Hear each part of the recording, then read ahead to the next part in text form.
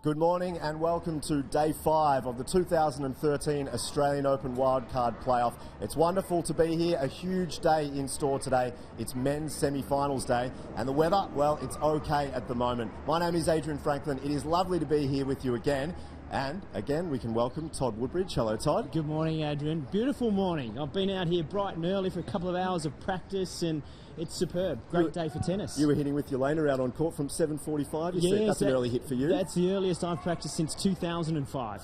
Very good. So it took a bit of effort this morning. So the girls were up yesterday. We'll get to the boys' semi-finals shortly, but we had the girls' quarterfinals yesterday. First up on centre court, Todd, we had Casey Delacroix taking on Monique Adamczak. Now it was a tough battle, unusual scoreline. In the end, Casey Delacroix got through to the semis. Well, we thought Casey would get through, and I guess she was a little asleep to start that match off. That first set went so quickly, but then she settled in and everything got back to normal. So I think Casey now looks like the one to win this play. Second up, we had on centre court, court number 6, Yamila Gajdasova taking on Tammy Patterson. Yarka was favourite going into this one, just with her ball striking ability. In the end, Tammy Patterson got it, and they both play with similar styles, the two of them. Well, it's a huge win for Tammy Patterson and a big step up, and should say to her that she's got the ability to go on and do a lot better than what she's done. If there's something that you'd love to see Tammy work on, it's learning to play the game of tennis just that little bit better, because she is a superb ball striker. So if she can work on, structuring points a little bit better, she's going to be a real force to reckon with. And this is a big turning point for her this week in her career. And our third and final quarterfinal yesterday was Victoria Radjicic, the 19-year-old. She took on Jess Moore. Victoria went through. Now, she won it in 3 sets. She's only 19 years of age. She was really impressive, particularly her forehand. Yeah, and I talked about that in the opener with you yesterday, and I think Victoria, she's not a late bloomer in that she's been around, but it's been a slow development, very deliberate, and I think she's also coming into her own. She's another player that I think's got a top 100 potential, and again,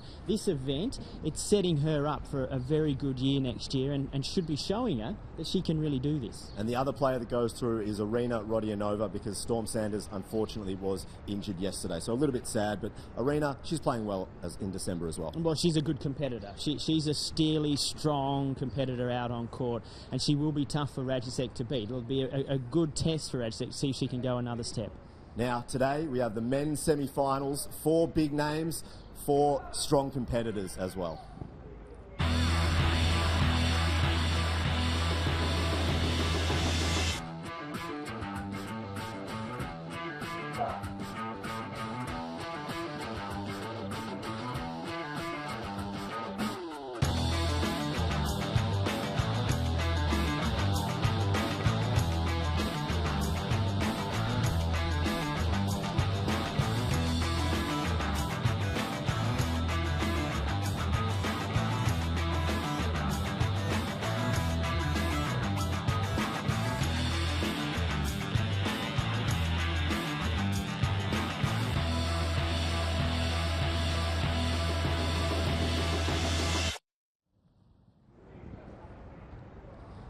Righto, Todd, let's get stuck into the first match. It's 2 good friends. Ben Mitchell taking on Luke Saville at 10 o'clock, so we're only about 5 minutes away.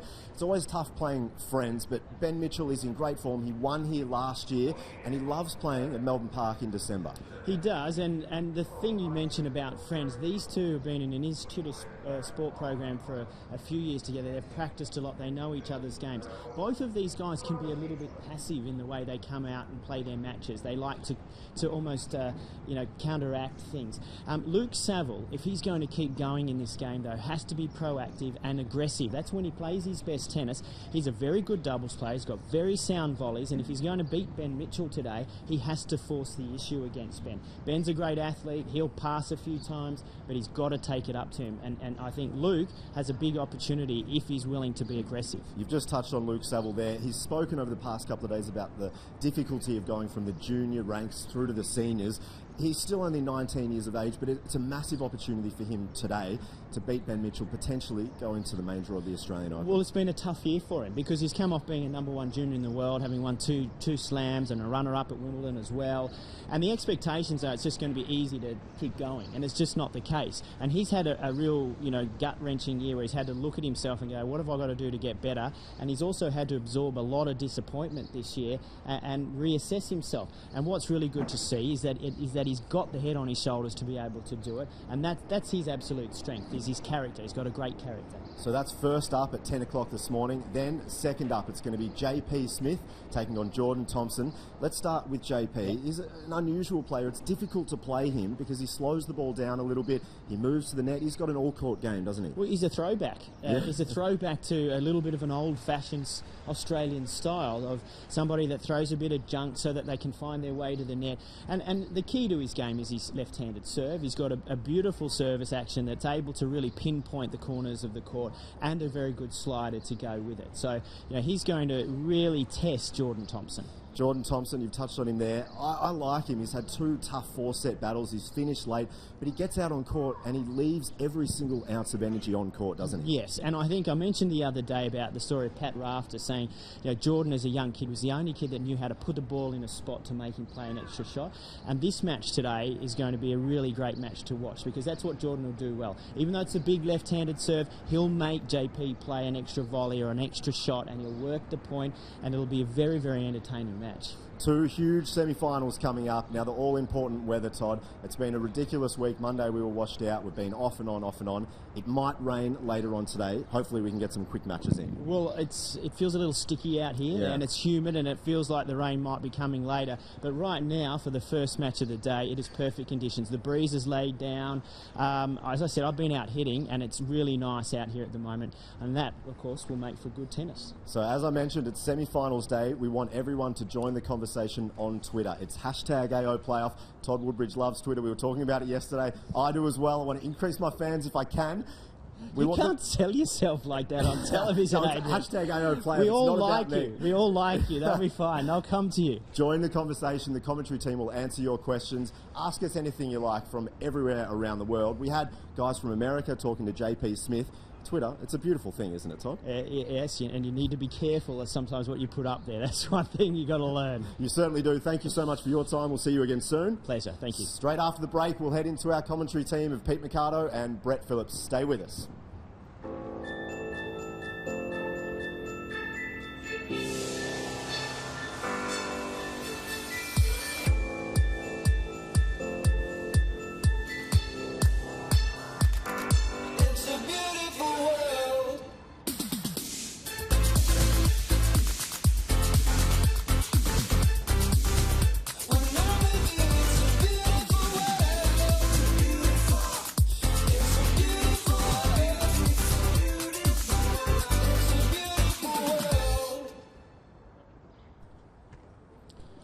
Good morning, everyone. Welcome to Melbourne Park, the first of the 2 men's semi-finals to get underway in just a moment. Looking forward to this one. Ben Mitchell and Luke Saville. Great to have Peter Mercado and, of course, Alan Stone joining us for semi-final day. Great to see you, gents. And, it's great to be here, Brett. It's going to be a good day of action, and the players are already ready to get out there on court. Here's Adrian having a chat to them. Luke Saville, we spoke to you earlier in the week. You mentioned that you weren't feeling the best. How are you feeling today? Yeah, feeling much better. It's going to be a tough match today. Good mates, but I guess we'll put that to a side and get along with business. And is that easy to put to the side, the fact that you are good friends with Ben? It's not always easy, but I guess that's just the job we're in. We have to do that, and we'll put our mateship to a side for a few hours and battle it out. Play well. Thanks. As we welcome Ben Mitchell, who won the playoff here last year. Ben, welcome. Thank you. Now, I spoke to you earlier in the week and you mentioned something that I thought was really interesting. You love playing here at this time of the year. It's an exciting time for you. Yeah, it's very exciting. How can you not be excited when you got the chance of getting Wildcard into the Australian Open? So. Play well today. Thank you. Thanks, Adrian. Morning, Al. Nice to see you. Yeah, nice to be here. I must say I enjoyed this weekend each year, the AO Wildcard playoffs, and as Ben Mitchell said, gee, it's a great opportunity, and he took advantage of it last year. And he'd possibly be favourite to do it again this year, but I've just got a sneaky suspicion that Luke Saville might really test him today. I think Todd's is saying he's had a bit of a disappointing year, but I think towards the end of the year his game has picked up, and I just watched him in a couple of earlier matches, and he seems to have improved in a couple of the areas that he needed to. Yeah, well, Ben at 21 years of age, of course, he has been here and done that, El, in the last 12 months. It's always interesting to come back at this time of the year, isn't it, and watch where the guys have tracked from 12 months earlier, and a lot of players sort of get to somewhere between 200 and 300, and many don't make that jump, and that's what we're looking for. Some of these guys where they can really jump into the top 200 and have a real impact on the tour. Yes, well, that's the hardest thing, that transition period, isn't it?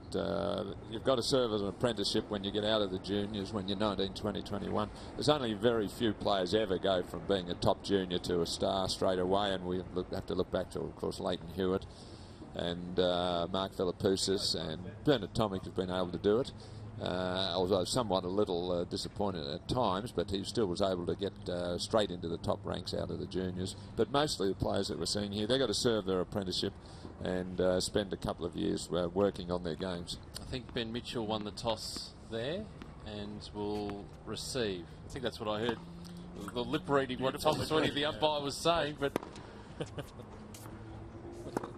I think that's the way it's going anyway. So that man on screen, he's in good form at the moment. Of course, the Gold Coast a holiday destination for most of us, but when he is in Australia, he gets to live on the Gold Coast. Ben Mitchell, 21 years of age. We go back a few years ago and he made, of course, the junior boys final at Wimbledon. Won this tournament last year in a hard-fought match against Matt Reid, who we saw bow out in a real upset on the opening day of the 2013 Wildcard playoff. And earlier in the year, Alan, along with a few of the other Australian players, sort of travelled with Ben Mathias, who was sort of assigned a group of players to work with. So a lot of these guys really trying to urge each other on, who are sort of similarly ranked, similar age, all trying to sort of get the best out of themselves going forward. Well, it's a bit of a throwback to what used to happen under the Harry Hopman days years ago, when the Australians travelled as a group and really encouraged each other. They practiced together, they travelled, they dined together. They were a real team and developed a great camaraderie and really pushed each other along. And when you've got 2 or 3 guys pushing each other and all striving to get to that next level, it creates good friendly competition. If you only got one and he's travelling with a coach or by himself, it's not quite the same. So you need a group of guys who can push each other. Had a good run through this event. Harry Boucher, the Tasmanian 17-year-old, got through in straight sets there, and the straight sets win over Andrew Whittington, the 6th seed, to get to this stage. So in pretty good form heading into the semi-final. Takes on Luke Saville, who at the moment is ranked 400, has been as high as 320. That was earlier this year. Got 3 titles to his name, including the Challenger in Melbourne a couple of months ago in October. Did play the Australian Open earlier this year. He lost to Go Soeda in 4 sets, but a pretty good performance, all things considered. And as we heard from Todd, not one of his best years on the tour, either junior or senior, but starting to find a bit of form now, and the way he's moved through the draw, he's been pretty good. Had a tough test in the opening round against Bradley Mousley, 7-5 in the 5th set, but as he said, he hasn't been feeling well during this tournament. And then a straight sets win over Akira Sandsland, who upset Matt Reid in the opening round. So hopefully he can put in a good performance, and having a look at his form throughout this tournament, he's certainly been building nicely. But he was a bit lucky to win that match. I watched the final set against Brad Mousley, who had a break at 4-2, then served for the match at 5-4. Really played well enough to win. But I must say, Luke Saville kept his composure under pressure, even if he wasn't feeling that well. He still did remarkably well to get out of that match. And there I did notice a couple of improvements in his game. The serve is, we're watching his warm-up serves here. Now, it's a pretty fluent motion. It used to have a little bit of a hitch in it halfway through his backswing, which stopped him really developing a lot of power. Now, that looks a lot smoother to me now, that backswing. And he did generate quite some good pace in that match that I watched. And his forehand has been another thing that needs to improve, and his coach Grant Doyle. The two things you've got to have in the men's game or in any game these days are a big serve and a big forehand, and they're the two things that they're really working on. And if he can just get those a little better, he is going to make it. Absolutely. He's got better and better in this tournament. Round 1 defeat 2011, quarterfinal 2012, and here he is in a semi-final and looking to go an extra step if he can defeat Ben Mitchell. So the tennis not too far away. It all starts very soon here on day 5 of the 2013 Wildcard playoff.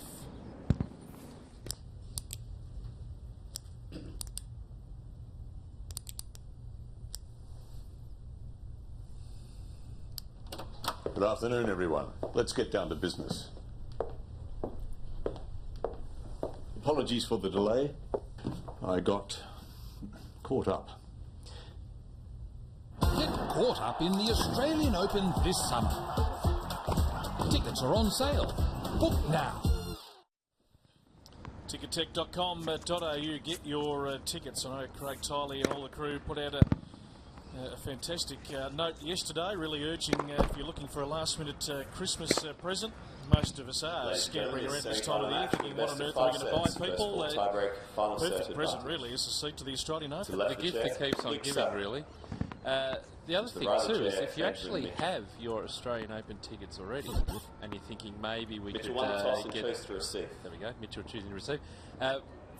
If you've got tickets already, you can get people the gift of a voucher to the AO shop.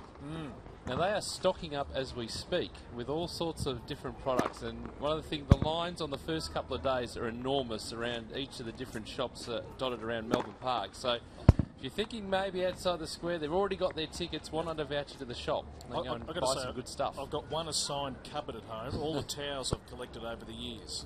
It needs one designated cupboard. The Australian Open towel, it's a must. Do you use them, or do you just keep them for posterity? Occasionally. Put them up on eBay. Now, the head-to-head between these two is interesting. Mitchell leads at 4-1, but the last time that they met was a futures event in the US back in April, and Saville actually got his first win over Ben Mitchell. It was in straight sets, and he was able to move through to the final of that event. Well, you mentioned the record. He's totally erased from his memory the first 4, and only remembering that one that he won in straight sets, which is what you got to do. He goes back to that where he beat him in April, and he would be thinking that he's now got a bit of a psychological edge. Luke Saville to serve. Ready.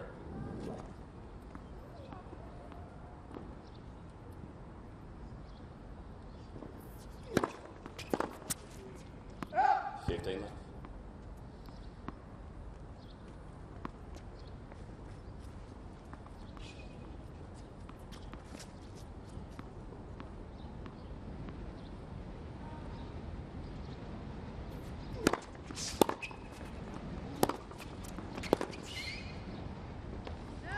One of the things I've noticed, Al, during this week, and particularly watching Ben Mitchell's matches, I've seen a lot of his matches on our feature court, has been the ability of these players to actually come to the net. When bowling may not be their strength, they are getting into that attacking position and taking advantage of it.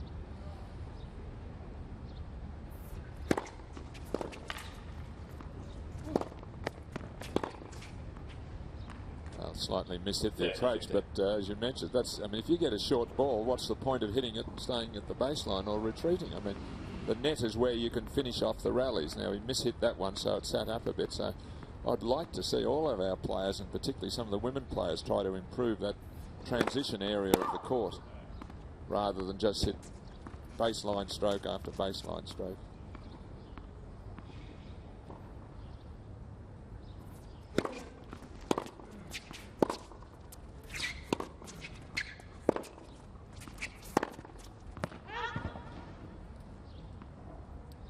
$40.15.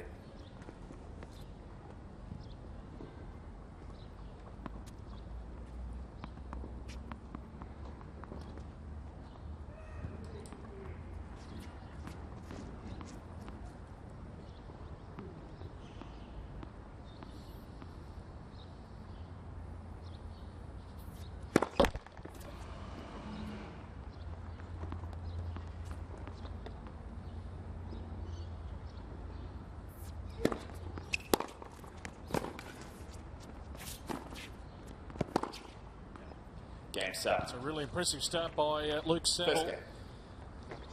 Holding his serve in the opening game. You talked about his serve, Al, just before we went on. That's a really good positive start on his serve. Yes, he came forward also when he had a short ball, which was good, and he defended really well in this rally. Here, that's a terrific shot to just hack that back, keep yourself alive in the point, and then a clean pass to finish off the game. So, good choice of shot there. He didn't just try to bash that wide ball when he was pulled wide. The dynamics of playing best of 5 set matches obviously changes here with players for the majority of the year playing best of 3 sets in the future in the Challenger circuit. The good part is that both of these players have 5 set experience. Yes. And or best of 5 set experience. Yeah, it's invaluable really. 15 left. There's one of the most effective serves that you'll see. The slider out wide in the first court. You see it takes Saville out of court, exposes the backhand corner.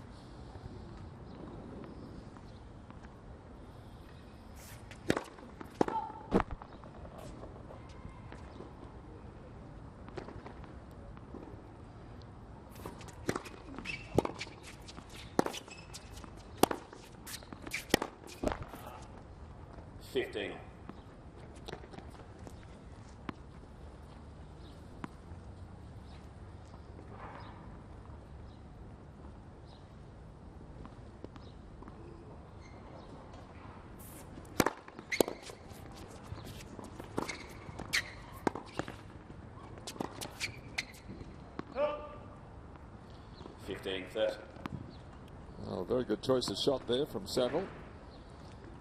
Yeah, tactically, we haven't seen too much of the lob throughout this week. With the players close into the net so much, the momentum's going forward. It's not a bad tactic to try, despite the fact that Mitchell's a tall guy. 30.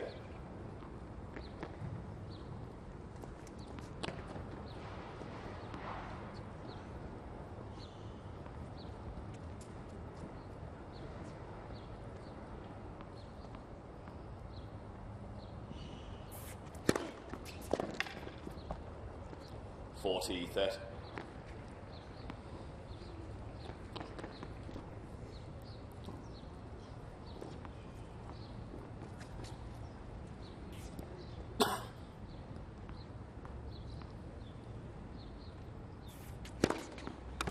Game Mitchell. Nicely done to level things up at 1-all.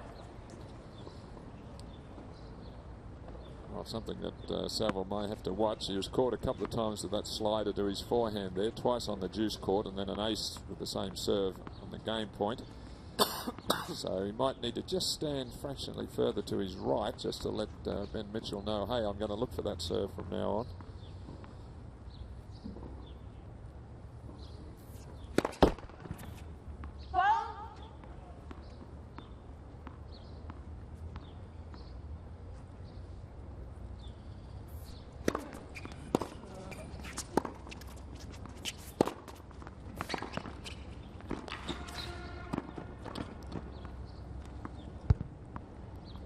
Left.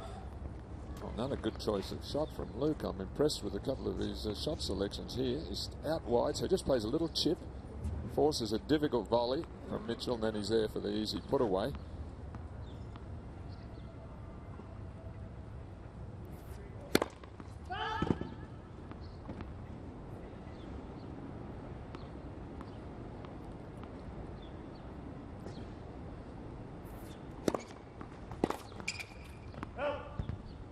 A little bit of extra bounce on that serve. It got up a bit. Mitchell's got a pretty good two-hander, but just couldn't keep that one down.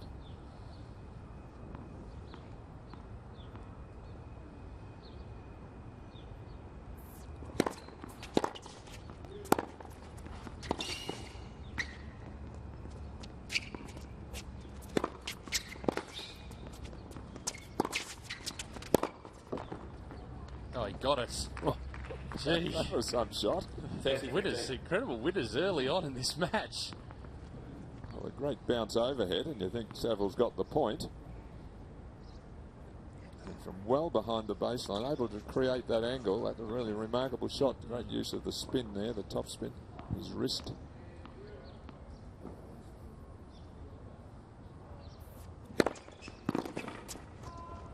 40-15.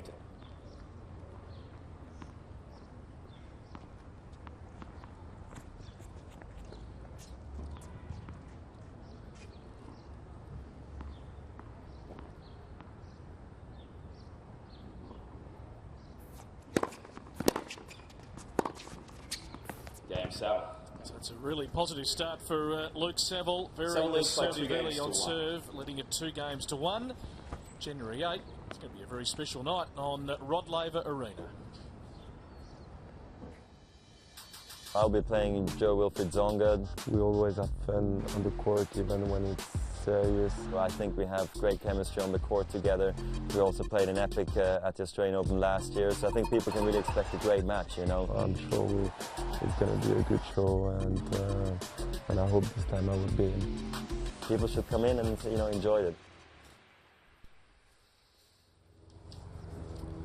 Roger Federer and friends. Joe Wilfried Songa will be his opponent, of course, celebrating 10 years since his first victory in Australia. Roger, all proceeds going that night to the Roger Federer Foundation and the Australian Tennis Foundation. $64.90. Ticket prices start out. There's a variety of packages, courtside seating, corporate packages. There'll be some live entertainment and raising money for some fantastic foundations. You'll see Roger in a bit of a different light. He'll be having a good hit with his good mate Joe Wilfried Songa. If you want to warm up before the AO, this is the perfect opportunity. Not only a night with Roger Federer, so you can make a whole day of it because the qualifying event starts. So you can hang around on the back courts and have a look at the players practicing and then get inside Rod Laver Arena because that will be an amazing night. So games on serve here. First of the men's semi-finals.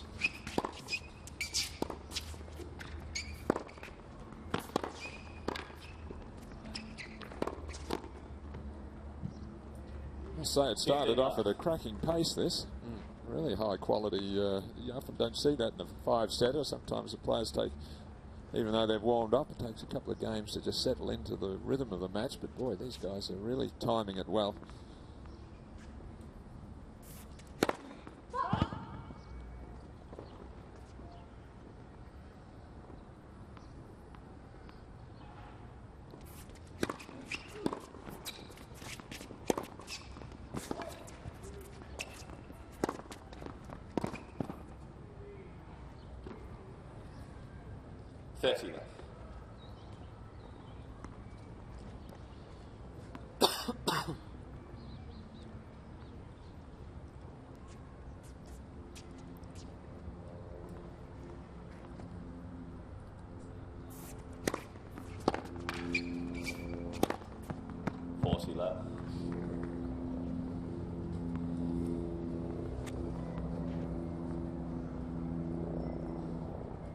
That's a nice 1-2.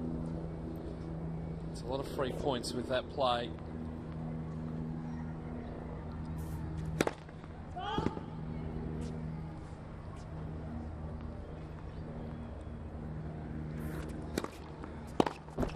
Game Mitchell. Continuing on serve in this opening set. Best of 5-set match here at the 2014 Australian Open Wildcard Playoff. And the final to be played on Sunday. Free entry into Melbourne Park, so come on down if you're in the area. You can travel by train, by car, or by helicopter, like Alan does. It's a beautiful landing.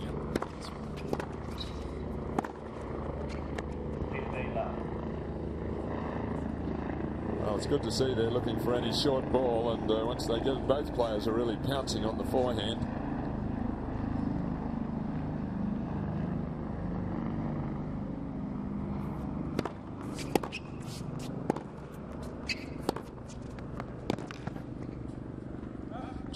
His forehand's really impressive, Ben Mitchell, but his backhand. Yeah, he really leans on the ball nicely, doesn't he? And gets a shoulder turn and then right through. It's a classic two-hander. See that acceleration through the ball there. Feature all week is he's been hitting the ball so cleanly, rarely miss hits.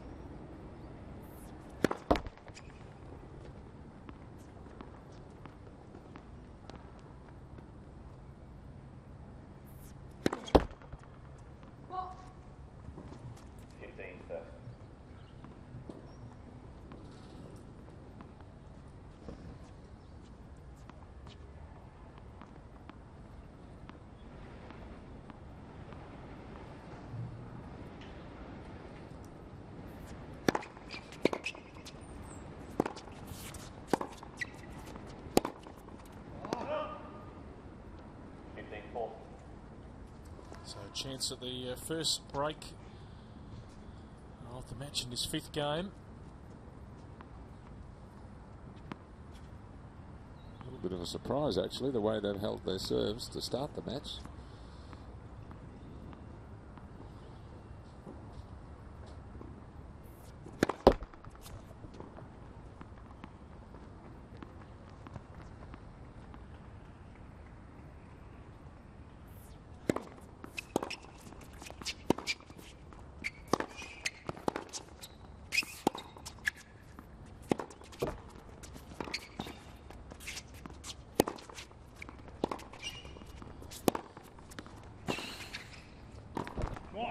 Great retrieving from Ben Mitchell at the back of the court, and he gets the first break of serve, leading it 3 games to 2, and Adrian Franklin is with his coach, Ben Mathias.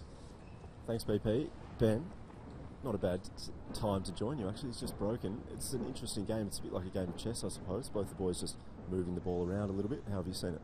Yeah, they're just feeling themselves out a little bit at the moment. Benny played a good game then.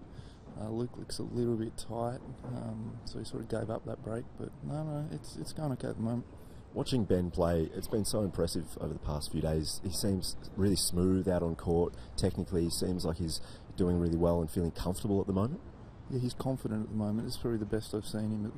He's releasing on his shot. He's moving well. So, yeah. And he enjoys this time of year. We spoke to him earlier in the week. You know, some players come to December and they've been training a lot and they don't feel like this is the right time to perhaps play. But he said to me, mate, I'm excited. It's an opportunity to get into the Australian Open. So mentally, he seems in the right place at the moment. Yeah, best of 5 suits him. He's very good physically, and I think he enjoys the longer duration of the matches. It gives him a little bit more time to sort of play himself in and get stuck in physically. Yeah. Good luck today. Thanks, mate. Thank you, Adrian. Ben Mathias travelling with a few of the Australian boys throughout 2013. And Ben Mitchell has got the break 3-2, of course, the other semi coming up. JP Smith, Jordan Thompson a little bit later on.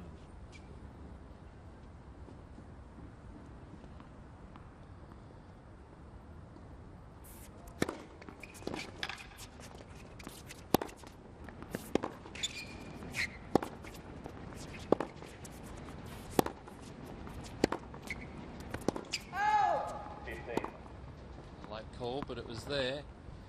I see tactically what Mitchell's trying to do, trying to get onto that forehand at every opportunity.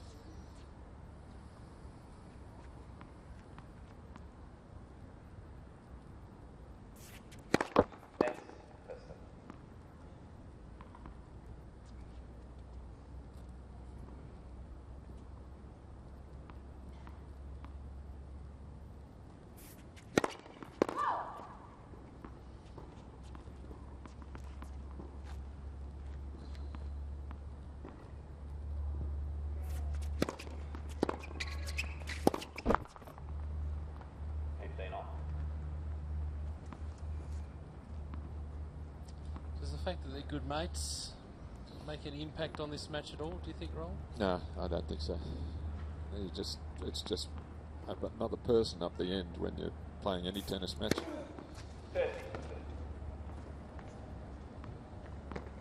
He's trying to beat you, you're trying to beat him.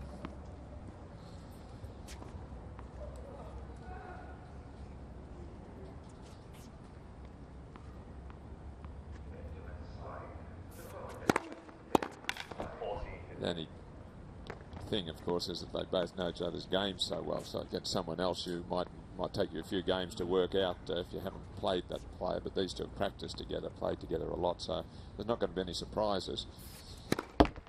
Like, wow, I didn't know he had that shot. Yeah, where did that come from? Wow, yeah, no, there won't be any of that.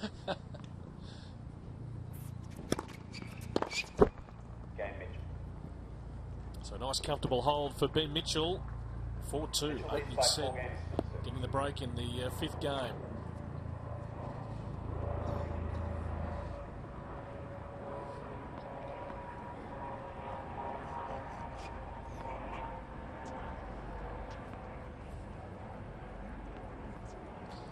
I don't know, Alan, whether you had the opportunity to catch Akira Sansaland on the first day of action.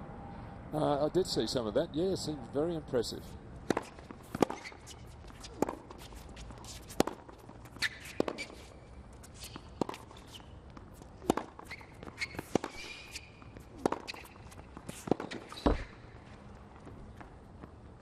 it was not a surprise that he would lose next day to Luke Saville, because after a tough 5-set, never even heard of 5 sets hardly, let alone play and win one. And to beat Matt Reid, it was going to be always very difficult for him to come up again the next day, but a lot of talent.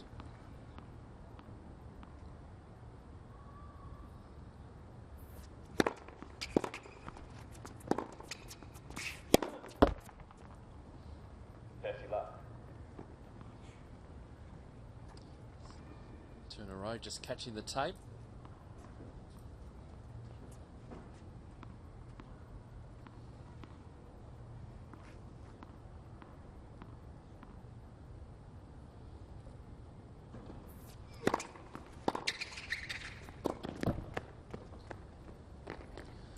He didn't stick the high backhand volley, but it's still positive play and trying something different. Oh, it was the right tactic. He got it out wide, and then he just mistimed that volley altogether. And he's usually quite sound volleyer.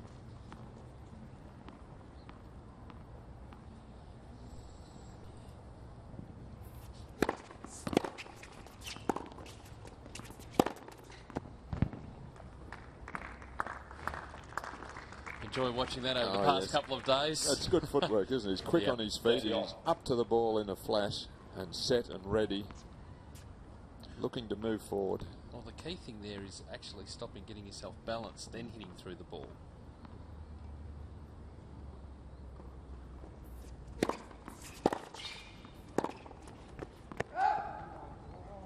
He's just started to make a few forehand errors, Luke, which has been one of the problems, and it's looking like it's improving, but just a couple in that last game, and then there he just pressed a bit too hard there at 30 all.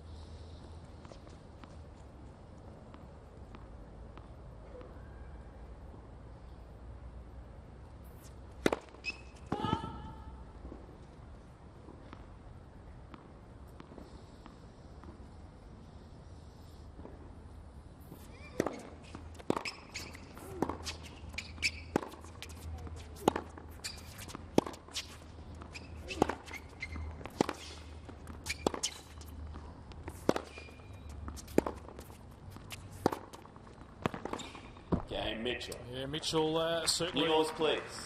Covering plenty of the court here. Mitchell leads by by 5 games break, 5 games to 2 in this opening set. It's over to you, Alicia Mollick. Hey guys, I'm Alicia Mollick, and this is my latest MLC Tennis Hot Shots tip. As a kid, I was passionate about tennis and loved sharing that with my family and friends. Get your family and friends out in the backyard or on the tennis court to practice your skills. You can practice hitting to a target, rallying, or even playing some points. And remember, it's all about having fun and sharing your love for tennis. That's all for today. Keep practicing and having fun with MLC Tennis Hot Shots. Another tip coming soon. Thank you, Alicia, who's been in the stands for a lot of the week, watching a lot of the girls' matches. Casey Delacqua yesterday getting through in 3. Tammy Patterson of Victoria, of course, causing the upset, defeating Emila Gaidasova. Victoria Rasic were really impressed with her at the end of the day. A girl ranked just inside the top 300 and played a terrific match to make it through to her first semi-final here at the Wildcard. But that man on screen about to serve for the opening set, the defending champion of the Wildcard, Ben Mitchell, leading it 5 games to 2 in this opening set. A little bit of a surprise to see him all of a sudden run through the set like this. At 2 all, there was no indication that this might happen. They both had held their opening 2 serves comfortably. And then all of a sudden, double break. Luke Saville's forehand just let him down a little.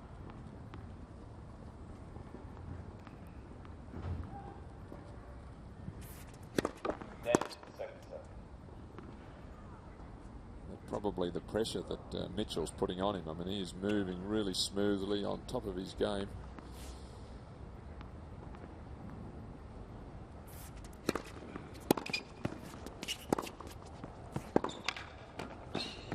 It's good touch.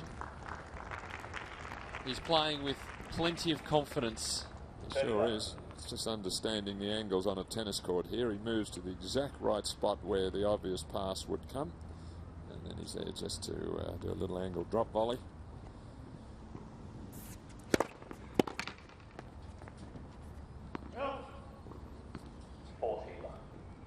So well on his way now with 3 set points for Ben Mitchell to get the early running in this semi-final.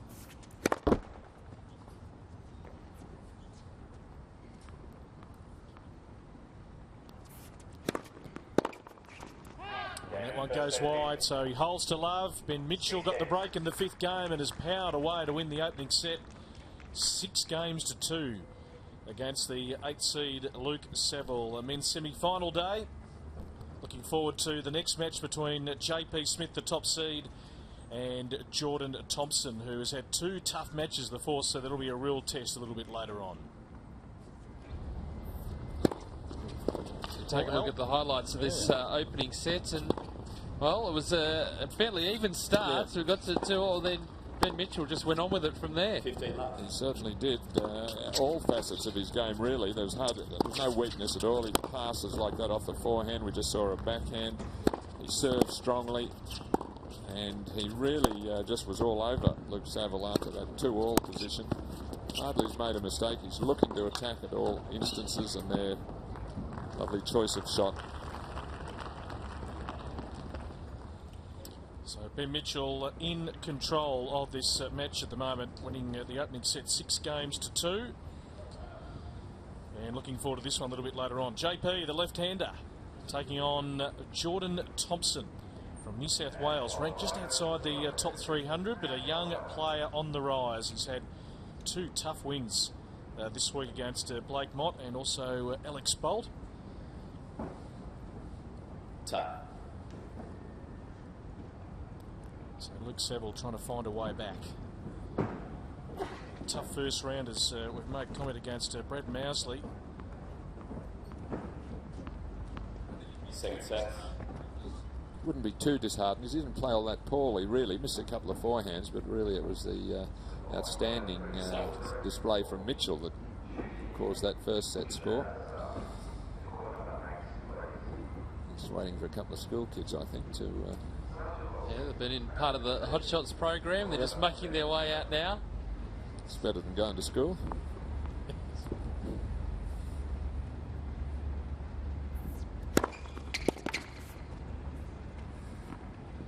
$15 left.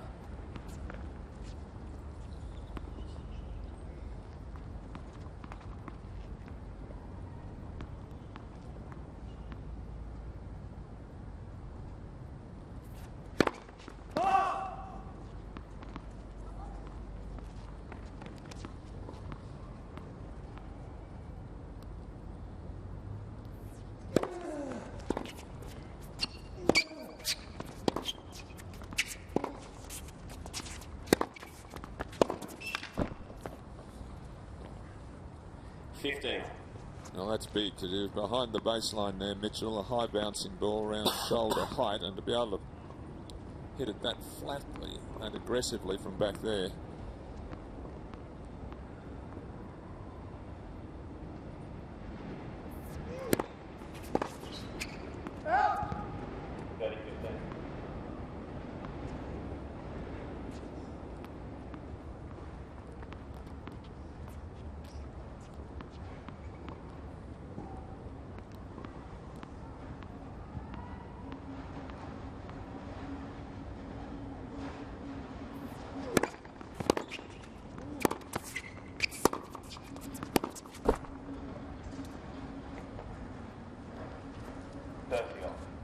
A bit of a problem for Saville as to where is he going to attack Mitchell. Wherever he's hitting it, Mitchell's got the answers. He's sound off either side. Might try to change the pace a little, maybe.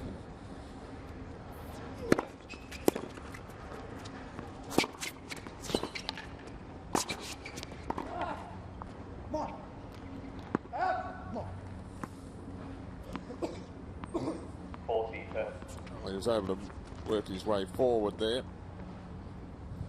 I think Todd Woodbridge, made the comment, didn't he, pre-match, that if there's a criticism of Luke, sometimes being a little bit passive, and with Ben, with the strike power he's got at the moment, he needs to just keep trying to make things happen.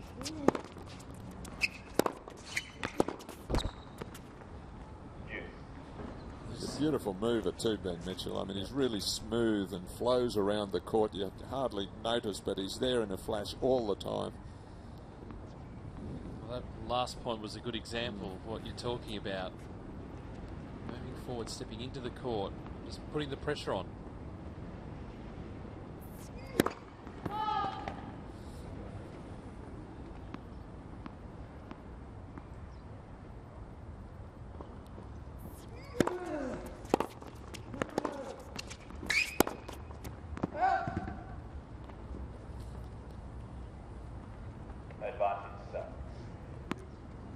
That's the first opportunity that he's actually let slip, Mitchell. A shortish ball on his forehanded deuce, and he overhit it.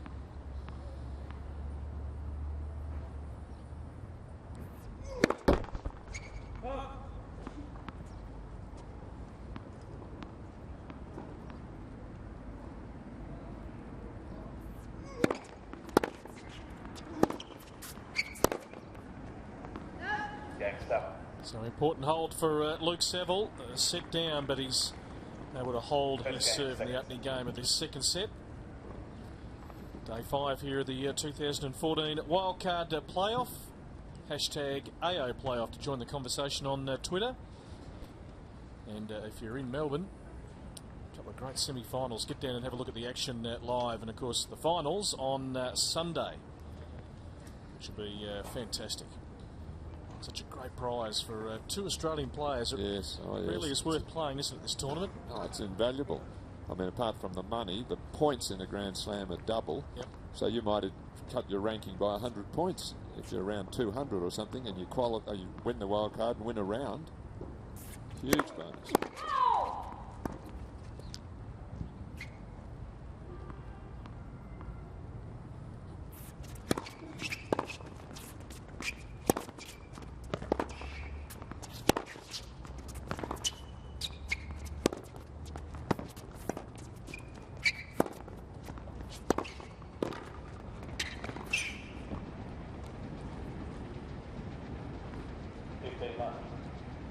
It was an important hole, that last serve for Saville. He'd lost 5 games in a row, and if he started off the second set with a loss of serve against him, it would have been hard to really see himself getting back into it.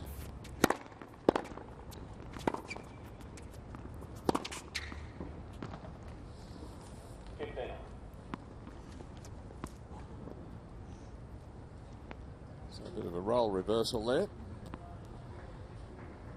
Bit better depth on the previous ground stroke that got the short ball that enabled him to attack. That's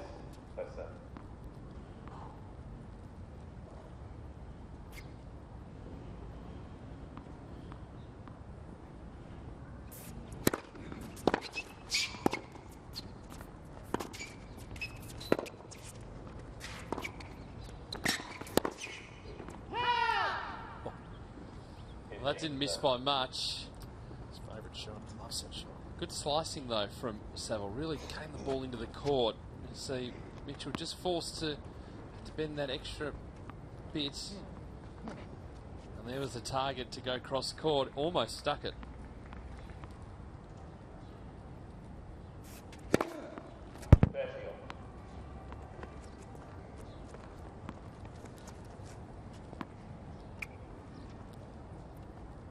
Always handy to be able to come up with a big serve if you're in a little bit of trouble on your service game. 5:30 there. 40 first. Again, both those serves on key points were to swingers to the forehand. So if you Luke Saville, get really frustrated. You get yourself into a good position, then you have to stand back and say, well, just too good. I think he needs to stand over a bit more, make Mitchell serve somewhere else, to the backhand or at him. So I'm waiting for your swinger out wide now.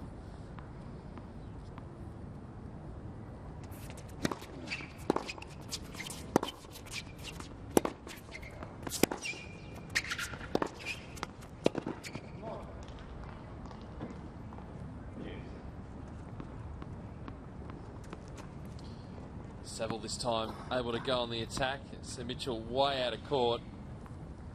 It's half-court ball put away.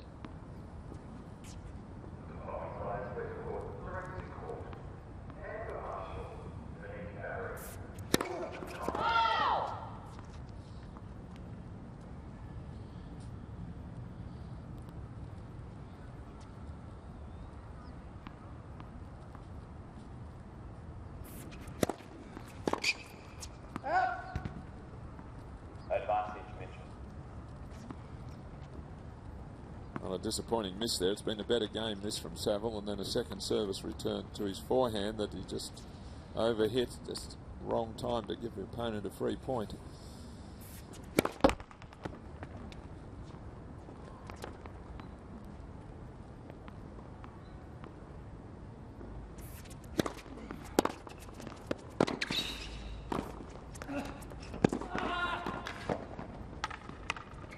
Well, yeah, had another opportunity there, but he was spent. Great court coverage, but Saville in control. Excellent return, and then taking advantage by getting into the nets. Just a dead run, magnificent from Mitchell. He looked around and saw that ball just right in the middle of the court. Thought, I might have a go at that. Good attacking tennis, though, this game from Saville. It's come in about 3 times.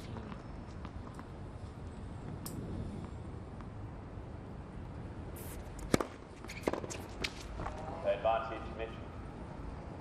Well, again, a swinger to his forehand. I think he, just looking at him there as he peers down at the line, question to the umpire. He was hoping perhaps for a double fault call there.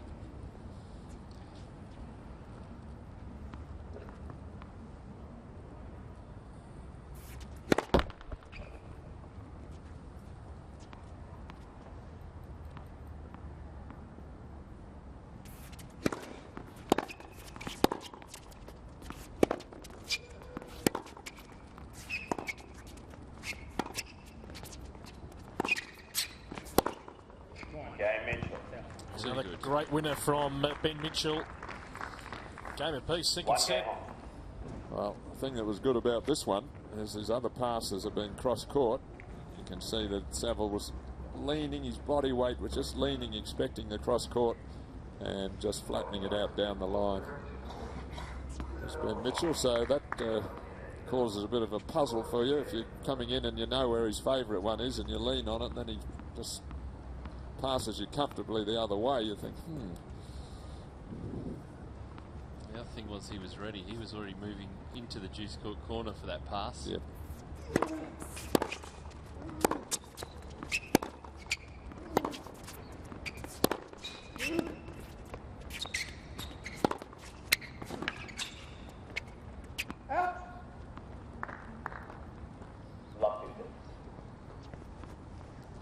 Brilliant depth on that last two-hander. You get into any trouble on a tennis court if you can keep the ball deep.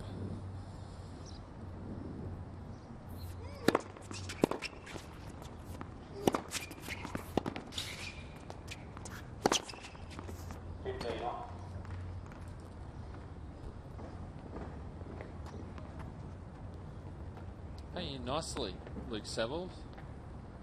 So good opportunity in this second set. We're only 2 and a bit games in. For him to actually dictate terms, be the aggressor.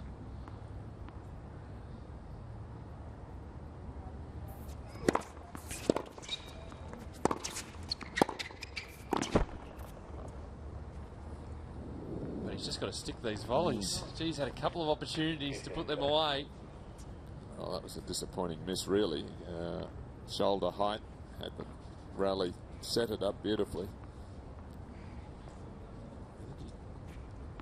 Just trying a bit too hard on the volley, given that the speed and the passing shots from Mitchell.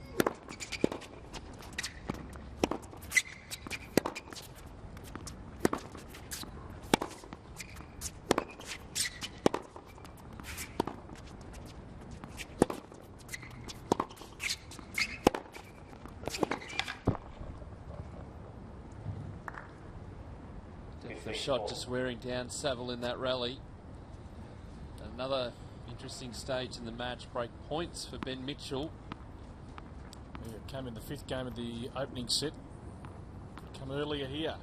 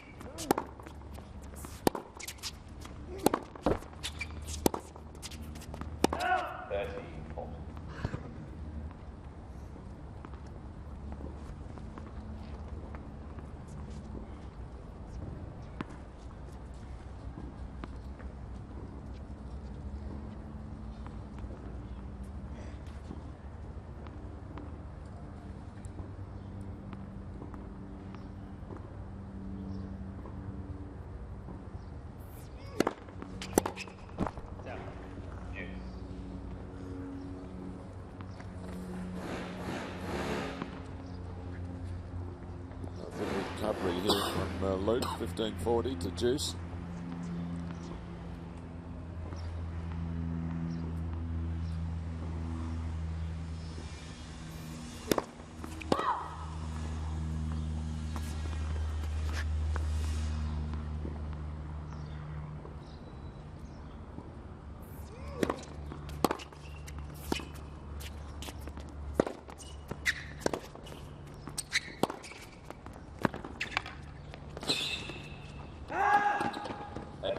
Just missing.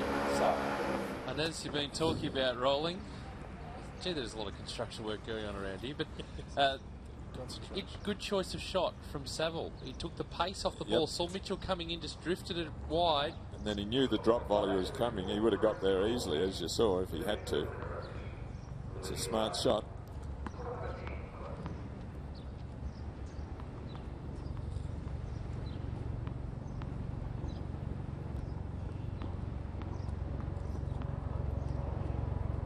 Wait, please.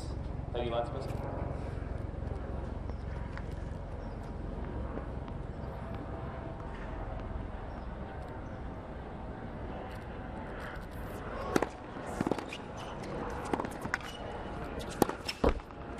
Game set.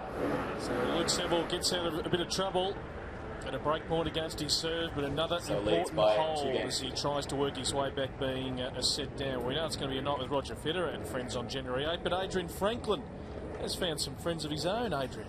I certainly have, BP, and firstly I need to thank Nadia and Khalid for staying here because they've been very patient. Your school friends have gone, but they're not too far away. Now, Nadia, what are you enjoying about the tennis out on court? What do you like to watch when you're standing next to the court? What can I say? Well, you're overwhelmed. There's too much to enjoy, but you're from Poland. You mentioned that before. So you've got a favourite tennis player. Who's that?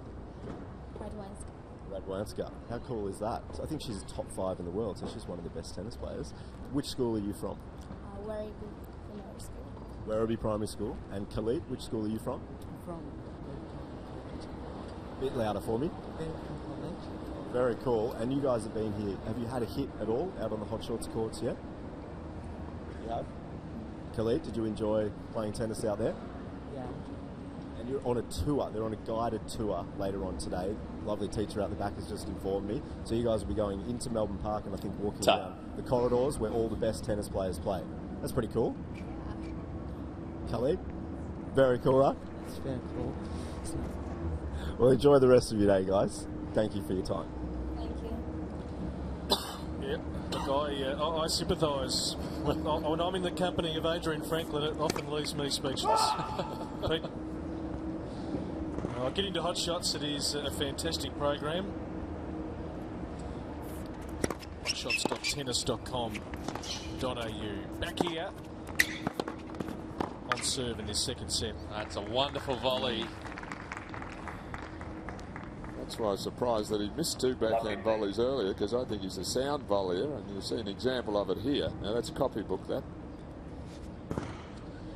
Growing up on grass courts, it'd be always handy to have a good volley. Oh, yes.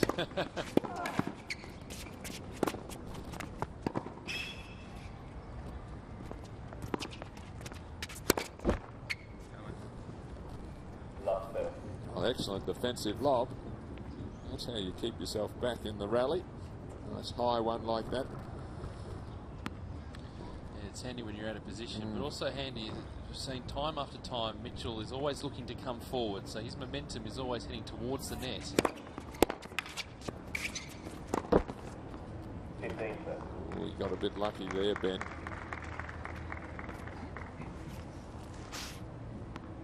This is for love 30. If this isn't a net court in his favour, love 40, you would have been in a lot of trouble.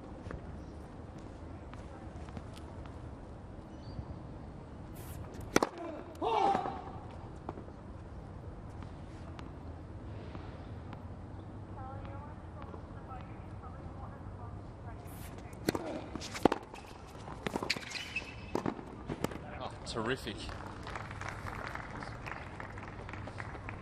It's a real opportunity here for Luke Saville.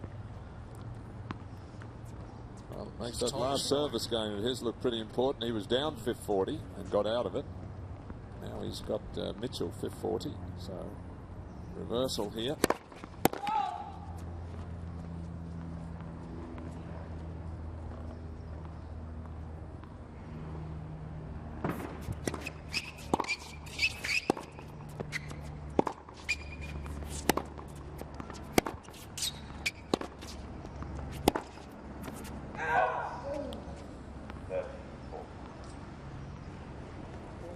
Late call, but confirmed by the chair umpire. And let it rip.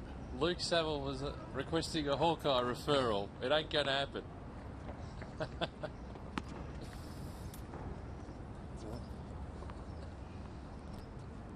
It's Tom Sweeney from Benalla, Victoria. Beautiful part of the world. It is.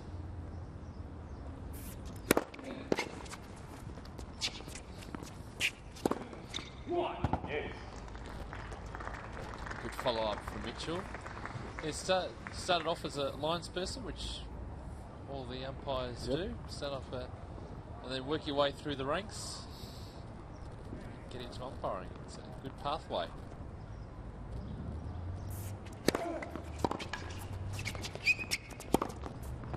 Advantage, Mitchell. Well, goes to that wide serve on the juice court when he's desperate for a point. Here it is here. It takes him well out of court. And he's so accurate with his forehand. And seemingly out of trouble.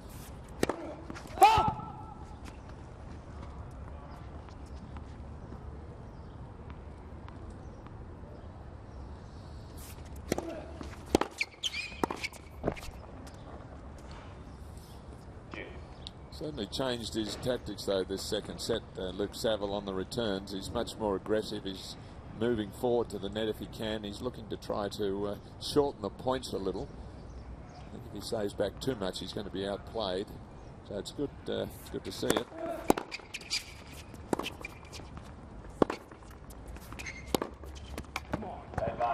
Beautifully done by Mitchell up the line. Well, so here for Ben Mathias, who's Ben Mitchell's coach, who was observing that Luke Saville in that first set was looking a little tight. He's certainly loosened up now. He's worked his way into the match.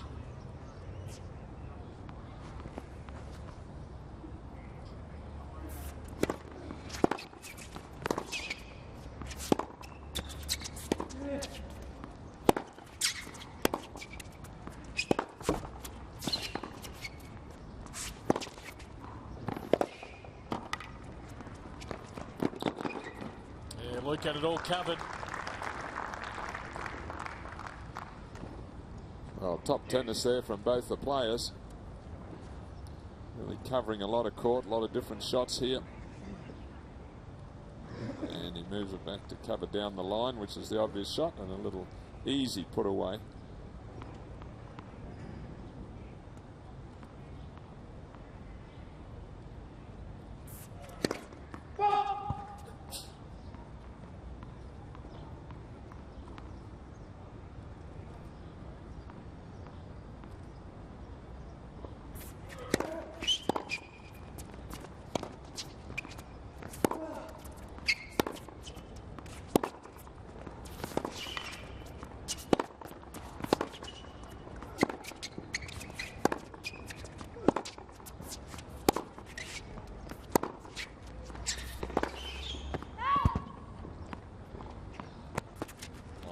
angle ball from Saville. Advantage Saville. Forcing Mitchell to make that extra step forward and also out wide. First time he's won a tough rally, or one of the few times, so it was an important win for him from the back of the court there. He had a chance to move forward during the rally and he didn't do it, and I thought he might have just paid the price for hesitating, but as you said, lovely angle there to give him another break opportunity.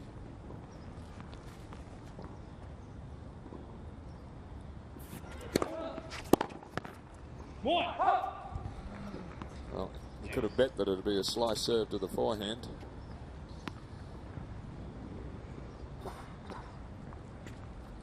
Just got to do a little better job of covering that, Luke.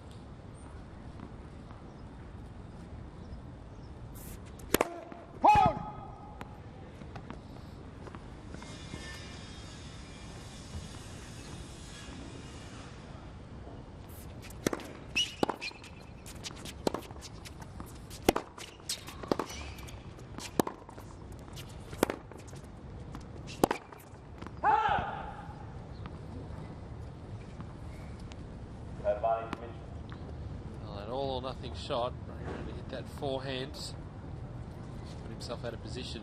Mitchell gets that back. Point for 2-all.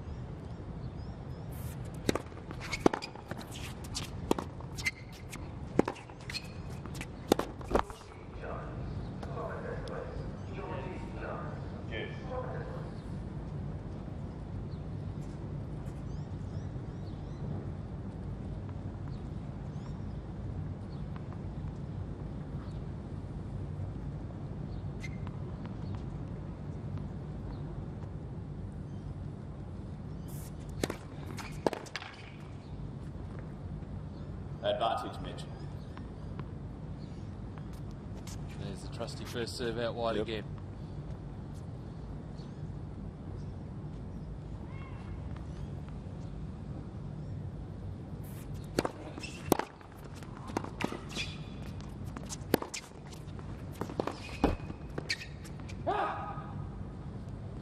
Juice.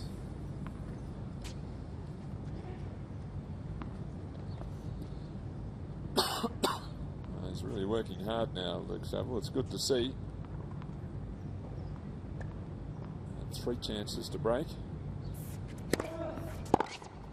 And he was ready for it that time, and a little bit unlucky. It was a cool winner if it just caught the line.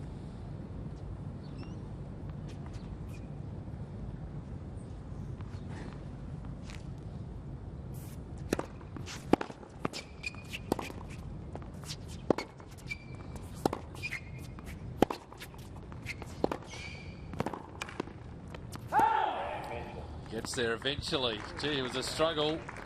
2 games all in this second set.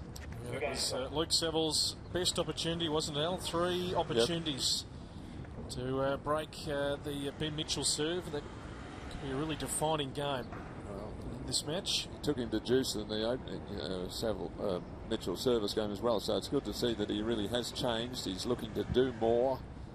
He's come forward if necessary, but he's also I think trying to take it a bit earlier and try to stop being pushed around quite as much by Mitchell.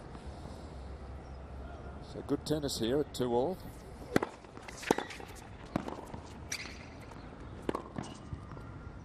Love 15. Serve volley point. A perfect return at the feet. Half volley comes up and routine pass there. Just holding it, waiting for Saville to commit one way, hit the other. Wasn't a bad half volley, all things considered, picking it up off the shoelaces.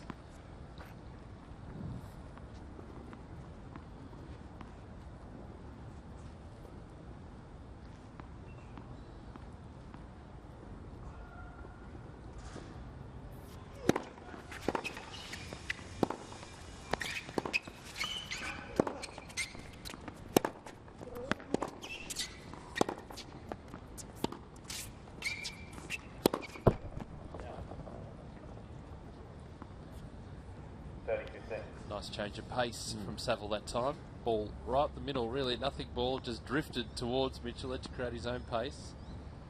And he does like the pace, Ben Mitchell. He feeds off it. So a few change-ups like that wouldn't hurt. Try to serve volley point, the opening point. So he's thinking hard out here, Luke Saville.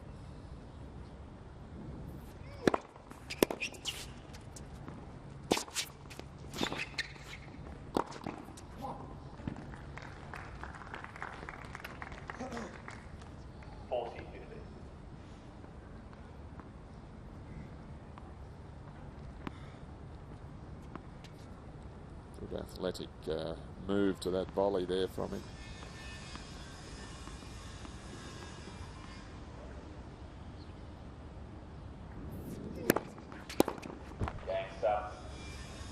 So another good hold here for Luke Saville. leads by 3 games to 2. 3 games to 2 in this second set. Ben Mitchell taking the first, 6 games to 2. We've seen a lot of the school children coming through this week at Melbourne Park. Adrian Franklin is with one of those groups.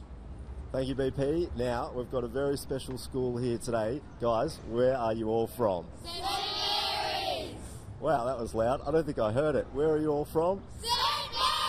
Mary's! Okay, I definitely heard it, maybe not so loud. We've got a song though, okay? So, have you guys heard of the Fanatics at all? The guys that go around in the yellow, the green and gold, they're Australian fans. Well, today, you're the Fanatics and I'm Wazza, all right? That's how it's going to work. So, on the count of 3, we'll sing your song. Sound okay? Yeah. 1, 2, 3. Da da da da da da da da da da da da da da da. We are the Mighty Knights, woo! We are the old dark Mighty Knights, woo! We're the team that never lets you down. We're the only team East Melbourne knows. Sometimes they cheer us, woo! They like to hear us, woo! When they come near us, woo! And they know that they've been playing against the famous Mighty Knights. Woo! Oh, that is too good. A little bit better than last time, guys.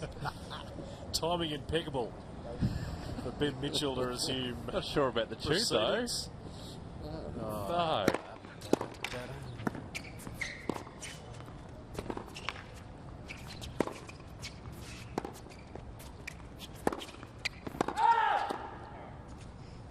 Carlton supporters would have liked it. Yeah.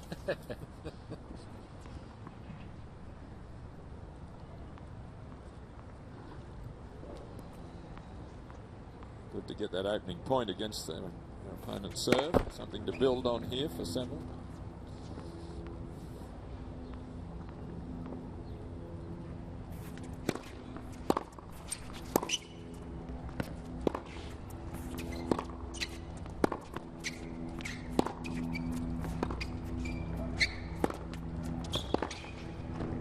Got it. Wonderful cross-court forehand. Well, the danger coming in on a ball hit with topspin like this is, it sits up right in the hitting zone and you pay the price. Might have been better to play a little slice forehand there to help it skid a bit and keep low.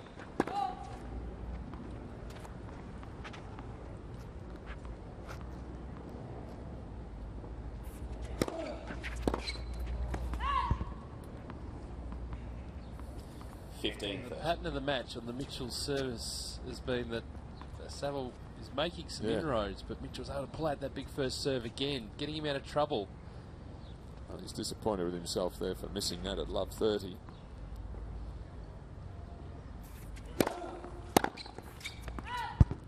And now it's quickly back to 30 all after working so hard.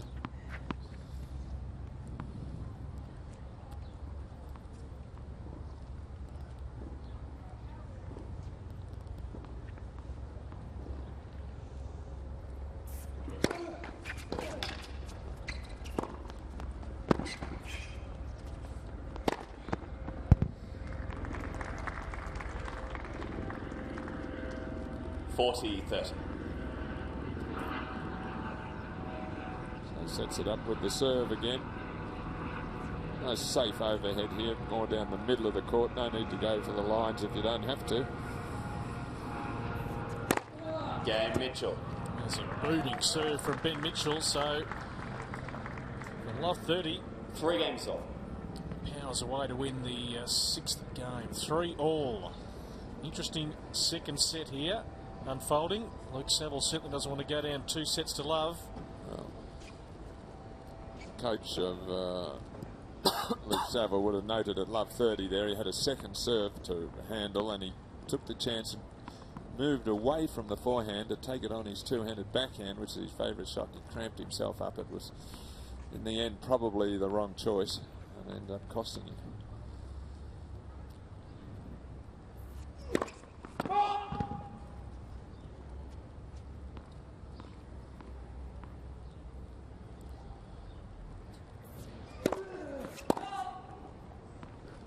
Love 15.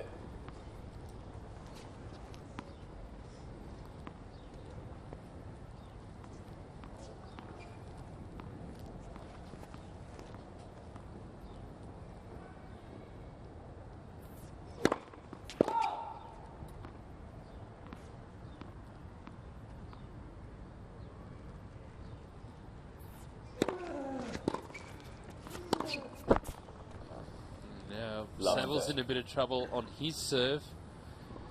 We see the scoreline 3-all.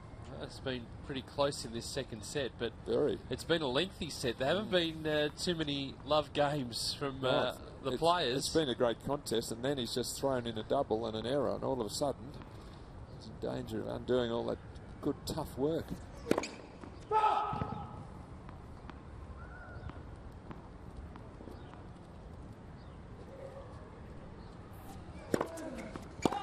Wow, where does this come from? A couple here in this game. Well, it just shows, I'd say it's a matter of concentration. He's been unable to keep this level of intensity up. As you mentioned, how tough the 6 games have been and how hard fought they've been, and he's just, it's just dropped away from him here, those 2 doubles and an error on the forehand.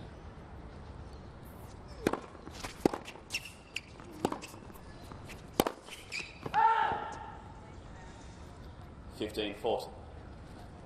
It gives Mitchell really an opportunity to hit out. He's got a couple of free swings at the Saville serve. Keep that pressure on.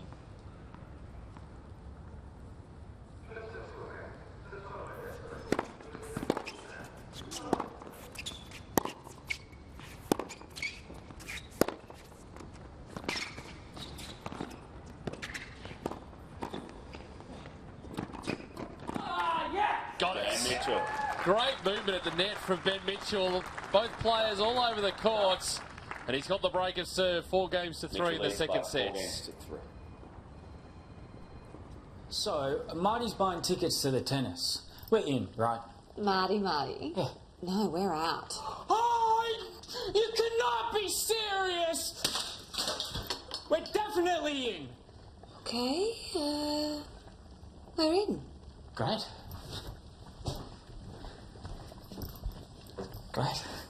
Are you in?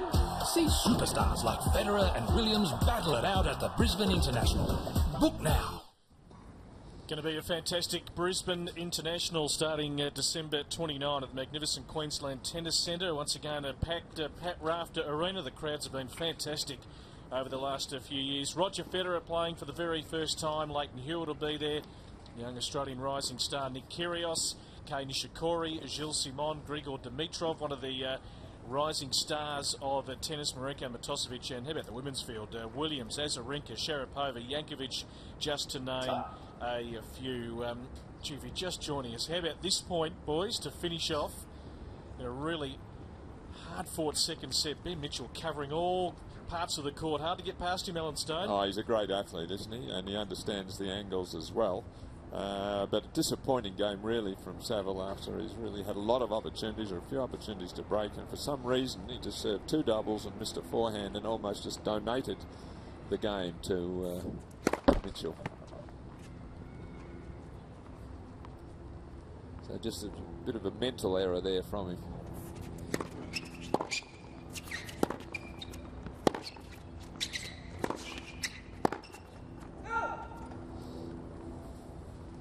Well, we saw what Mitchell was able to do when he got the break in the opening set.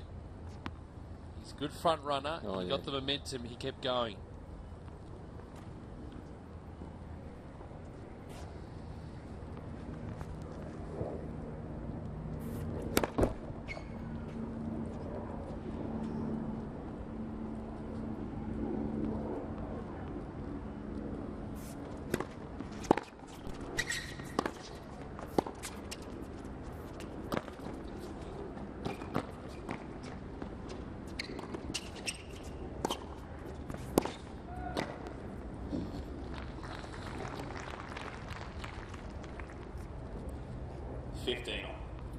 interesting shots in that point.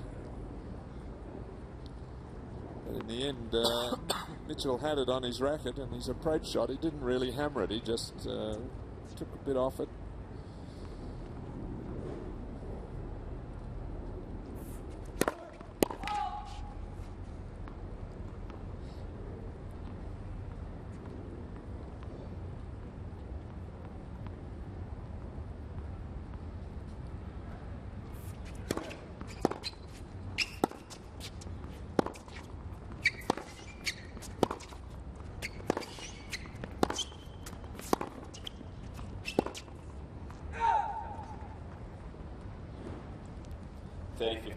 One of the differences right there when Saville drives with that little bit extra on his forehand, it lets him down a little. The technique, when Mitchell strives for it, it doesn't let him down. He's got that slightly sounder forehand, a bit more control over it. Box.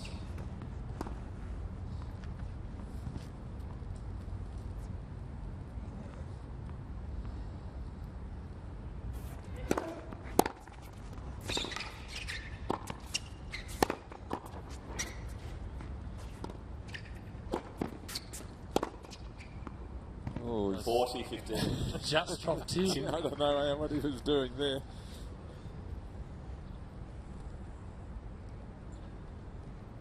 Yeah, that's an interesting change-up. Well, wrong shot there. It's hard to hit a lob when you're well inside the baseline because you haven't got the same distance. So you've got to get it up and over and down quickly. Got out of it.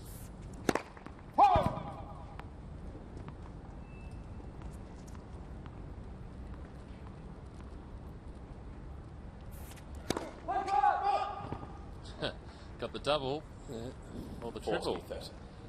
Folded as well.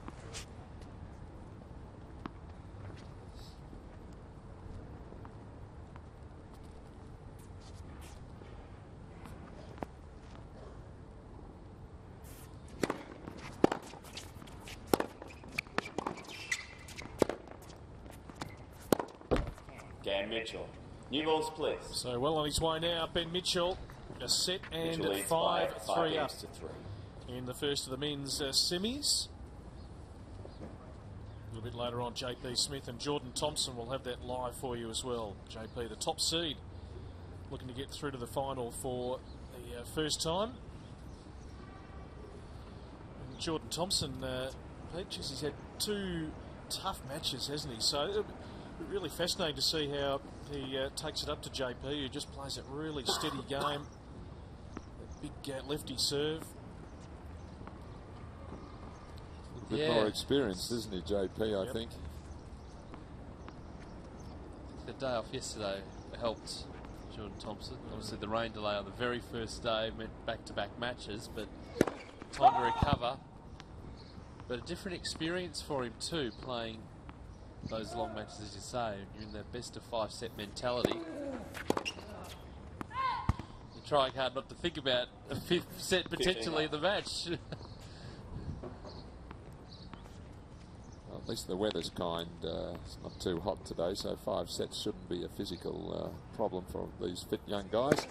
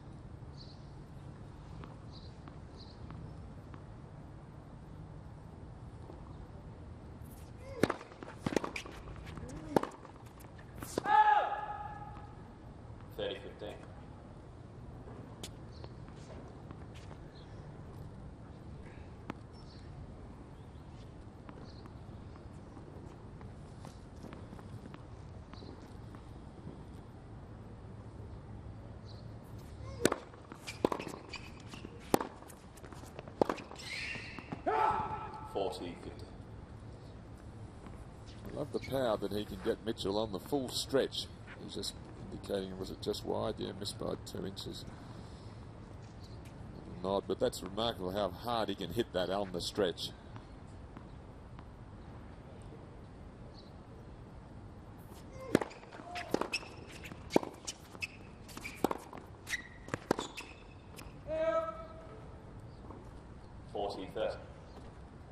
Just missing, but they're not afraid to go for the big shots in those situations. They haven't seen too many signs in this second set of either player getting tentative in the pressure situation. Really going for it.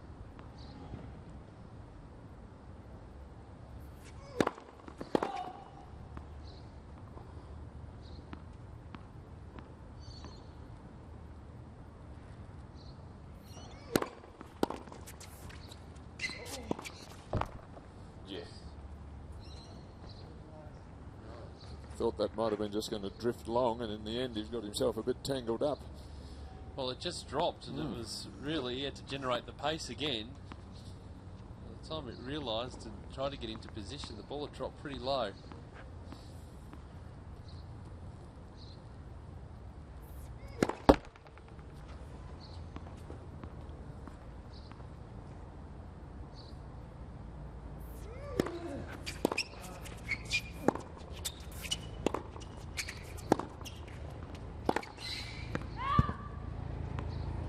Advantage 7.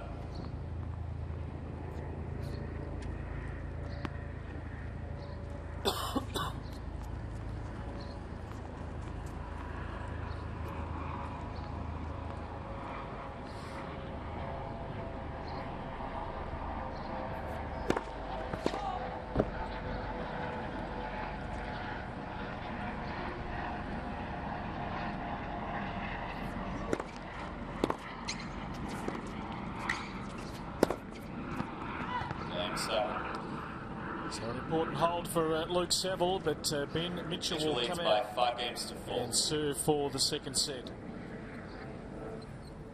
Having taken the first 6-2, just overall, Ellen, the young Australian players that we're watching and we're viewing their careers over the last 2 or 3 years, who do you like? Who's a couple of standouts that you think I think they can take the next step? I think the two standouts for me are Nick Kyrgios and Thanasi Kokkinakis, his sort of junior teammate, if you like. Now, these two guys are big and strong and powerful, and they've got games. They can serve 200 Ks, they can crack the forehand, and for me, to get anywhere in the world of tennis these days, you've got to have some winning shots, you've got to have some weapons. Now, these guys hit the ball beautifully as we're watching, but to go to the next level, you've got to be able to serve big and hit when you get the chance. You've got to be able to knock forehands off, and those two boys have got that. And it's not to say they'll make it. The problem I see for them at the moment is injury concerns. Kokkinakis has had back problems. Nick Kyrgios has often got little niggles, like he's got a wrist problem. So if they can remain healthy and we give them a bit of chance and a bit of space, I think they've got a great opportunity. And of course, we're still waiting for Bernard Tomic at 21. He's the same age as Ben Mitchell. And so I still think as the next couple of years, there's a chance for Tomic. 15 left. Yeah, it's time for a lot of players in that age bracket, considering that the top players are going on for longer and longer now. 30 left.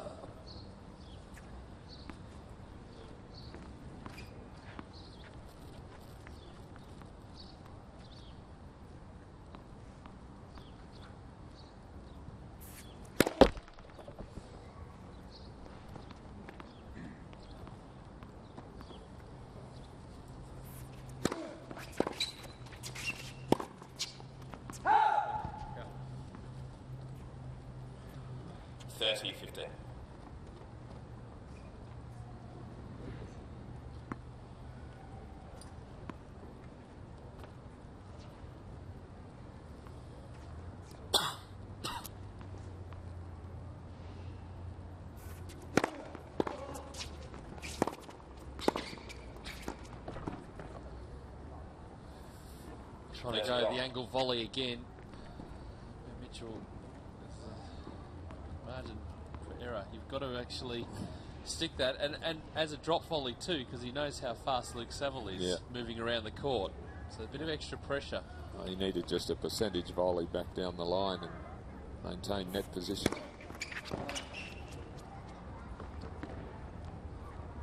Been the big feature of this set. pretty much throughout the whole match. That slider out wide. Yep. It's his go-to serve whenever it's 30 all or deuce or 40-15. Pretty much majority of the time to the forehand. Set point here, 2 sets of love lead. Game in second set, Mitchell. Another big first serve, that one down the middle. 6 games to 4. Mitchell in a Mitchell commanding leads by position 2 right sets to now, love. looking to go into back-to-back finals of the Wildcard playoff, taking the first set 6-2, taking the second set 6 games to 4.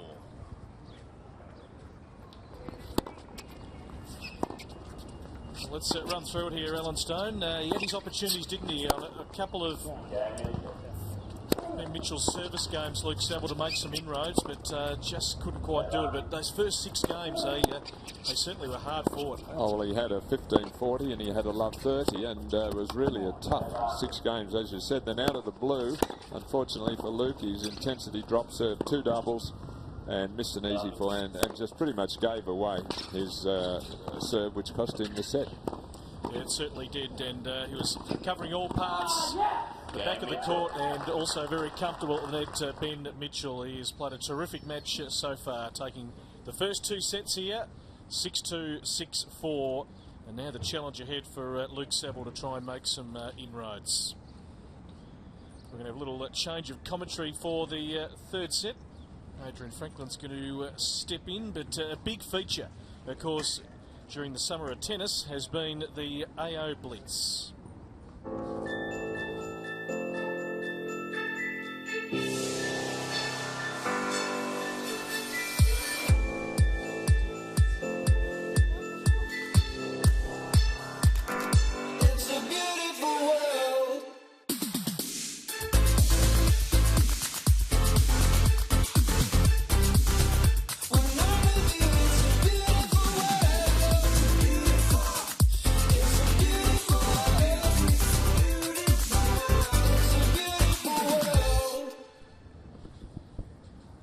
AOblitz.com.au. Get involved. You've got until December the 31st. Make sure you register now. Complete challenges, earn prizes. You could have one of the biggest names in tennis representing your nominated town. 128 players in the main draw, of course, of the men's and the women's singles championships of the Australian Open. AOblitz.com.au. Get involved. Be creative. And you might just have one of the superstars playing for you. 15 love. Adrian Franklin's, well, he's ducked in from the kids Oh, VP. to the commentary box. I'm just recovering. You do draw a crowd, Adrian. That's what I admire about you. Oh, I actually am just recovering, honestly.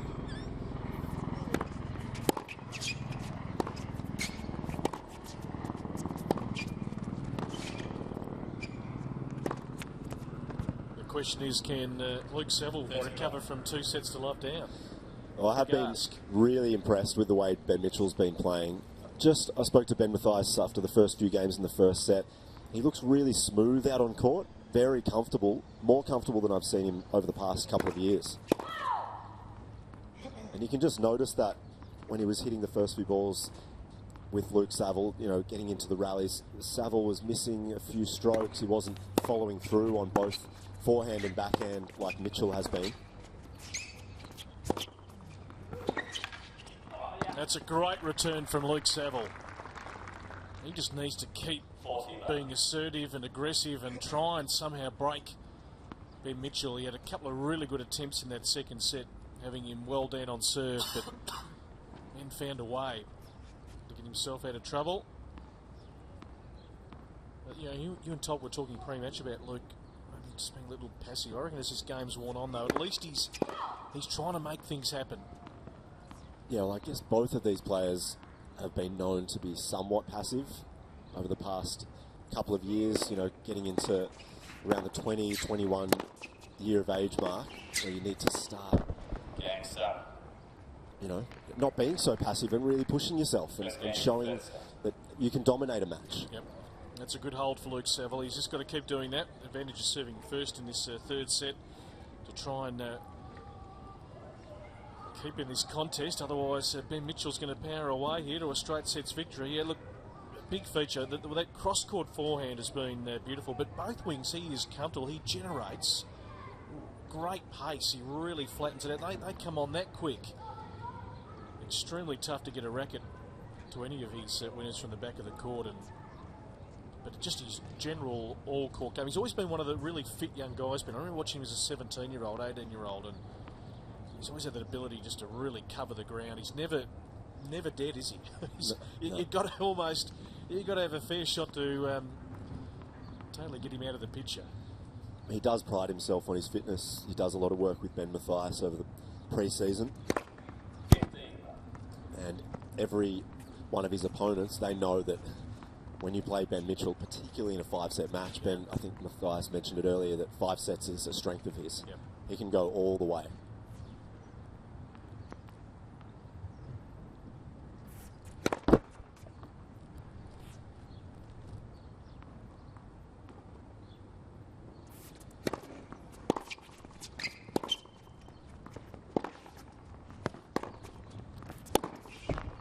And you just touched on that ability to generate the pace, BP, and we see it there on the back end.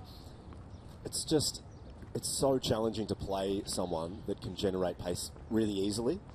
It doesn't seem as though they're actually exerting themselves too much. Luke Saville doesn't quite have that at this point. You know, we've spoken a lot about Akira Santalan. He was the one earlier this week who was just smashing his serve, forehand, backhand, and it didn't even look like he was putting that much effort into it. Yep.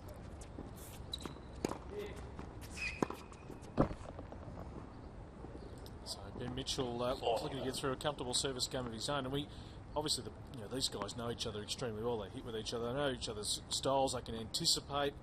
And Ben traditionally loves to go across court, but he's also got that great ability to just go up the line when Luke's sort of moving in that direction, thinking that ball's going to go across court. So just his change up of shot.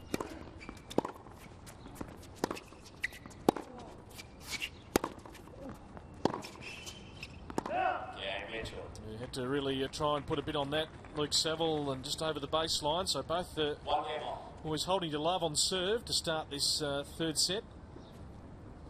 And BP, we did see another group of school kids who just arrived just one game ago. Might be able to get a shot of them. There they are.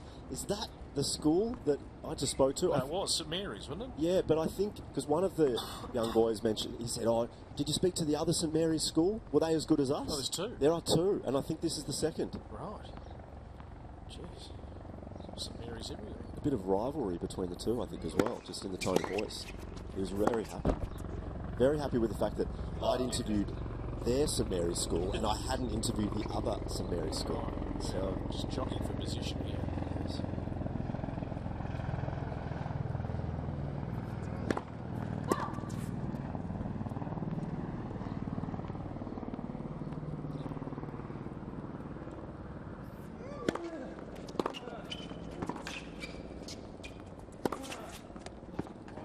Beautiful off forehand there from Mitchell. He's got the full repertoire on display today. Matt Reid going out the first day really has opened things up even further. Mitchell certainly came in as one of the top 2 or 3 to beat this week. Danger signs here, second serve, love 30.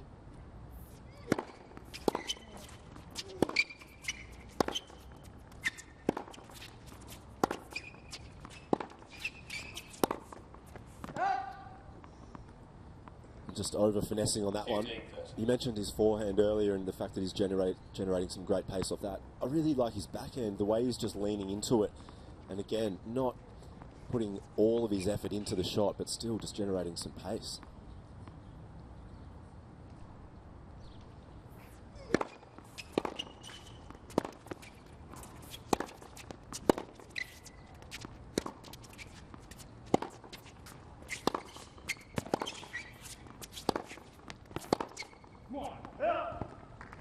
Just watching the way he's playing at the moment, BP, I know you spoke with Alan Stone earlier about, you know, who are the players to watch. We've watched a lot of Ben Mitchell over the past few years, and I mean, he's definitely been solid, but not until this point have I watched him and said he can actually do some damage.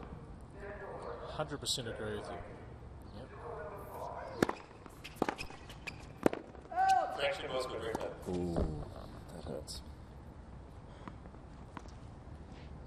like the way he responds though as well. You know, just gets on with it. Yeah. I think we've seen the full repertoire. Both wings, the ability to come into the net, serving down the tee, big slider out wide. Covers the court extremely well. He's got all the ingredients, He's got the doesn't touch, he's got the power. Yeah, it's just good to come back and watch him sort of 12 months on. Tough first round loss at the AO back in January.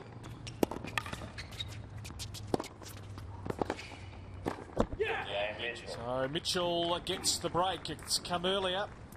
And you just feel now he's really going to put the foot down. 2 games to 1 in this third set as we welcome back Alicia Malik. This is my latest MLC Tennis Hot Shots tip. It's to help you control your power. For those of you just starting, controlling your power and hitting lots of balls is really important. To create some power, make sure you use your legs in every shot. Swing smoothly with your arm and don't forget to follow through towards your target. That's all for today. Keep practicing and having fun with MLC Tennis Hot Shots. Another tip coming soon. Thank you, Alicia, joining us regularly throughout our Wildcard playoff. You don't want to miss this Kids Tennis Day. And all the Nickelodeon characters, live music performances, the MLC Tennis Hot Shots, just $10 for adults. And for the kids, under 16, no charge at all. You need to purchase tickets before the event. It is a sensational day in the build-up to the Australian Open. Money for Jam, BP. What's one of your favourite characters? Oh, that's a tough one. I'm getting too old now. There's so many of them, aren't there? Well, of course, SpongeBob, you know, he sits atop of the list. Big Bob, yes. I mean, you've got your SpongeBob, SquarePants. They're all coming back Daffy's to me now. back, is she? All coming back. Tennis.com.au. Log on. Of course, Daffy's not, you know, part of Nickelodeon characters. To be honest, I got no idea. Is Bugs Bunny coming back? Yeah, Mickey Mouse definitely is, but is Bugs Bunny coming back? That's all right, I wasn't sure. I'll speak to Jared Kennedy. I spoke to him yesterday about it. Maybe I'll ask him a question. We know One Direction. We know One Direction are coming back. They're not. They're definitely not one. George Jetson, you know, you've got your SpongeBobs.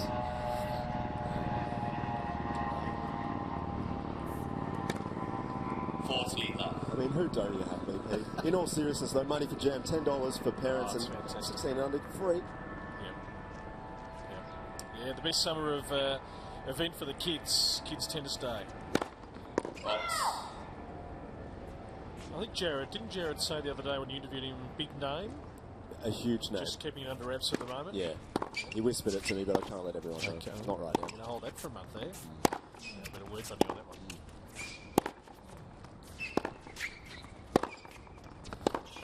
Game Mitchell. So Mitchell, another strong service game. He is well on his way now. 3 games Mitchell to leads 1. by 3 games to 1. Patrick the Starfish, of course, is another one. Sorry, I forgot about that one. Oh, okay. He sits just underneath SpongeBob for my favourite. I'm glad you're all over it. Yeah. I can't wait. In trouble here, though, right now. If we can just bring it back to the tennis for a moment. You're not the big name, eh? Oh, definitely. Well, no. 0 chance.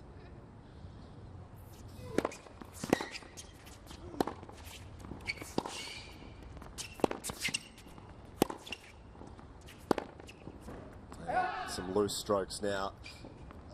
Did notice that early in the first set, just when they were rallying, Ben Mitchell, he wasn't loose at all off either side. He was really comfortable with his stroke, and you can notice that from early on in matches at times.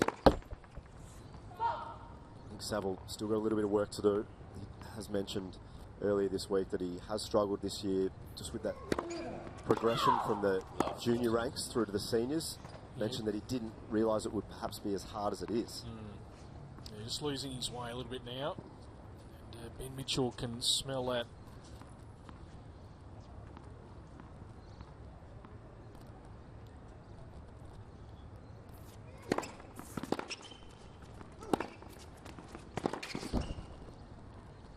quickly does he get to that ball as well? 15. Particularly, you know, some of those drop volleys that Saville hit. Yep. Mitchell's just there before you know it. Yeah, he's sensational. Watching him up close here, his ability to anticipate and read the play, and just been in every contest. And that's the best feature of the best, isn't it? When you sit up close and you watch Andy Murray or Djokovic, when they're on the defensive and just to stay alive and reset their position.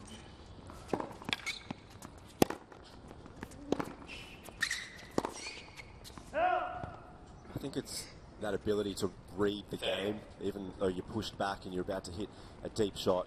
You know what the next stroke is of your opponent. You're almost already moving forward before you've even watched them hit it. Some of those guys are just at a different level.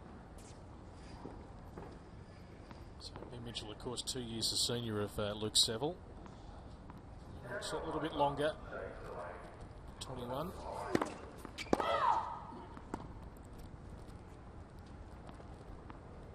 After losing 8-6 in the fifth to James Duckworth, it'd be great to see if he can get through here and win a round. As the Australian Open, so another double fault for Luke Saville. And another breakpoint opportunity here for Ben Mitchell.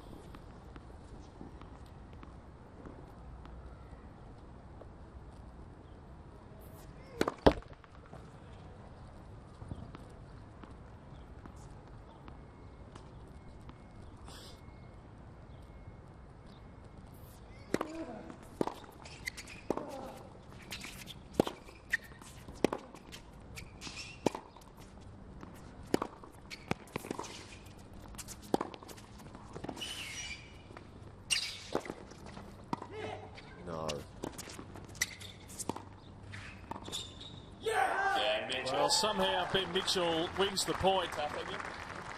And as we've made mention, Adrian, he's just never out of any contest. 4 games to 1.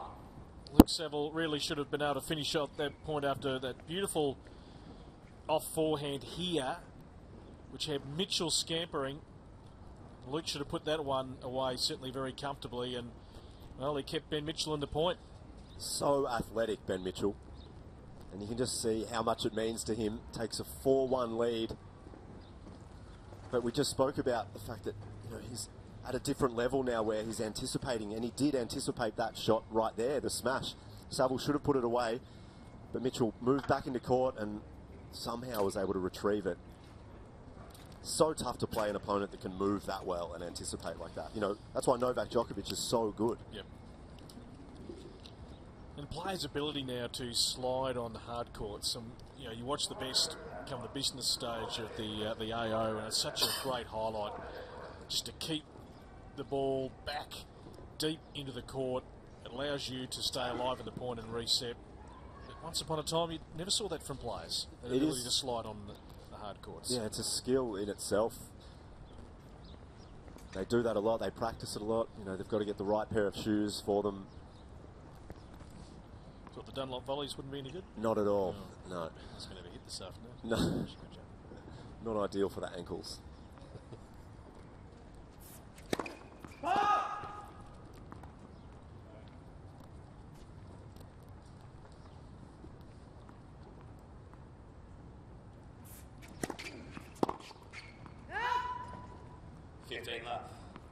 It's all one-way traffic at the moment. It's going to be interesting to see if Saville can respond at all. 2 sets to love down, 4-1 down.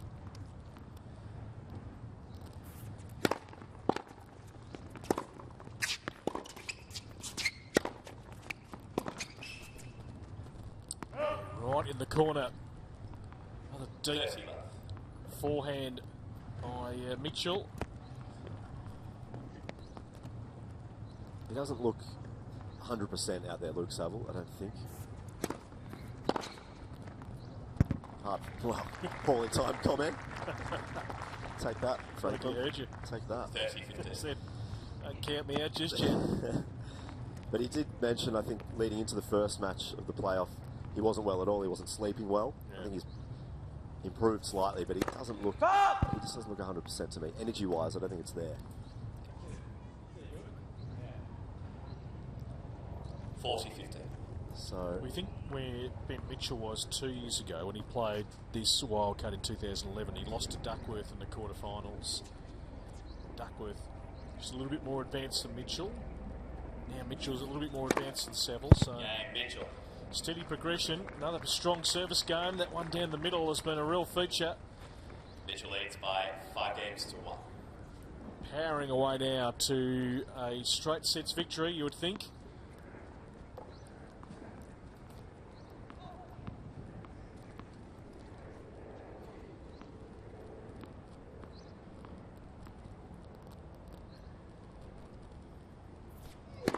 Net for serve.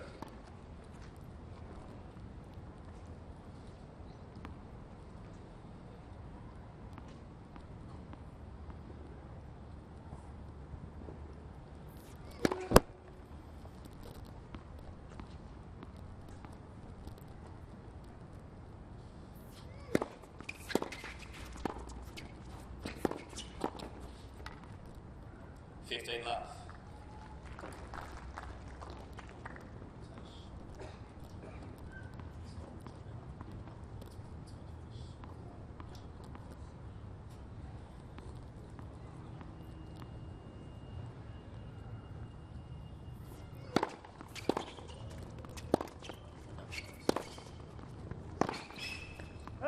Once again, great angle there from 15.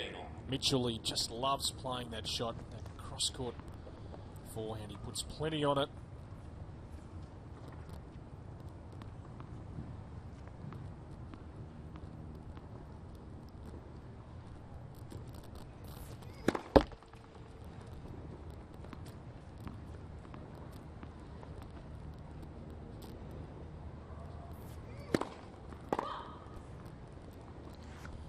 So the double faults have mounted for Luke Saville.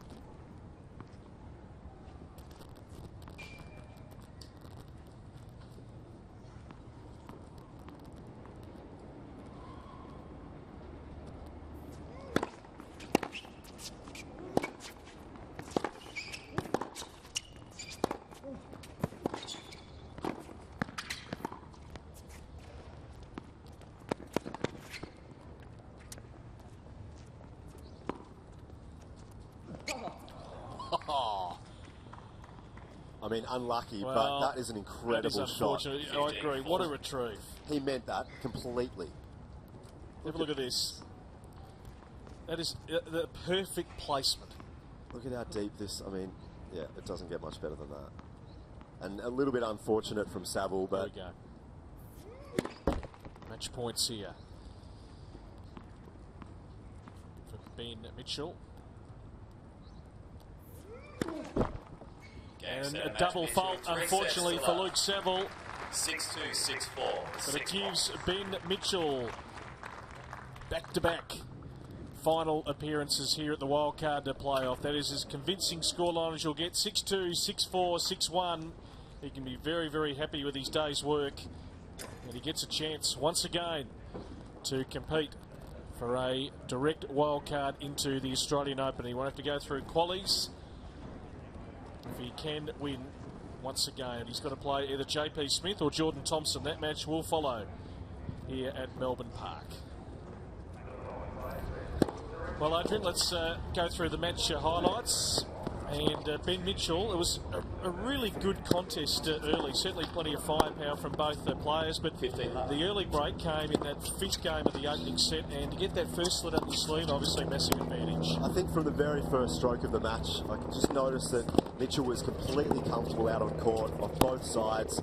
He was stepping into the ball, generating easy pace, compared to Saville, who was just trying. He was always chasing, and he moved it to the net. He had it all, BP. He certainly did, and he's standing by Ben Mitchell with Peter Mercado. Yeah, I'm pretty happy as well. Ben, congratulations. That was a comprehensive performance. You must be really happy with the way you're playing right now. Yeah, I'm happy with the way things are going. But I'm not getting too ahead of myself. I've still got the most important match coming up. Yeah, absolutely. Really tight early stages of that second set. It was an arm wrestle. Luke worked his way back into the match, but you hung tough. Yeah, I hung tough, and I really feel like I've been winning the big points here, which is obviously probably the biggest part of tennis, so I'm really happy with that. And your serve as well. You've got that great go-to serve, the slider out wide on the juice court. It got you out of trouble a couple of times? Yeah, it did. I like that serve, feel comfortable with it, but then I also feel like I've got that really good T1 on the juice as well. So, yeah, I think I served well today, and I guess I'll be feeling pretty fresh for the final, which is huge. Yeah, it will be big. How hard have you been working on your net play? Because your coverage across the court today was exceptional. My coach will like you saying that. Yeah, Ben's been working on my volleys recently and been playing a bit of doubles with Thanasi Kokonakis, who's in the States at the moment training. So I think that's improved my volleys, but they've definitely still got a way to go. Now the next match, the big one, JP Smith, Jordan Thompson. Tell us a little bit about those guys. Yeah, I mean, well, JP Smith, he's probably the guy who's meant to win this tournament. He's the number 1 seed, so he's probably should beat Jordan. But in saying that, Jordan's been playing very well, and I think it's going to be a close match. I think it could be a long one. So, how are you going to prepare for it the next couple of days? Are you going to stick around and maybe have a look at a couple of sets? Maybe. I know their games pretty well, so. No real need to do that, but I'll go into the ice baths and I'll have a great time in the ice bath.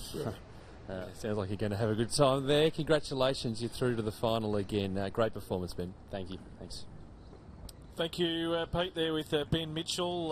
The bro's been on to Luke, the actor. He's over in the States somewhere. My bro, Ben Mitchell, is into the final of the Wildcard playoffs, so very, very happy. He's a regular tweeter. Close family. Supporting his brother, no doubt about it. Ben Mitchell through to back-to-back finals here at Melbourne Park.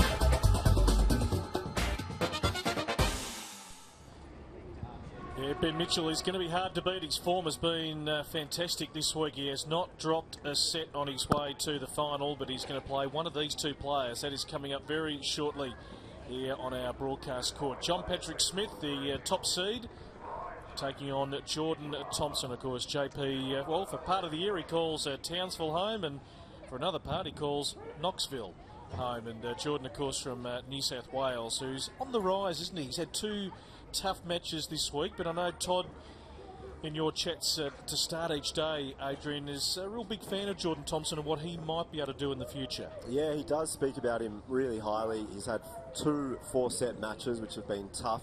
I love watching him play because he leaves everything on the court from the very first shot. Contrasting styles between the two. JP Smith, he moves it around, he doesn't have a huge weight of shot, quite creative, moves into the net. Thompson, he'll battle hard from the back of the court and he'll rip both forehand and backhand as often as he can. I'm really looking forward to this one.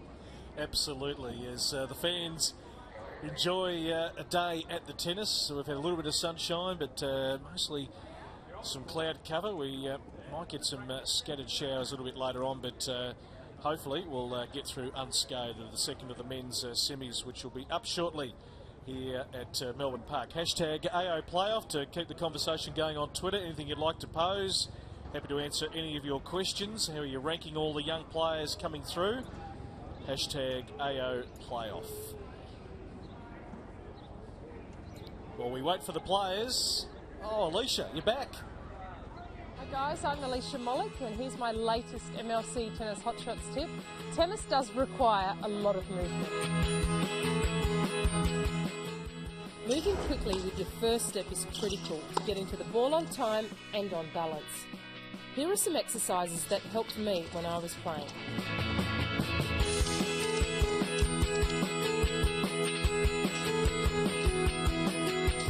That's all for today. Keep practicing hard and having fun with MLC Tennis Hotshots. Stay tuned, more tips coming soon. Thank you very much, Alicia. Of course, down here at Melbourne Park this week, watching a lot of the Wildcard playoff action. Hotshots.tennis.com.au. Get involved. It's fantastic for the kids. And there's kids everywhere here today. St Mary's v St Mary's. I know. I've got to try and get out there and chat to the other St Mary's. Compare the two. How good's that? I are just loving being down here. I tell you what, school excursions have improved since I was at school about 20 years ago, 30 years ago. And just make sure you check out the matches over the weekend as well. BP, the final on Sunday. Yep. Will be the women's final and the men's final. Free entry. There'll be a band. And they are, of course. Bosco, they'll be out. Just waiting for someone to whisper something in my ear. Della Bosco, of course. Guilty. All over them. All over their work. Looking forward to seeing them in action. Absolutely. Yeah, get down here. We'd love to see all the stands full and a little bit of fanatic style cheering on. For sure. For the girls and guys in the finals. Not these stands packed. And it won't cost you a cent. No. What doesn't, you have to pay for everything these days. Yeah. No, nothing. Not the Australian Open Wildcard player if you don't. There's a Tennis Australia staff member.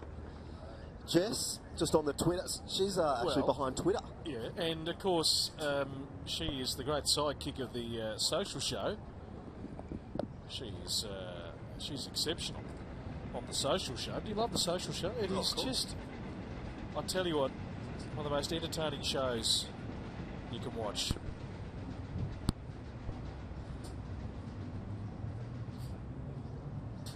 Well, we've spoken about it a lot. We're not too far away from a night with Roger and friends. When I won Wimbledon in 2003, 10 years ago now, and I was able to make all this money and have all this fame from sort of one day to the next, for me it was very logical that I should make use of it in a good way.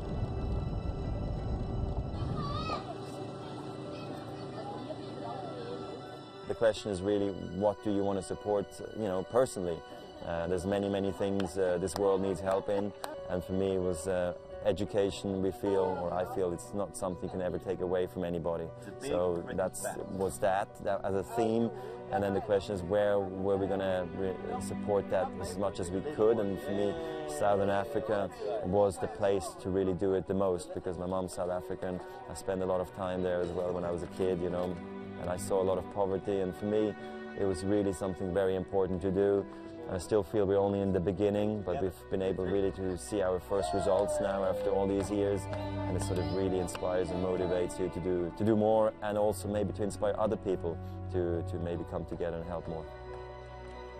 I just think we should do something, and I've seen how successful all those relief efforts have been, when the tennis world came together, and I've done some great things, but never really something away from Switzerland or in a big way somewhere else. So I hope it's going to be a sellout night. We're going to be able to, raise awareness, maybe raise also a lot of money if possible, and just have a good time. So I'm looking forward to the day where I'm going to be able to step on Rod Laver Arena and do it.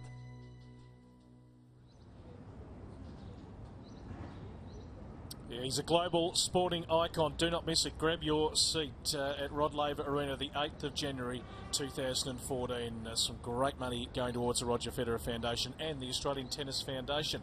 They are all the ways you can communicate with us. Hashtag AO Playoff and hashtag Oz Open. You can follow all the action on Facebook, on Twitter, and also on Instagram. So I've got a couple of tweets won't miss a beat. I got one from Matt Johnson.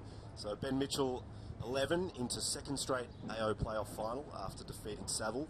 He'll play winner of Smith and Thompson for the wildcard. And we've got one more, Mark McGowan. Ben Mitchell into AO playoff final. Bizarre last couple of games. Mitchell wanted it more. All right, keep your tweets coming. Let's go to Peter Mercado, who's got the number 1 seed, JP Smith. JP in pretty good form at the moment. Looking to continue that today. Yeah, looking forward to a good match today with Jordan, and it should be good. Excellent, good luck. And we'll wait for Jordan to arrive, who's actually just got a wardrobe malfunction, just tying his shoelaces up at the moment. He's had a couple of tough matches to get to this stage of the event. And he'll be with us in less than 10 seconds, as quick as he can take to tie up his shoelace. You can just sing a number, Pete, if you like. Yeah, exactly. Hey Jordan, you've had a couple of tough matches to get to this stage. You're feeling confident now? It's going up a gear, taking on the top seed. Yeah, I feel pretty confident, but JP's obviously in pretty good form. I don't think he's lost a set, so it'll be tough again. Good luck. Thank you. Yeah, Jordan Thompson, going to be a big stage for him today against the #1 seed in JP Smith. He's only 19, Jordan, ranked about 315 in the world. What a big moment it is for him. If he can upset JP here and move through to the final of the wildcard, look, he's going to have to play very well if he got to that stage to beat Ben Mitchell, who is in red-hot form this week. But look, just another great experience to play a high-seeded player. No doubt. I don't necessarily have a favourite. I don't want to put a name out there, but to see Jordan Thompson, if he could go through to the final and play Ben Mitchell, that'd be a great match. Yeah, that's certainly going to be a terrific match indeed. JP, just watching him this week, we had his match here a couple of days ago. Defeated Dane Propoggi. I thought Propoggi actually played a pretty decent game, but JP was able to wear him down. He did win that in straight sets, but they weren't regulation sets, 4-4 and 7-5 in the third, and got past Mark Polmans, the young Victorian, who is starting out, and obviously a great effort for him to be part of this wildcard draw. That was also in straight sets, whereas Jordan's done the opposite. Really long game against Blake Mott of New South Wales, and Alex Bolt. That was one that started it fairly late here on Wednesday, and I think we're due about, 8:30, 9 o'clock at night here at Melbourne Park. Yeah, this is going to be very interesting. Contrasting game styles, as I mentioned before. JP Smith, he's got it all. He's a very intelligent player, plays a lot of doubles, so he likes to move into the net and just drop the volley really short or push it deep and then wait for a smash. Thompson, he's going to try and rip it from the back of the court from the very beginning. He moves well, similar to Ben Mitchell. He doesn't quite have the all-court craft that JP has, but I like when there's a matchup between two completely different styles. Yeah, JP, as we've made mention the last couple of years, always comes here with some decent form, but looking to go a step further. Quarterfinal 2011 and a semi-final here in 2012. So the next step is to actually make the final for the man on your screen, the top seed, JP Smith, who obviously has come through, as we well know now, the college system over in the US. Has spent a lot of time in the US in the last 4 to 5 years, but knows all about the hot, steamy conditions, having come from Townsville, 24 years of age. So certainly still the window open for him to make an impact on the ATP Tour, ranked 220 at the moment.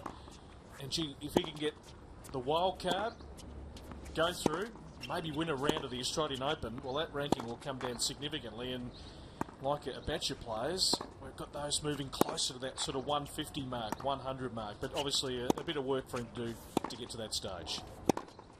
Yeah, you mentioned a lot of those players are around the 1 to 150, 200 mark. It's great when you've got a large bunch of players there, because they start to compete against each other, and they want to be, the #1 player in Australia. They want to push forward, rather than having, one or two where there's not as much pressure on them to perhaps perform. But now we see 5 to 10 players that are really looking to make a move.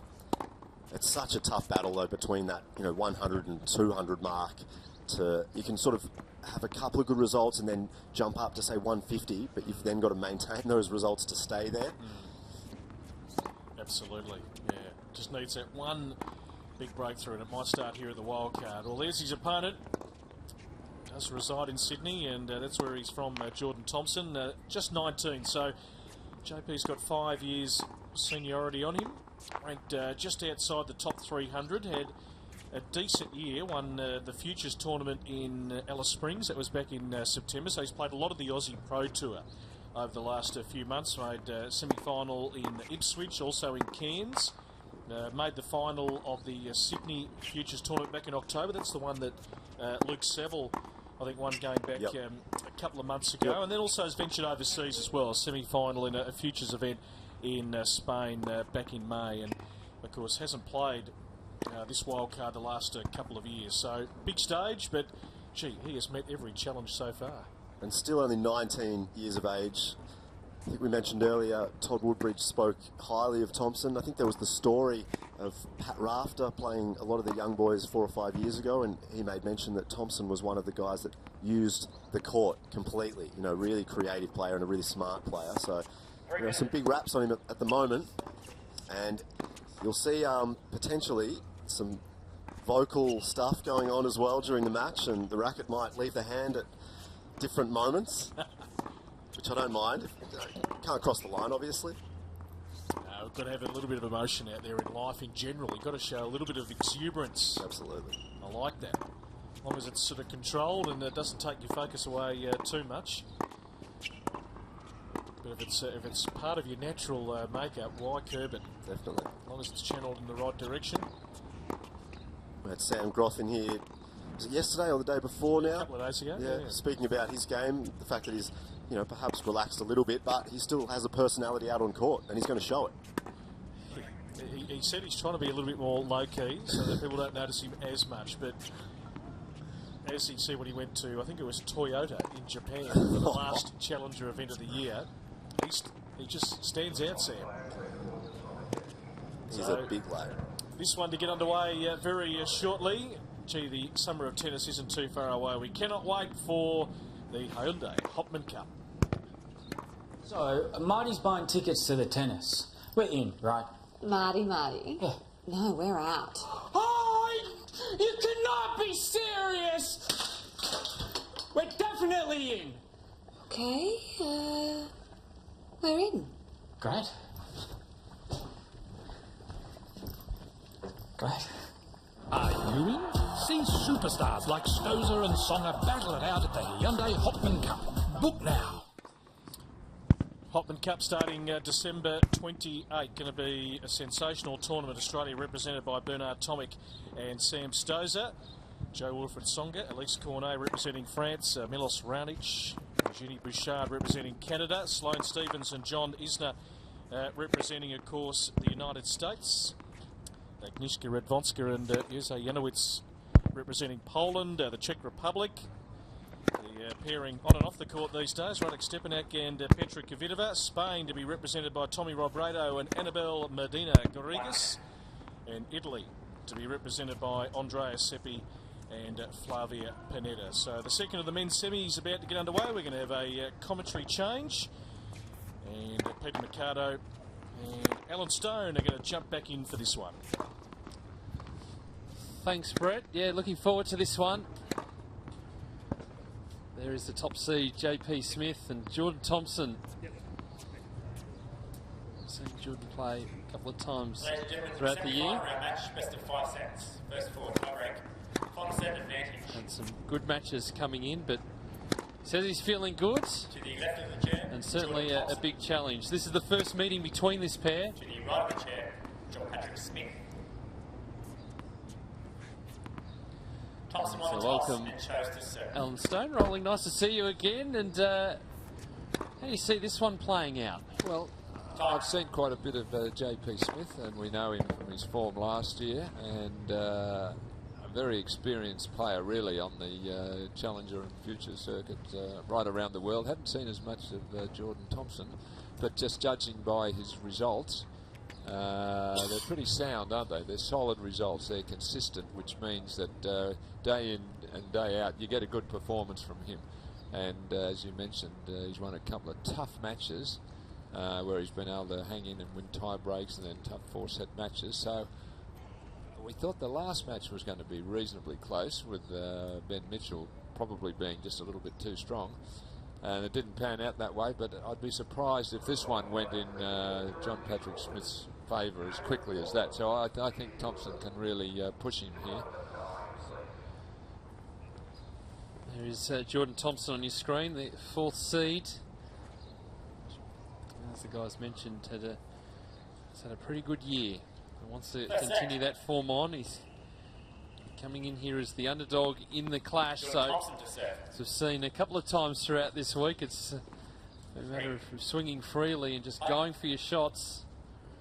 You never know what might happen. So Thompson to serve first in the semi-final.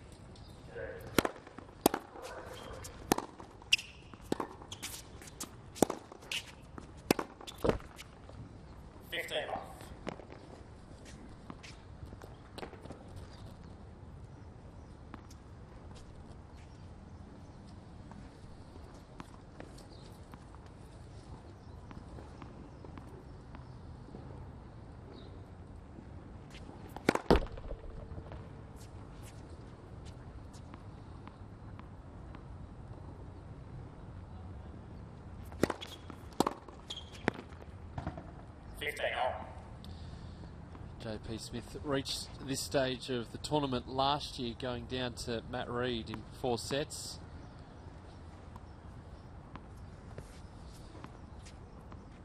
Well, I think he would feel this is a great opportunity for him to go one step more.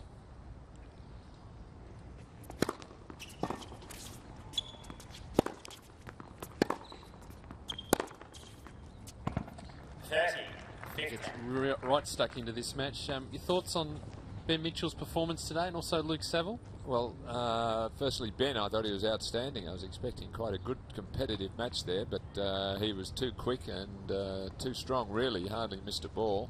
Served well. I was a little bit disappointed in Luke Saville's game, I must say. Whether he's 100% fit after the illness that he had earlier in the week, but he's had a day off.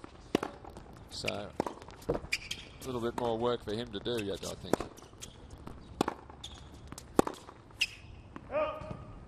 Still, his best tennis is a couple of years away, I think, yet Saville. He's got the potential, but, well, it's a tough road to hoe, isn't it, when you get out of juniors and you're coming up against experienced players, even though Ben Mitchell is only 21, but he's had a little bit more seasoning, I think, as a pro.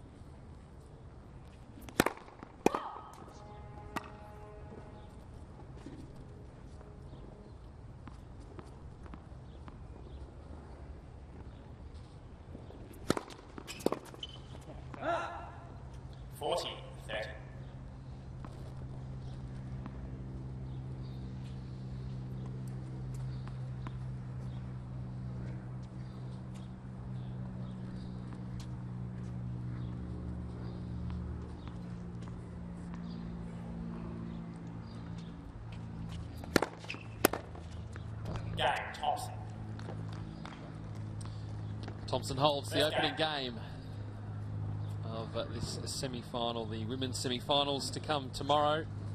Arena Rodionova to play Victoria Roach. She's particularly impressive 3-set winner over Jess Moore yesterday in our coverage. And the top seed, Casey Delacroix, will take on Tammy Patterson. So those semi-finals will be coming your way tomorrow, live from Melbourne Park. And then the finals on Sunday. Free entry down here at Melbourne Park. You can have a look at the redevelopment, and when you look around this magnificent stadium, when you first walk in 1988, how different it looked. I'll say, and this is a Margaret Court Arena with its roof, well, it'll be ready 2015. It's already dominating the outside area here. Well, the French Open this year, they were talking about their redevelopments and roofs and all of that sort of thing. So the other Grand Slams are catching up. The US Open looking at ways to get the main stadium court covered. They're looking at 100 million as well, aren't they? Yes. Yeah, roofs don't come cheap. No. Well, I think we set the benchmark really, though, here in Australia for facilities and location as far as the city and practice, everything like that. I think the Australian Open is pretty much regarded as the best. 30-15.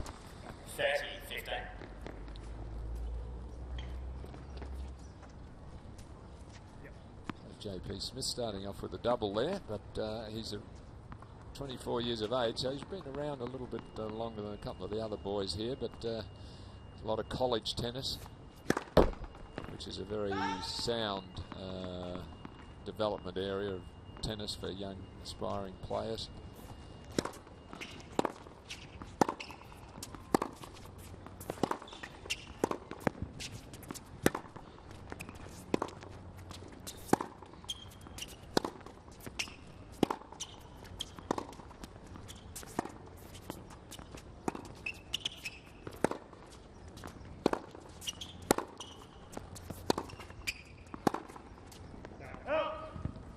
Tough rally there, won by Thompson. 30 on. Showing that he's not going to be pushed around too much. No, he'll want to be making an impact early. Doesn't want to get set down, 2 sets down, have to fight back after the long matches he's played.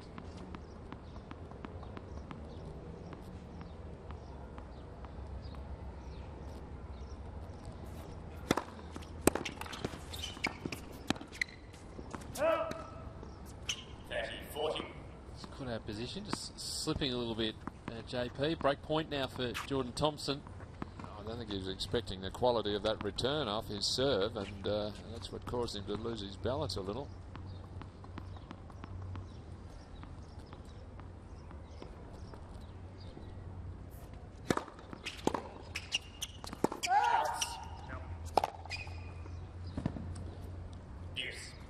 Really annoyed with himself there to return jammed him a little, so quite a well-placed serve, but he knows how vital an early break would be against Smith.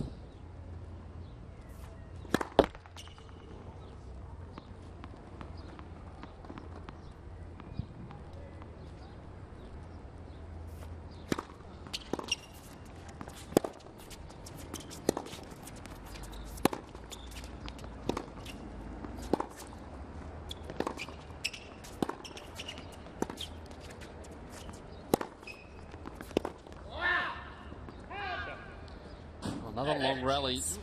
This time it's Smith getting on top. And just saw the movement of the ball. The way he moves around the court, the little steps, you can hear the noise the shoes make off the court. The little steps to get himself into the right position. Feet are always moving.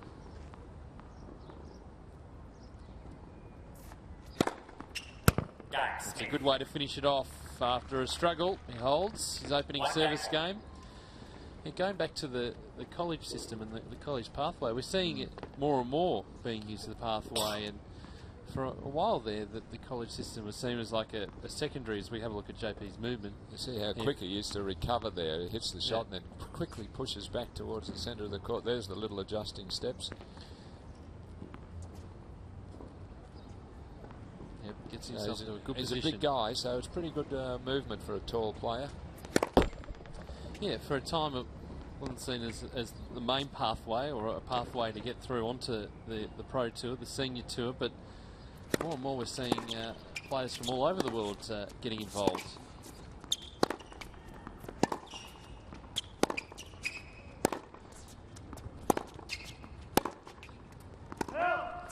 Well, I think more Australians are considering it because these days you don't need to really make it onto the circuit till your early 20s. A few years ago you might have thought if you hadn't made it by early 20s you weren't going to, but the average age now, the top players, is around 27 or 28. So you can afford to have a good grounding with your tennis in college at America and also pick up an education, and then if you're good enough, get on the tour at 23, 22. It's a very strong competition it is, American college. All college sport there. 15. Just to confirm too, the order of play for tomorrow, let's talk about the women's singles semi-finals. 11 o'clock start, Melbourne time. Casey Lacqua versus Tammy Patterson, and that's followed by Victoria Rocic and Arina Rodionova. They are the two matches.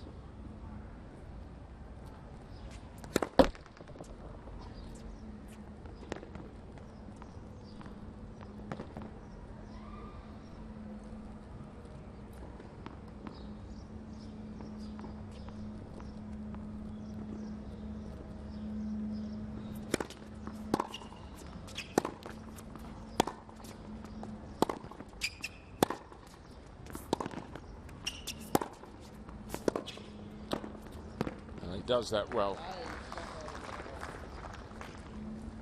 15-30. Good reach when he comes forward, JP.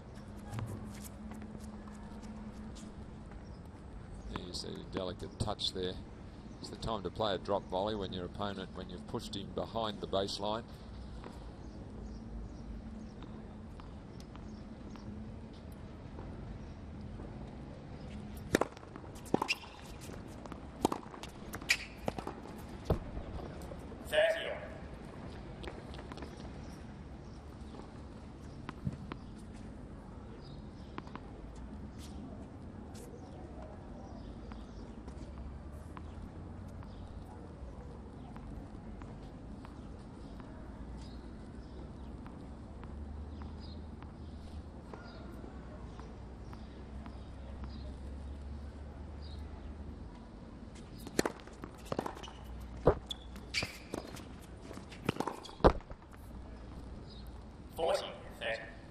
good pickup off that low ball by Thompson there. Hard to do that with the grip that get the top spin on it. He had to really make pretty careful about that, and he controlled it well. Looks to be a very solid player. Whether he's going to have enough zip on the serve or not, but he's tough off from the back of the court.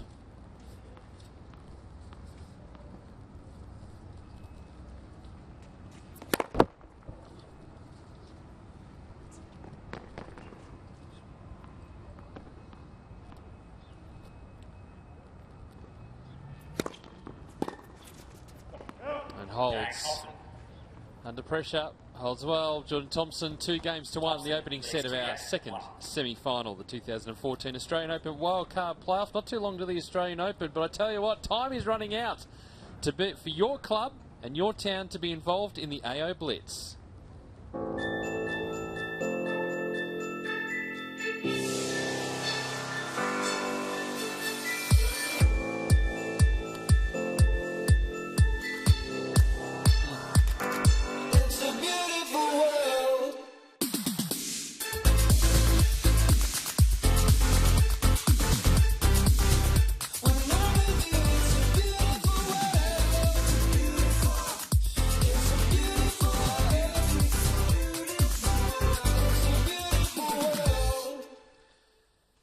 Get involved, aoblitz.com.au and the hashtag there, AOBlitz. Follow it on Twitter. Check out the website. Find out how you can become involved. Your club or tennis centre or town linked to a player in the Australian Open. Great prizes to be won. Make sure you get in and get involved. It closes on the 31st of December. You don't want to leave it to New Year's Eve though, Al. You'll probably be celebrating. So make sure you jump on and get involved in all the challenges. And I tell you, this week I have done something a little different. I've thrown out my colanders. I'm now using tennis rackets to strain the spaghetti. Yeah. Probably loosely strung ones. It would be after the spaghetti on it. Well, there were, of course, the spaghetti rackets that were outlawed. What was it, the early 80s they were outlawed?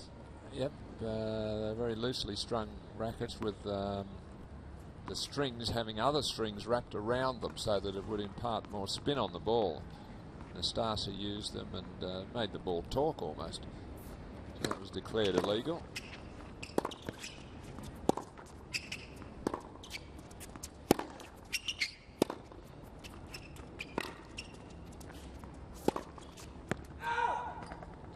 Love 30.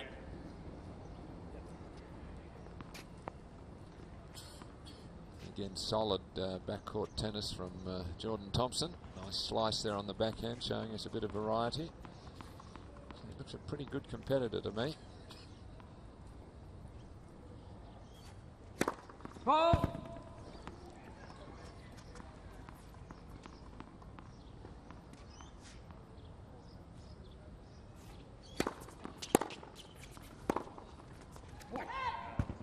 Love 40.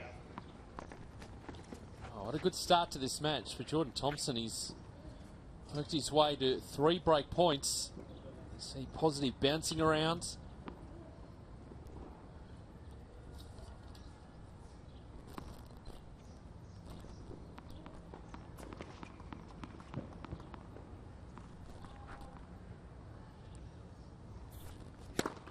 Net.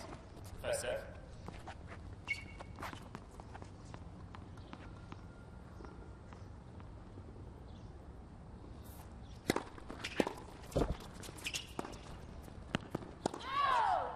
And there is the break.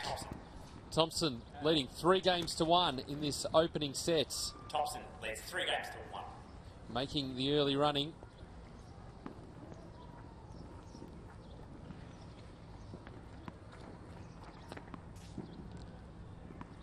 Well, that first break, it's often so vital. And there's the schedule for tomorrow. Feature call. First up, 11 o'clock start Melbourne time. Casey Delacroix and Tammy Patterson, which will be followed by Irina Rodionova and Victoria Rajic.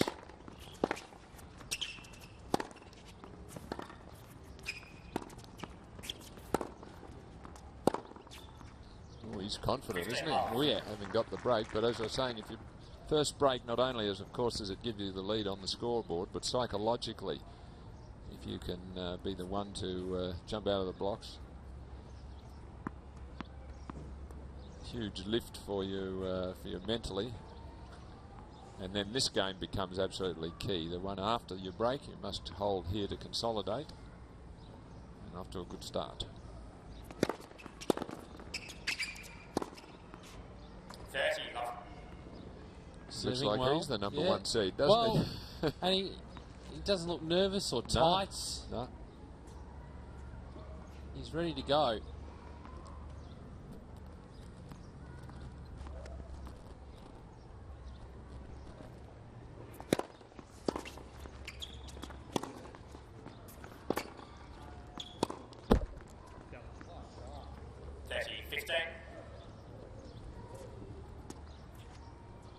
For JP Smith, it'll be a matter of weathering the early storm. No, he'll be able to take some time to work in the match. Not too much time. You don't want this first set to get away. Well, he's a pretty cool customer, JP. He wouldn't be pressing the panic button but he'd be certainly knowing that he's got a fight on his hands here. 30 off.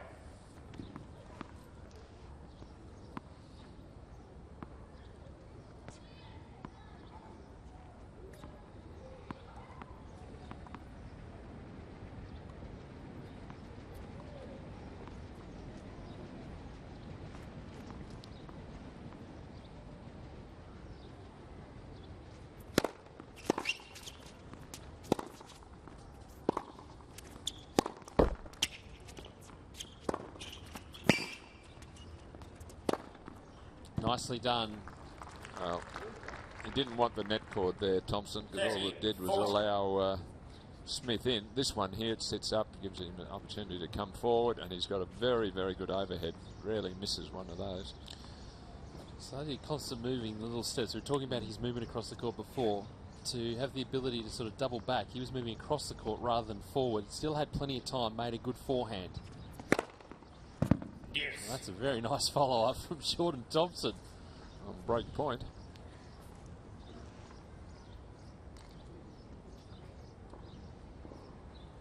And here, just taking his time. So he's got 4 balls, picking out the best couple. Starting to a little bit of wear after 5 games or so. Now he's happy with that. I'd be getting the last one I served an ace with. I reckon that's a pretty good one. You weren't superstitious, were you? No.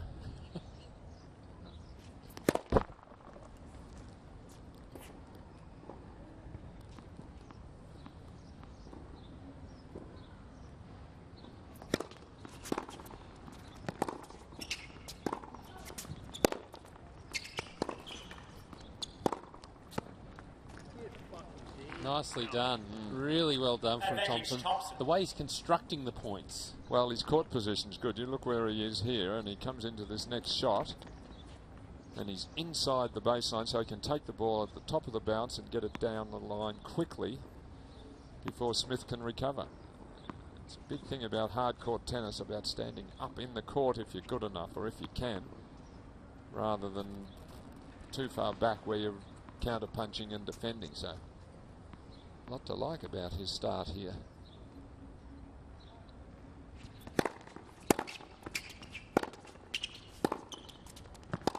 Too big.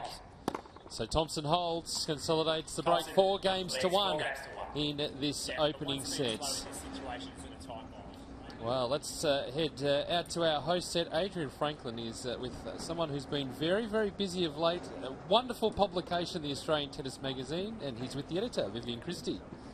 Yes, it's a very busy time of year for Vivian Christie, and we have something in your hot little hand there. It's a collector's item for the Australian Open, isn't it? It is indeed. So this has been a lot of months in the making, this publication, so it's great to finally have it in our hands. And we were just talking before, I mean, it'd be great to see, I guess, a pile of the last 10 years of these things, because everyone that comes to the Australian Open loves to get the Australian Open program in their hands. If you want to hold it up and show everyone, what's in there? We've got the profiles first of all, which are very important. So yeah, lots of all the top 100 players for the men and the women. So all the information, all their stats from this. Pop it up nice and high. There you Nice go. and high? Yeah. So from this year and throughout the Australian Open, so yeah, lots of great information there. And we've got a story on there, some Australian youngsters as well. We do, yes. So Nick and Ashley and Tanasi, so yeah, all the young players as well. So yeah, story on Leighton as well. This one will be popular, I think. So in his 18th Australian Open, yeah, got it all covered. And so there's some points there in the story about when you play Leighton Hewitt, he's a bit of a beast out on court, you said? So this story, some of his former opponents looked back on what it was like to play him, and I think nearly all of them used the words fighter, and they just talked about how hard it was to play against him. And just quickly, what's the process of putting this together? It must take a very, very long time. Yeah, well, we actually start thinking about it during the Australian Open, you know, think what stories that people will want to read about next year, what photos we need. So planning starts early in the year. We have, stories in place by mid-year, and then, we start production in September, so all throughout the year.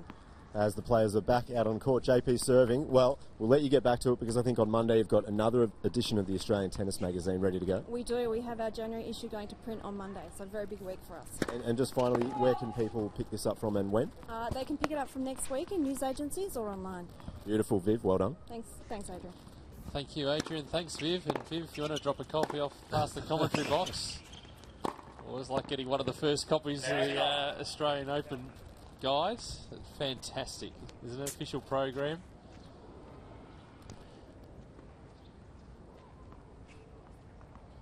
Keeps getting bigger and better each year, and I'm pretty sure there's an online version you can download to your tablets as well. Might have to double check that, but you certainly do it with the Australian Tennis Magazine, and looking forward to the January edition coming out.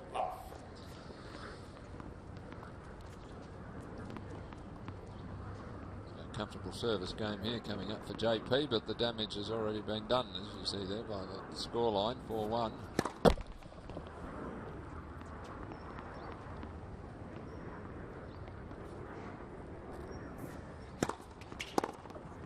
Gee, I like the way he's taking it early. Short back swing and meeting it well out in front. He'd only just finished the follow through on his serve there. Watch where he takes this. Yep, look how far in he's standing in the course. That was an Andre Agassi backhand return, that one. Jolting two-hander.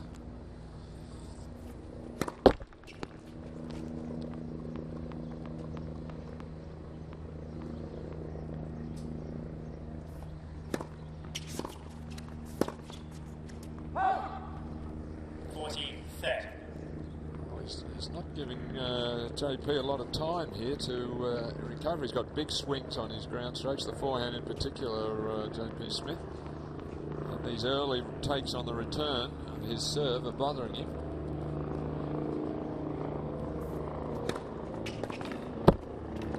Smith. Still got out of it.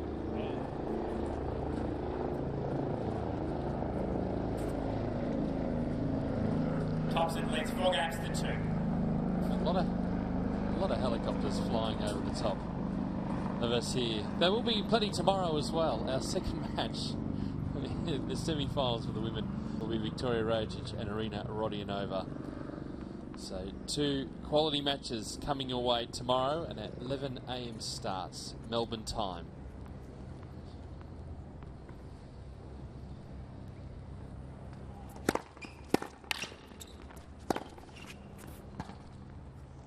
Well, those earlier tough 4-setters have certainly played himself into form here, Jordan Thompson. I mean, he's full of confidence. Anything remotely short, or a possibility to go for a winner, he does.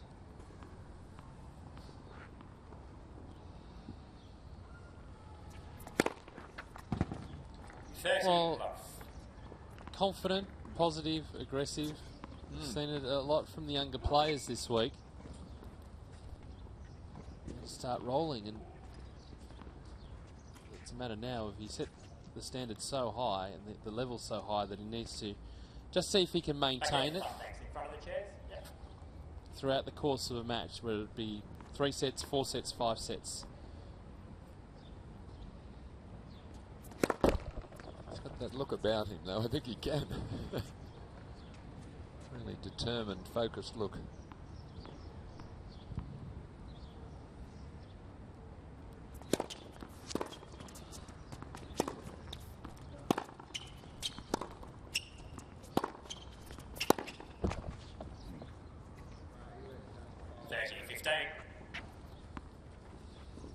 Like that from JP Smith, though. Talking about mixing it up and trying to get yourself into a winning position, try and break down Jordan Thompson's game. Well, he's a big man, JP, and physically he could dominate the court, I think. Try to get in and use his height and strength.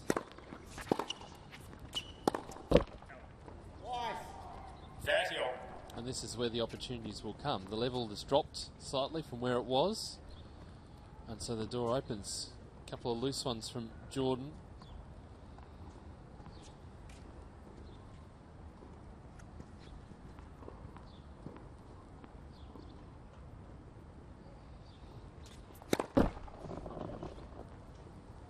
And a look at a second serve.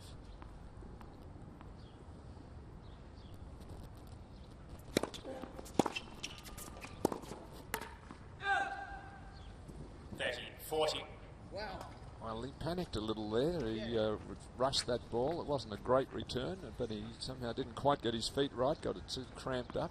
So I think it's just a little sign of 30 love up. He was cruising. There's, as you said, a couple of unforced errors, and then a sign of a bit of panic there with that shot. First we've seen of it. That won't improve his mood. No.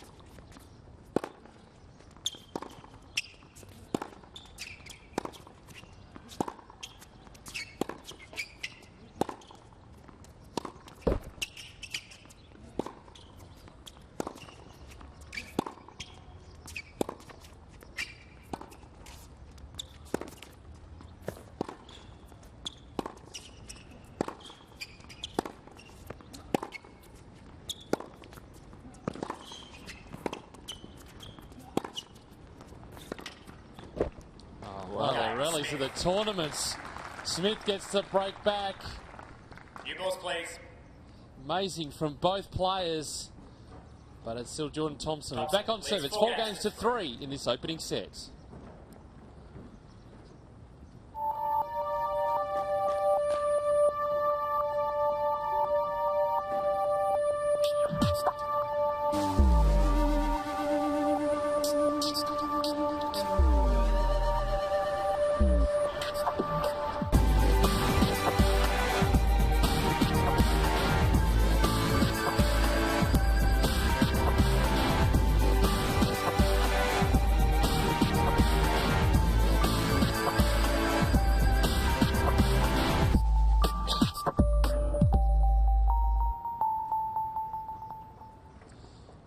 Big year in tennis with an Australian around the world. So many storylines to think about, but let's take another look at the last point. What a long rally. Start off with JP working to the Thompson backhand, and then they switch. So Thompson working on his forehand here, and both players moving side to side.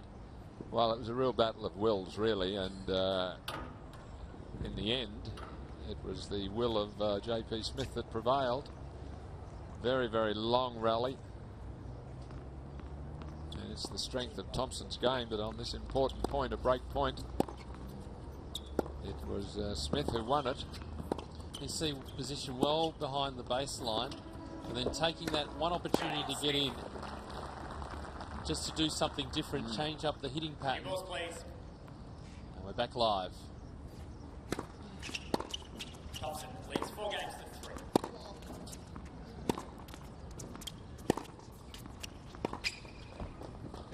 Love 15. Well, I think he just had a little concentration luck, because at 30 love on his serve there, he was just cruising along. There was no real danger, and then all of a sudden he missed 2 backhands, felt a little bit of pressure. Footwork was not so good at the 30 all point. Then that extended tough rally, and all of a sudden his serve's gone.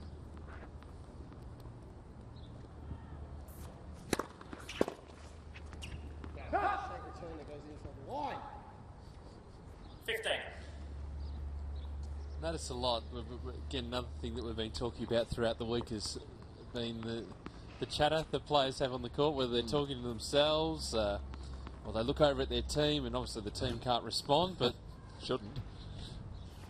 I think some do. 30-15. He's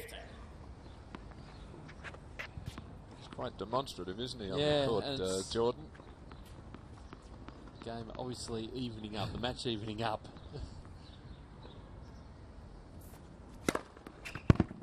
40-15. That's one of his best serves, Smith's the one to the forehand. You think a lefty, usually their best serve would be the slice out wide. It takes their opponents, stretches them, but few lefties these days favour the big serve to the forehand, particularly on this first court.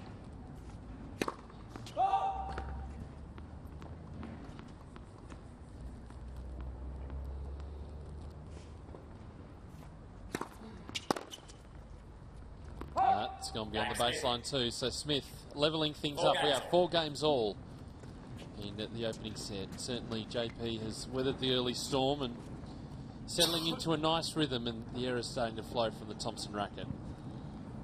Well, I think he allowed himself to get a little irritated at that previous game when he lost serve.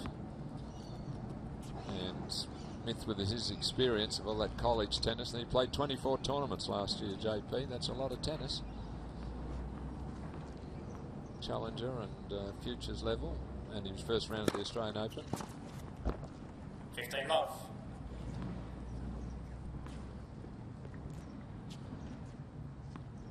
Getting some good results on the doubles court. We had Sam Groth in earlier in the week, and they're going to be appearing for the Australian Open.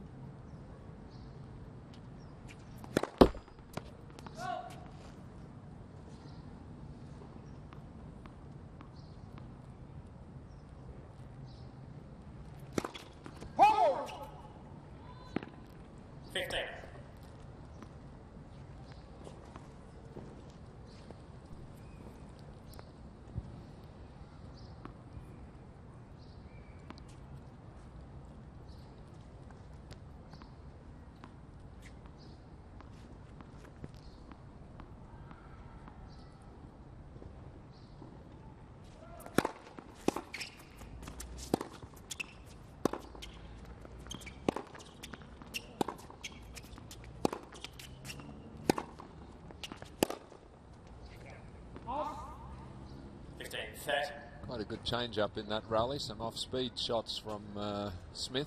That last run was not a lot on it, but it had depth and it got up a bit. He's just a little frustrated at the moment, Thompson. Started so promisingly for him this first set.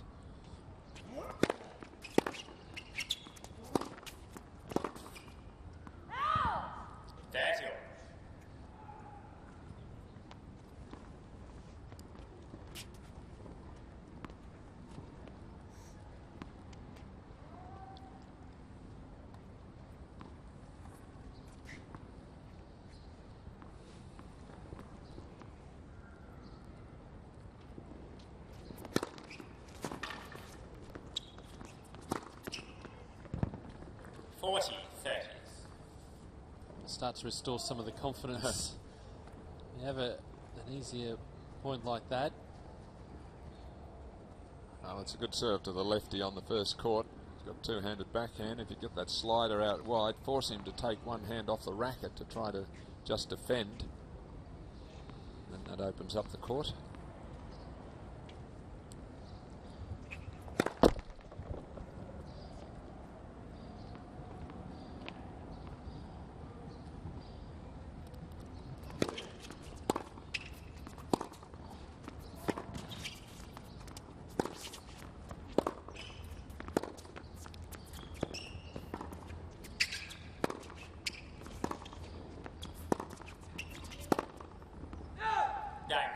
So Thompson holds 5 games to 4 now in this opening set. Second of our semi-finals, the 2014 Australian Open Wildcard playoff. This summer of tennis will continue, the Australian Open, and in the lead-up we've got lots of tournaments, lots of events, but something special at Rod Laver Arena on Wednesday, January 8. I'll be playing Joe Wilfried Zonga. We always have fun on the court, even when it's serious. I think we have great chemistry on the court together. We also played an epic at the Australian Open last year, so I think people can really expect a great match, you know. I'm sure it's going to be a good show, and I hope this time I will be in. People should come in and, you know, enjoy it. Yeah, what a night it's going to be. Rod Laver Arena. Ticket prices starting at $64.90. Plenty of packages available. And hang out with Roger Federer and friends. You've seen a lot of the charity stuff that Roger Federer has done over the course of his career, not just with the foundation, but other causes as well. We've seen on the eve of the Australian Open things like Hit for Haiti, which he has been really pivotal to getting the best players to come down and play on the eve of the Australian Open. He makes things happen, and it's good to see that side of Roger. So make sure you get down there and get amongst it. The Roger Federer Foundation, the Australian Tennis Foundation as well, will be supported. So get amongst the night with Roger Federer and friends.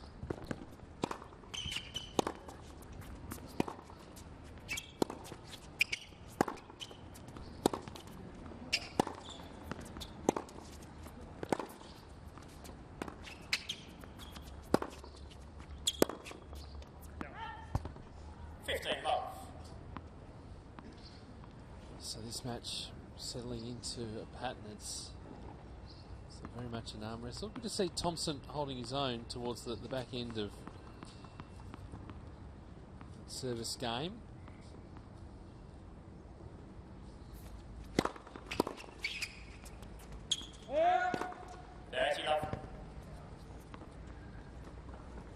I'm going to go with him, yeah. Too far and across the court for the umpire to see. It's the corner of the court, commentary position.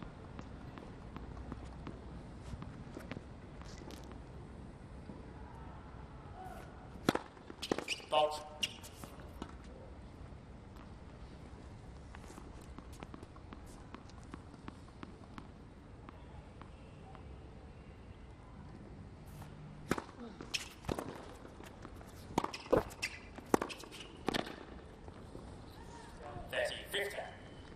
Well, didn't do enough with his approach shot there. He got the short ball. A little bit casual on that one. Just got up to it and didn't really hit with enough penetration there. Got good passing shots, Thompson, so the approaches need to be pretty accurate.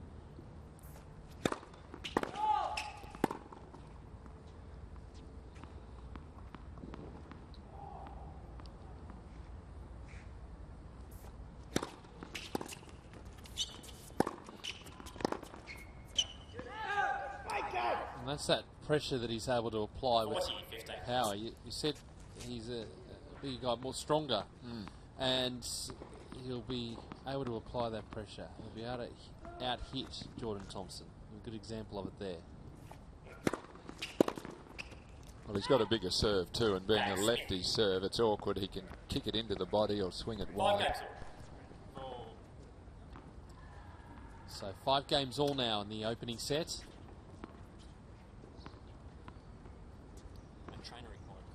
Okay, I thought he said something to the umpire. So JP calling for the trainer. For what ailment, I wonder?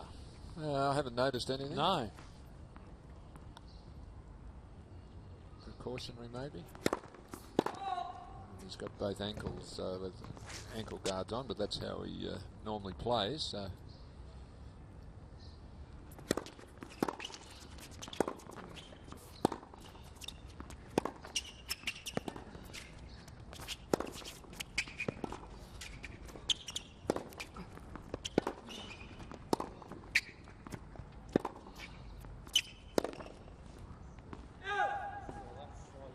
There doesn't appear to be any sort of issue with movement, perhaps. No. Well, we'll wait and see when the trainer comes and does the assessment.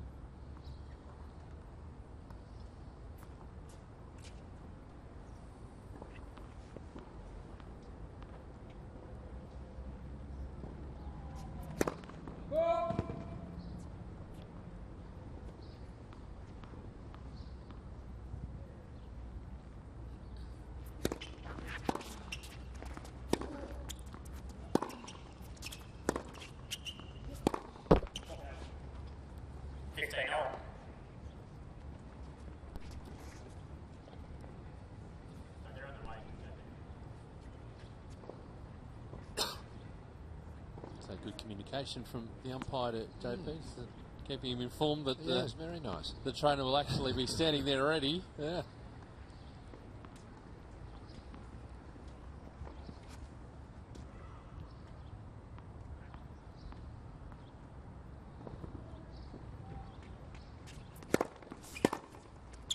I like Thompson's composure. You mentioned earlier about how he takes his time at the back of the court to prepare to serve, and I see some players like to rush through and just get through the service games and really be moving around all the time.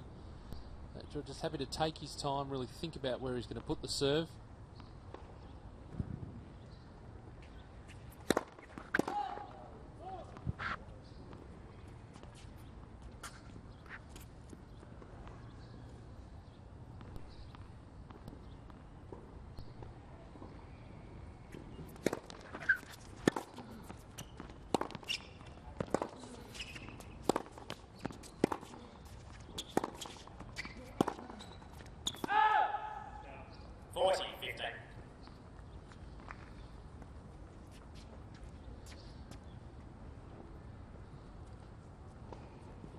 Points now for Thompson.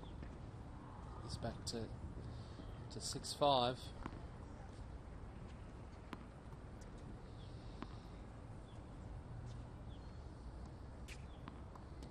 So we wait the arrival of the trainer for JP Smith.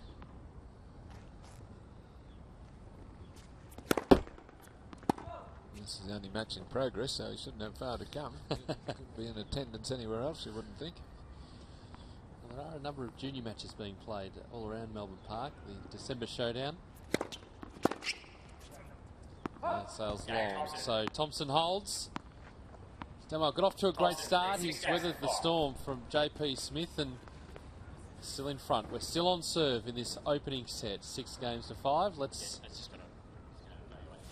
see what's going to happen with the trainer here. So let's see what we can maybe pick up. Obviously, JP taking off his shoe, so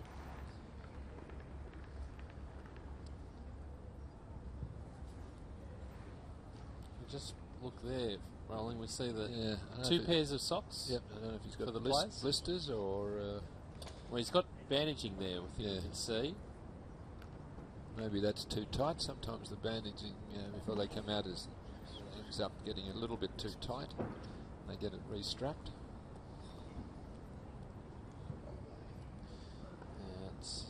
That's an indication that Lister would be the leading cause here. Oh yeah. Just see it if you hold your foot still, JP. So it's maintenance on a blister, I would suggest, this far away. So in the meantime, while he's having that attended to, the summer of tennis will continue. We'll get through Christmas and then we'll really be heading up at the Queensland Tennis Centre. So, Marty's buying tickets to the tennis. We're in, right? Marty. Yeah. No, we're out. Oh, you cannot be serious! We're definitely in! Okay, we're in. Great.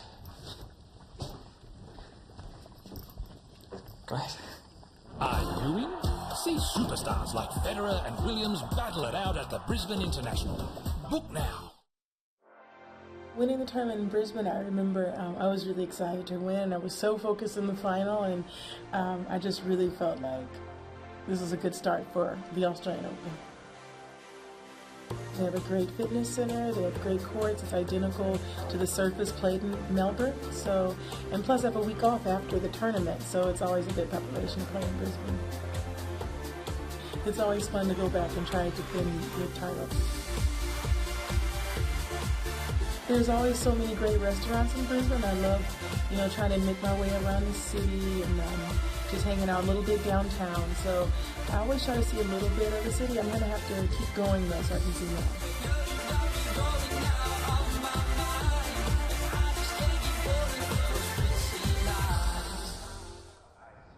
Serena Williams will be there. Will you be there? BrisbaneInternational.com.au.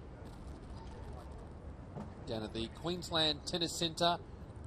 A wonderful time of the year, the 29th of December. Will now receive a medical timeout. So this ongoing maintenance continuing for JP Smith out on court. And you just heard from the umpire, we now go into the treatment period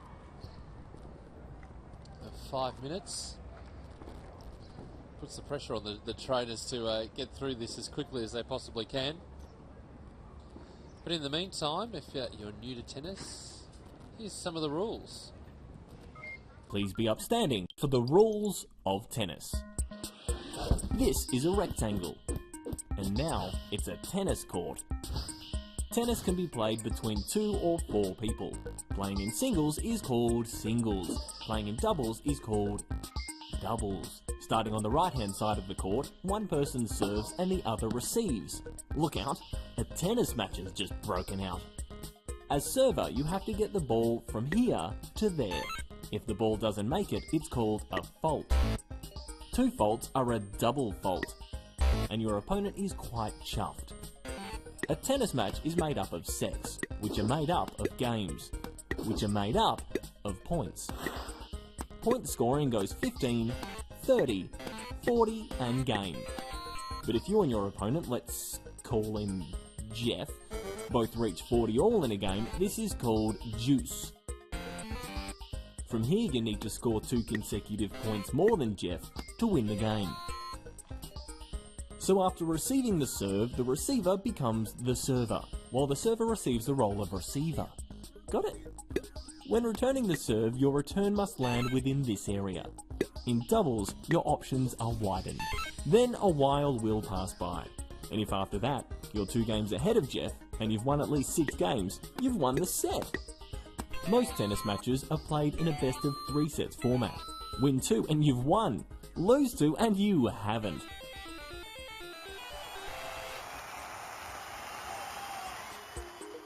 Tennis, the original and classic multiplayer. There you go, Alan. Just in case you weren't sure on the rules of tennis. Well, I thought I was, and now I'm confused. 30 seconds, right? Well, just don't call me Jeff. Now, let's have a look at JP Smith and how this is progressing, and it appears that this is, all is okay. Tricky time for a delay, isn't it? It'll be over 5 minutes, well over by the time they get back out in the court, and who may it affect? I mean, Thompson's the game up and anxious to try to see if he could break serve. Now he's got a delay. Whether it'll affect JP Smith's concentration, you would think not so much, because he's the one who's called for the trainer. Now have a look at this. We haven't seen this before. Players wear double socks, and then ankle guard goes on. A lot of preparation that goes into this. Well, that's why they go onto the court with such huge bags. I mean, they've got so much in there, not just rackets, of which there's probably about half a dozen for a 5-set match. Now, Jordan Thompson's already out there and ready and waiting. He's trying to keep himself warm. He wants to just keep things rolling. Well, I mean, I think this is one of the problems with the injury timeout, because by the time the trainer assesses it, that often takes 3 or 4 minutes. Then you have the actual injury timeout, which must be over by now, but it's taken him another 3 or 4 minutes to get all his gear back on. Exactly. So it's going to be a 10-minute delay for Thompson, and he's up 6-5 in this vital opening set, and anxious to try to see if he can pinch this set. So let's hope it hasn't affected his momentum. And I think it'll take only a point or 2 for JP to work out whether it's all feeling okay, and then he'll just be going for it, because clearly it was bothering him leading up to that stage. He's serving now. Stay in this opening set. It's 5-6.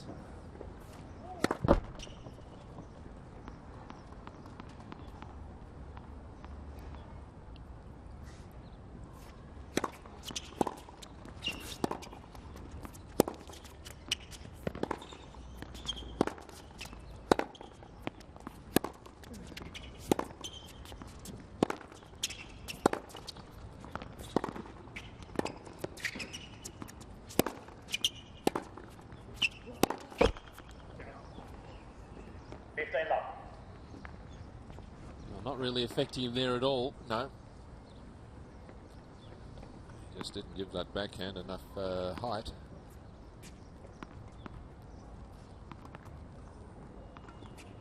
Hits it flatter than his forehand. Nice loop on the forehand with more topspin, but hard and flat, the two-hander. There's that good variety on the serve from Smith. Leaning to your left, expecting the swinger out wide, and he changes it up and goes straight down the centre.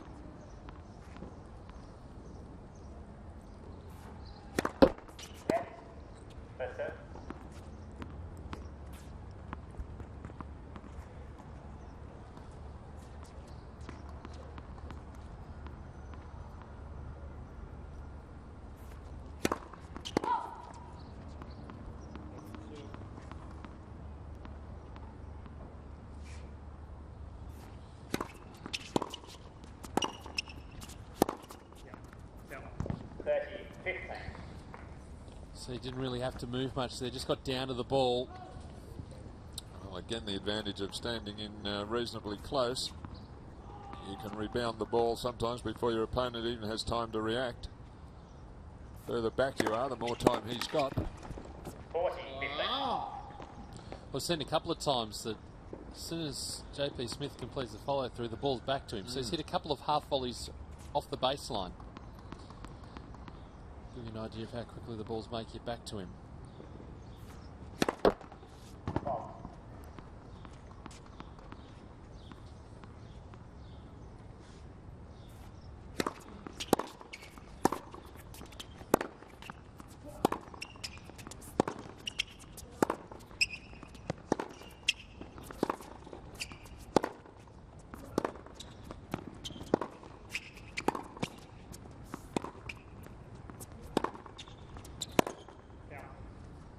And we will. Game Smith.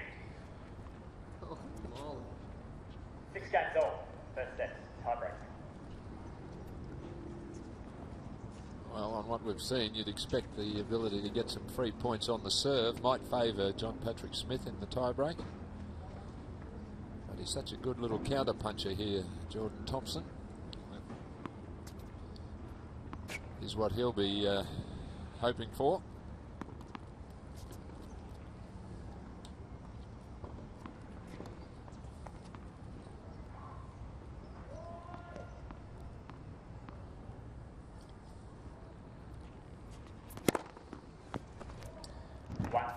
Thompson's played a couple of tie breaks this tournament. 1-2, lost 1. Well, that's a bonus for him, starting with an ace. Delivered with great accuracy, really, not so much the power.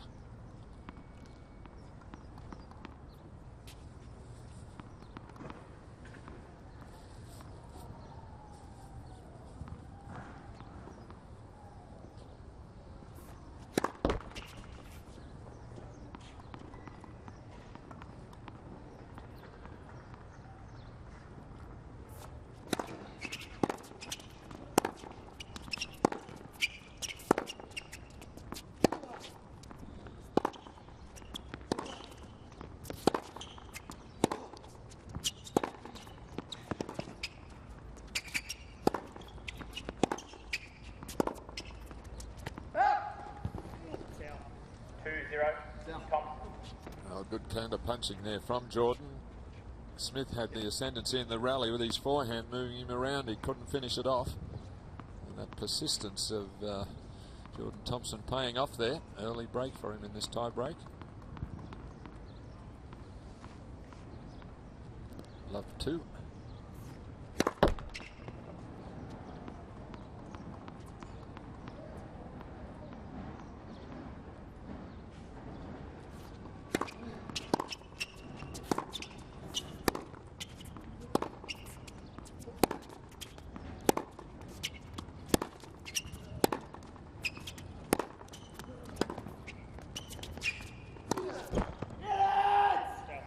Frustrated. Did all the good work there and got himself into a position where he could really hammer his forehand. Just smothered the ball a little bit.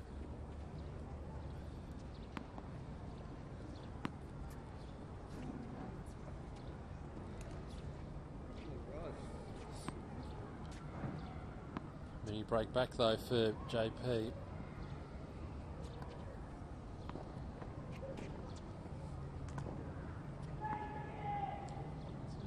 for here.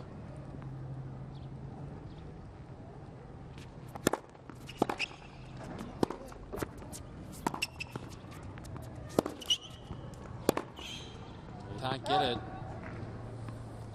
3-1, Thompson.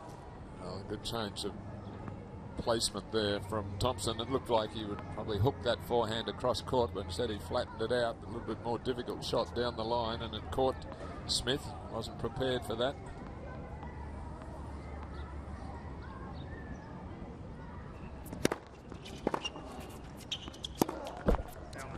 Let's try that again. 3-2, Thompson. Not much far.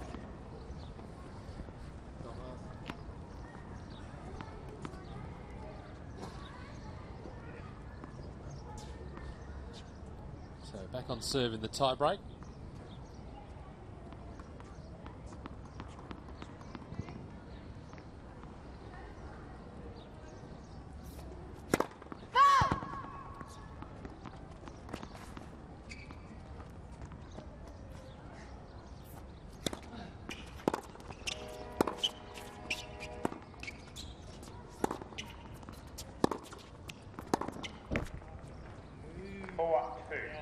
Now dropping the ball too short there, John Patrick Smith. That's what gets you into trouble. Good depth forced him into error eventually.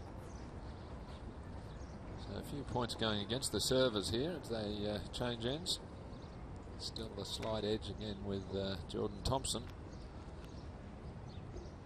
Best of 5 set match. If you got a tiebreaker in the first set, it's a huge tiebreak. It's a long way back if you've been playing an hour or so to lose at 7-6. Still got to try and win 3 sets. A lot of energy expended and nil result.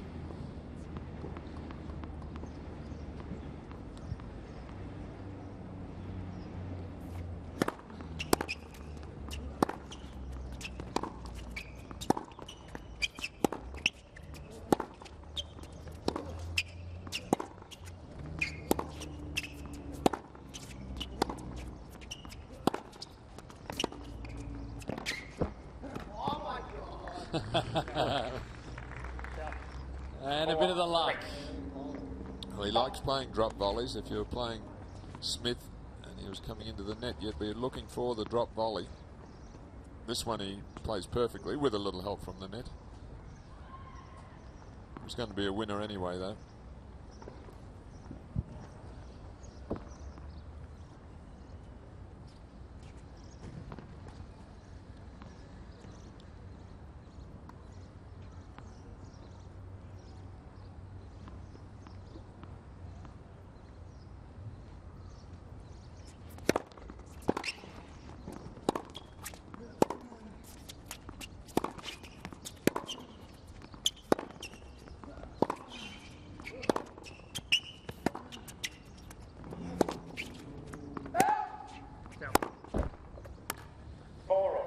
Well, it's been the story this first set. Thompson getting himself out to a lead. JP Smith slowly pegging him back.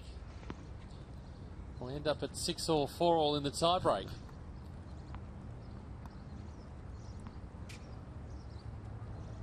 Just checking the sun. It hasn't been a problem all morning. It's just peeping through at the moment.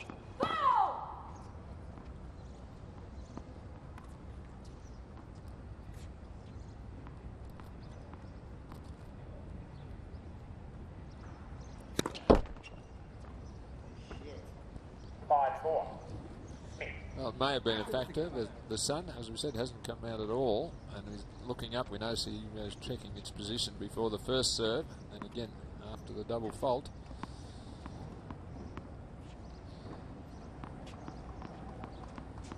JP can serve out this first set here at 5-4. His 2 serves.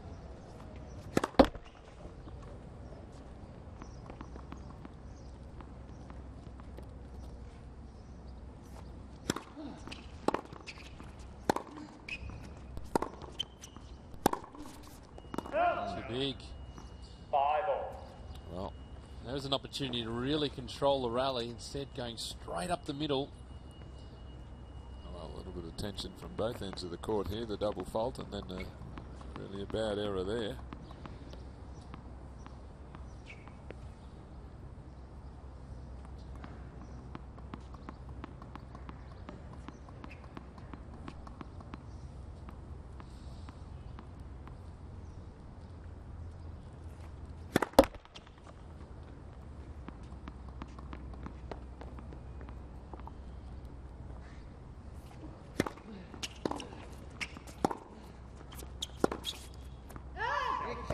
Missed that. 6-5. Correct. Tough shot. He went for it though. Yep. But now a set point for JP Smith. It will be on the Thompson serve though.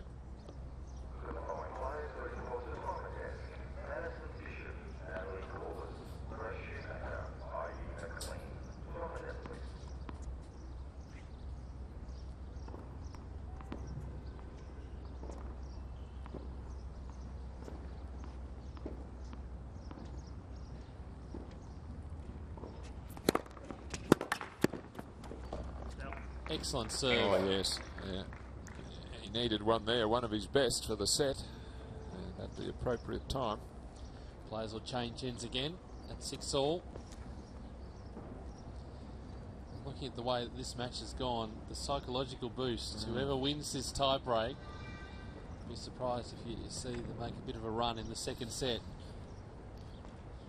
Well, you've got to start again, haven't you? It's like the full stop at an end of a sentence. That's over, and you've got to start again. And a huge benefit to the person, obviously, who's won.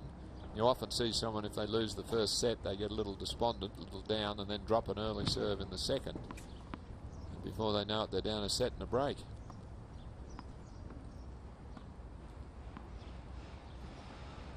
You're looking for a big first serve.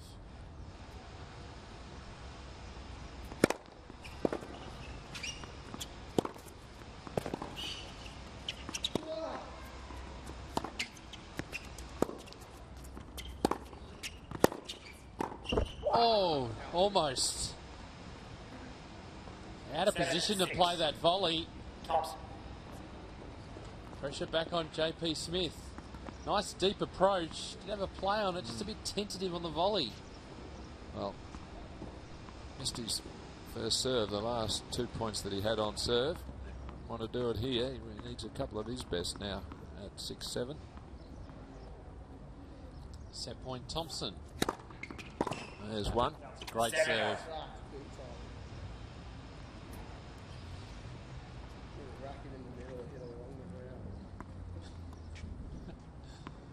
He's been hard on himself, I think. That was a great serve. It was a great serve, yep. Nothing much you can do about that.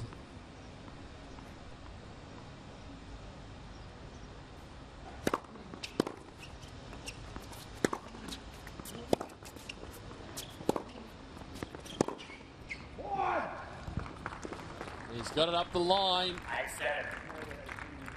He's got set point again. This time it is on his serve.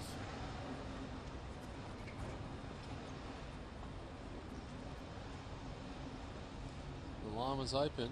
I like the way he's been positive throughout this opening set, despite the mutterings to himself. Has tried to be the aggressor.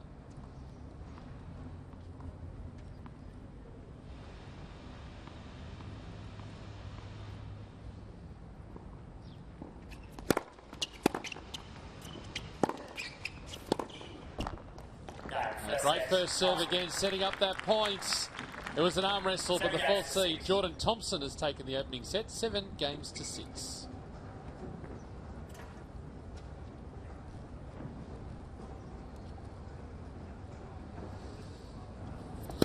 Let's take a look at the highlights of the opening set, and what an interesting set it was, Alan Stone. Jordan Thompson making the early running. Yes, he did. He was taking the ball much earlier, and he was more aggressive on his ground strokes, and he looked very good. And Smith had to come up with all his experience, really, to get himself back into the match, which he did.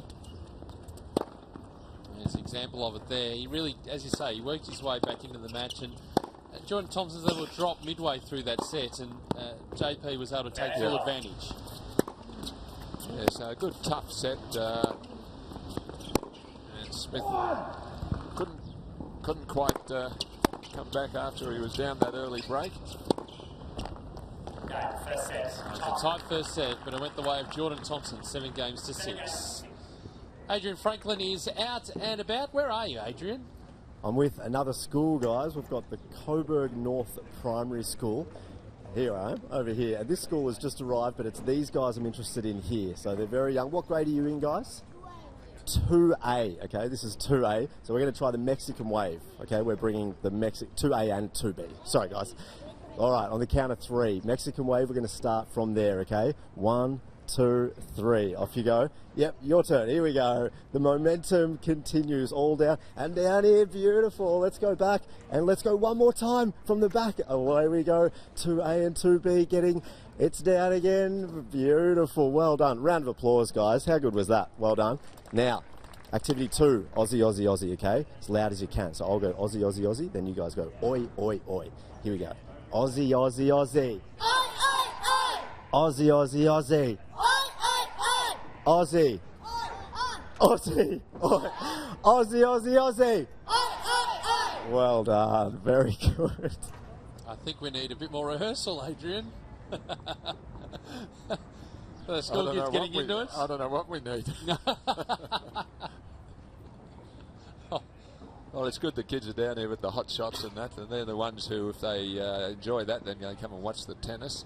And hopefully from there, these kids will join a club and have coaching, playing Saturday morning comps, and hopefully we might see some of them down here playing in events like this in 10 years' time. They're actually leaving. Adrian's going to take them through a full rehearsal and they'll be back in about half an hour's time. As his second set's about to get underway, Brett Phillips about to step into the commentary alongside you, Roland. Second set.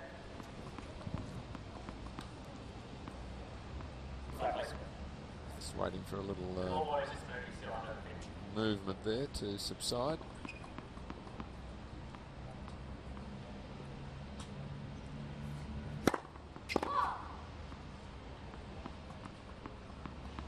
Continues that good tie-break record that he's got, Jordan Thompson, winning that first set.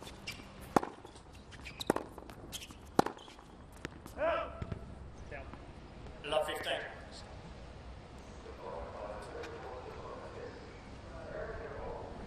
Welcome back to you, Brett. Interesting set of tennis there. Yeah, great set of tennis, Ellen. I was actually just sitting right next to Jordan Thompson's coach for that tiebreaker, and just the words of encouragement.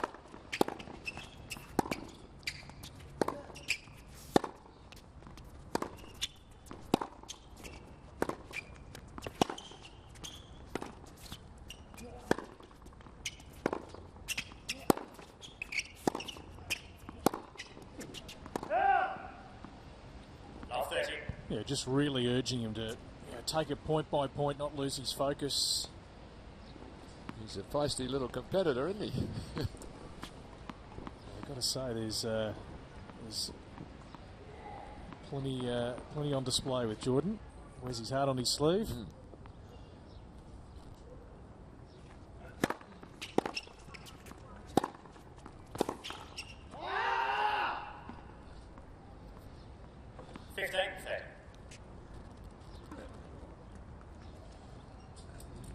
Well, if he'd have made that, that would have been a great shot. That was a pretty good approach shot, really. A good forcing shot, and he was under pressure. So I think it was more the work of his opponent rather than himself there. Good approach.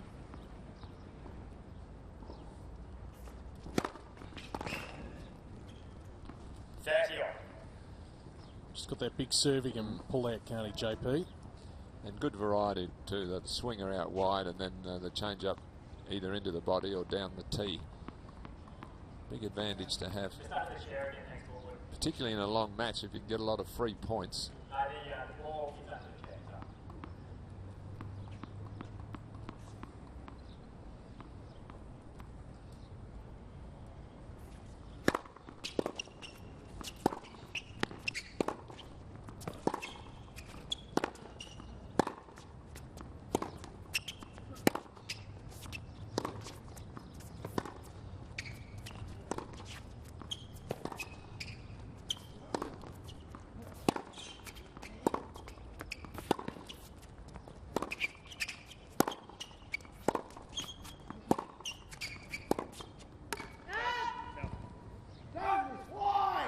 Another long rally between the pair. 40-30.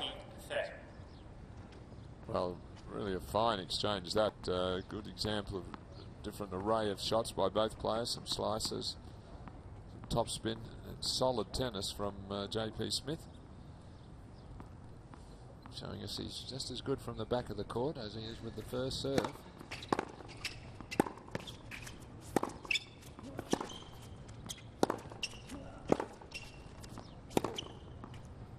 It's a beautiful off forehand. Plenty of bite on the ground strokes of Jordan Thompson. Well, he takes the ball earlier and he stands in a bit closer on or around the baseline, so you can see where he is there and compared to where Smith is, so he can direct traffic a little more.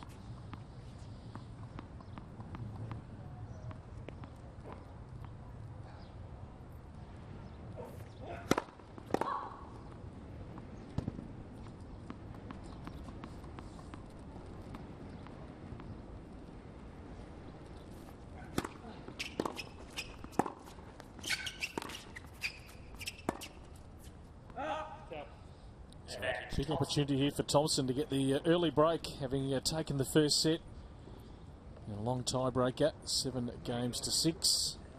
It was a rather edgy sort of push he played at that one, Smith.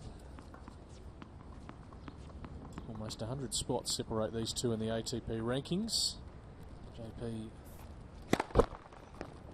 coming in at 221 into this tournament, and Jordan Thompson at 315.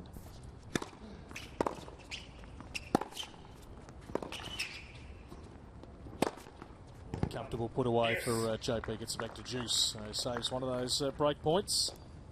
Oh, it's got a great overhead, JP, and that's what you'd like to get on a big point when you're down a big point. If you can get to play it on your terms, in other words, play one of your favourite shots, that's what you're looking for, to save a break point, and for him it's often the overhead. Yeah, the big serve out wide, just what he needed, just a nice free point.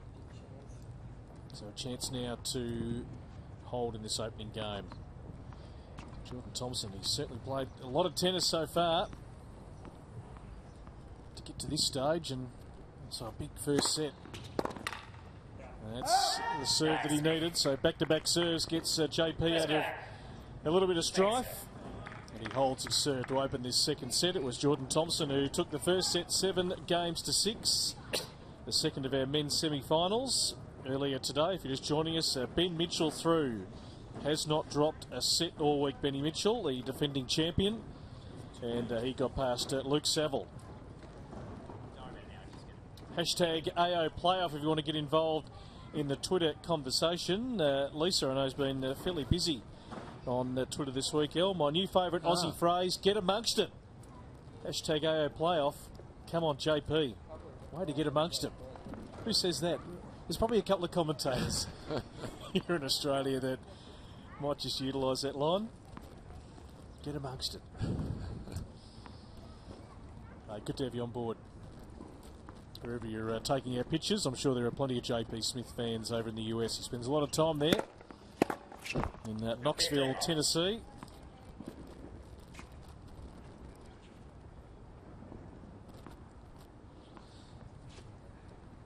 He's got to come from a set down here.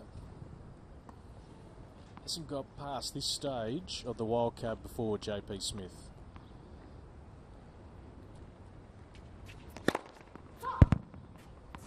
This really should be his chance. As you mentioned, the difference in their rankings, it's 100 spots, and he's the top seed here. You would think would have started favourite in the match, although he certainly wouldn't have taken it for granted, having seen how tough a competitor Jordan Thompson is. And they've never played before, but he's finding out how tough he is.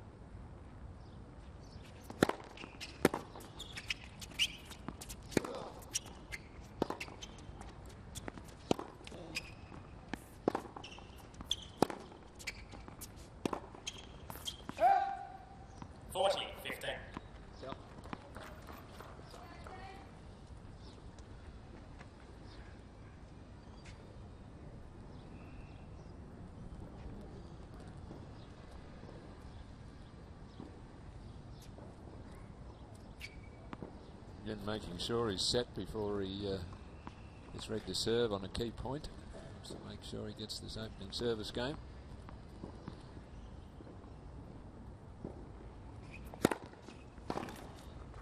And comes up with the good serve. Yeah, perfect way to reply to the JP Smith opening hold. Game of peace. Tight struggle here for a spot in the final of the Wildcard playoff. One thing I've noticed sitting at their courtside, he does take his time, doesn't he, JP? Jordan Thompson. He inspects all the balls, he gets them all in his hand, and really is a good close look, more than some of the other players do. That looked good. Just an inquiring glance at the umpire, but no joy. He's having a bit of trouble reading the serve of Smith. As we've said, that good lefty with variety.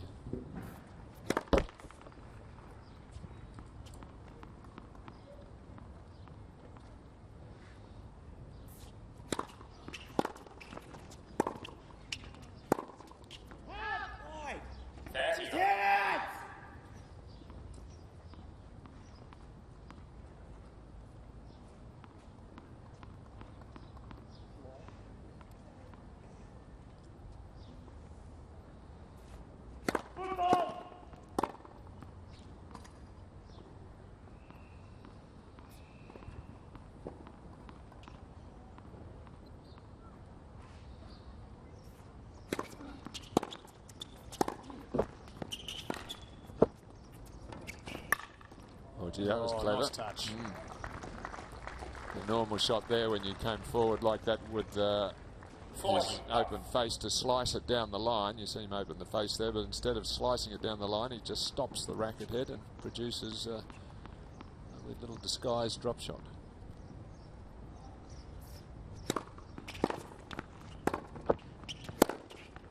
And that one sails over the baseline, so he holds to love. JP Smith on serve, where we are in the second set, 2-1. Smith leads 2-1. JP looking to try and square the ledger in this match. After Jordan Thompson won a hard-fought opening set tiebreaker. Of course, we are building up to a massive summer of tennis right around Australia with the AO Series here at Melbourne Park for the Australian Open, and you can get amongst Kids Tennis Day. It's become a fairly regular feature. Saturday, January 11. All the Nickelodeon characters are going to be there. Live music performances, MLC tennis hotshots.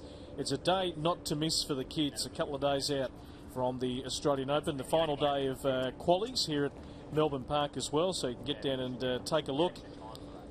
Purchase tickets before the event. Make sure you do, because it will be a sold out Rod Laver Arena. $10 for adults, free for kids under 16. Head to tickettech.com.au to secure your tickets. And the best summer event for the kids. They don't want to miss that one.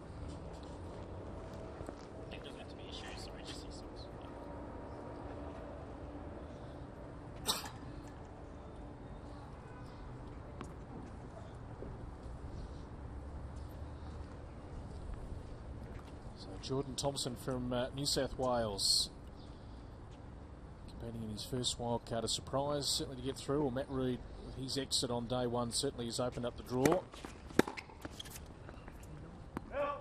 15 off. A huge step in his career if he could win here, get through to the final.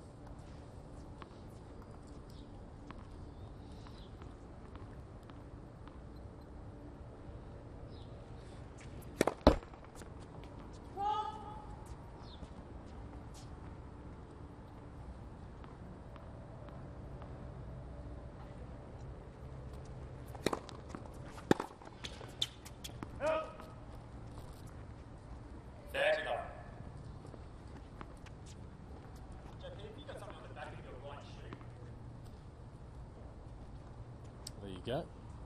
He's discovered it. Bit of tape, is it? I think there's some tape there. Is it maybe when they retaped his ankle or repaired the blister? He's got very good eyes, the umpire. Very observant.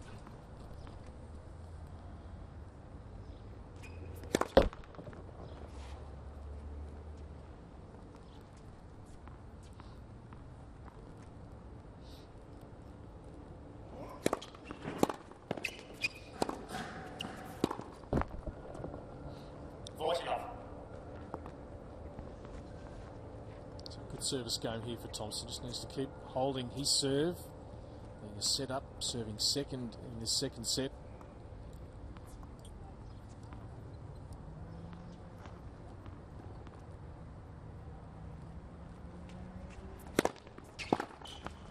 And that one sails over the baseline. Holds to love.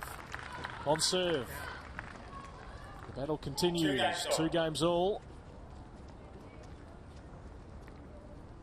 Good service game by both players. Their last ones holding to love. Nice to issue a statement like that. And what it does, of course, it means it puts the pressure very quickly back on your opponent. If you hold 4 quick points, before he knows it, he's serving again.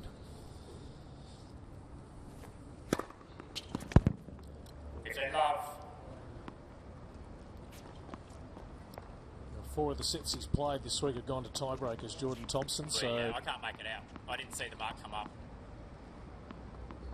maybe another set to go to a tiebreaker.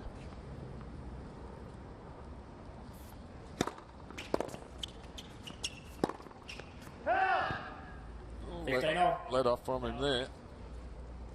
Quite get any spin on that ball, or enough anyway. Had the opening. I guess seeing Thompson hurrying over there, maybe he rushed the shot a little, but it was one he should have made.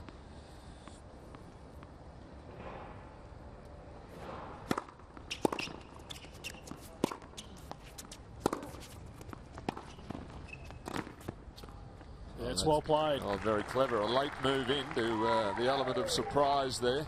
15 fair. Smith just chipped that ball high over the net deep, expecting it just to be returned in a normal rally. And then to his surprise, looks up and Thompson's at the net. Yeah, huge 5th game here, as it so often is in a set. 30 all. JP pulls out the big serve again, just when he needed it.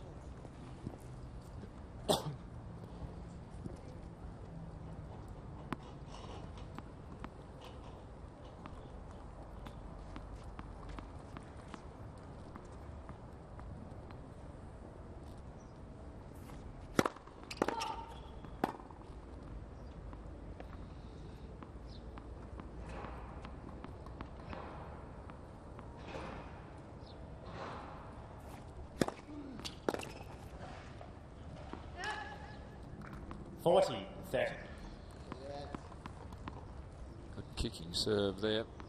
Just rehearsing it. Ball getting up that little bit higher than he was anticipating.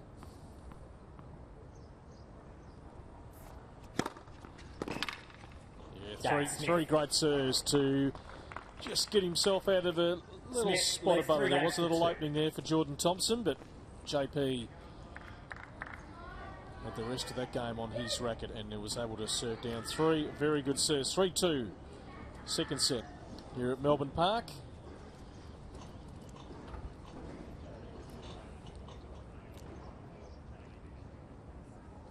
So the number 1 seed with plenty ahead of him to win his way through to the final, quarter-finalist, semi-finalist in previous appearances.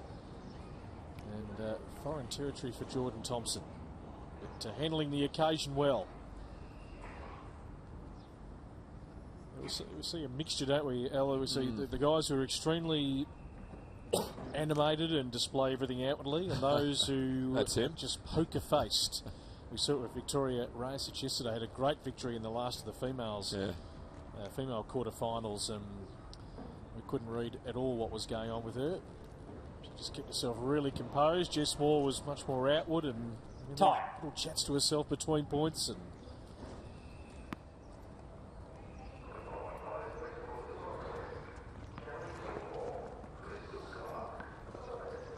Thompson has certainly shown he's a real competitor.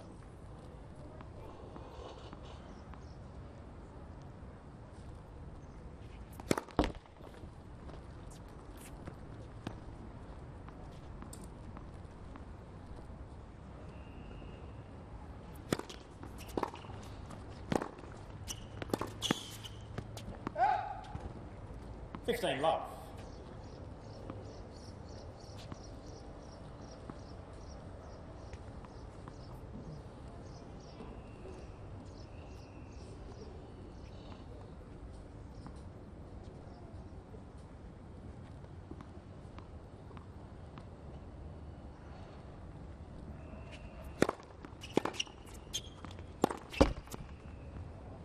15 all.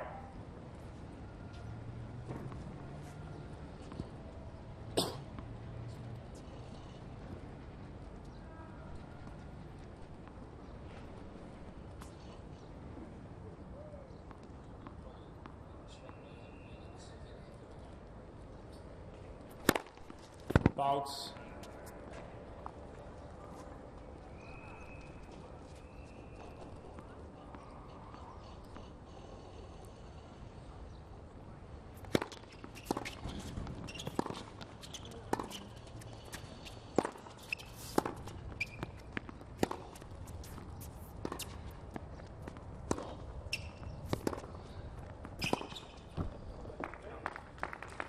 That is secure jump. 15 30. That was good movement of the ball, change of pace, change of direction, working his way into a winning point, JP, and then moving forward. So very well constructed point there from him.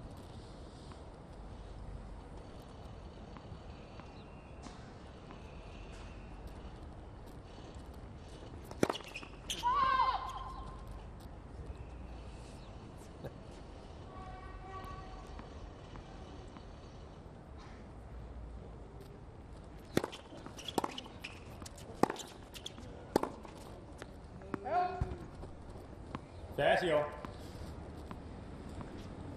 Well, he won't be happy with that one. Smith at 15.30. That was just a routine shot, really, on his forehand. He just caught a little late. He was a little slack there with his racket preparation.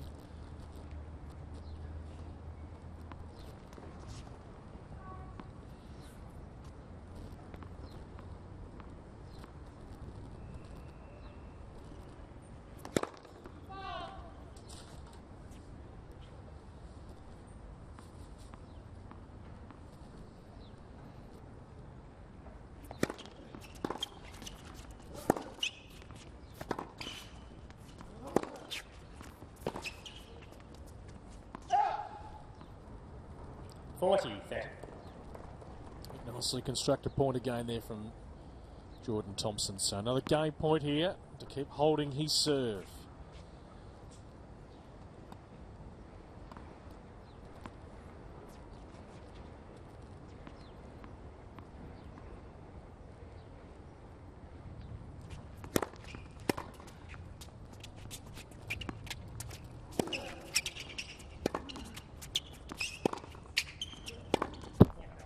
Game Thompson.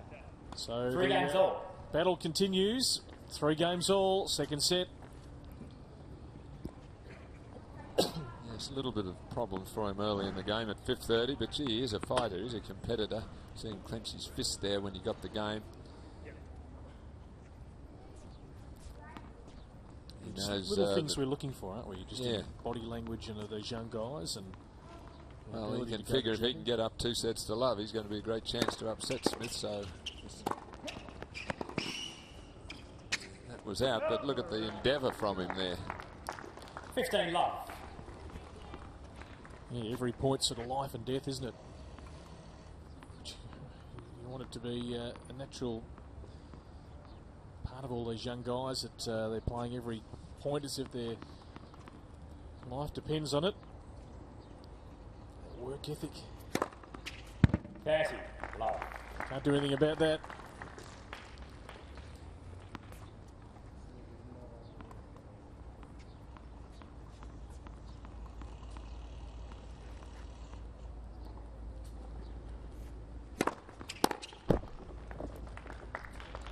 Love.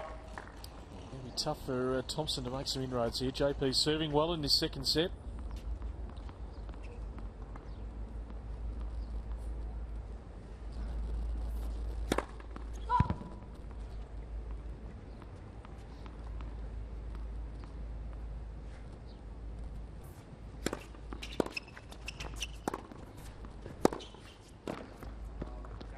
$40-15. More of a bluff tactic there from Smith.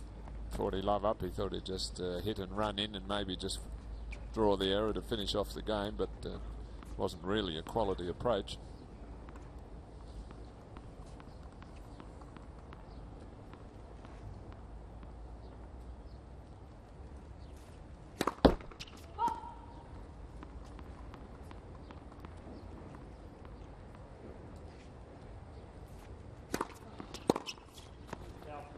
40-30. A lovely early take there of the serve. It was kicking up, but he was able to get out in front, meet the ball there. Watch where his position is, well inside the baseline. Gets it before it gets too high, and that means he can really hammer it.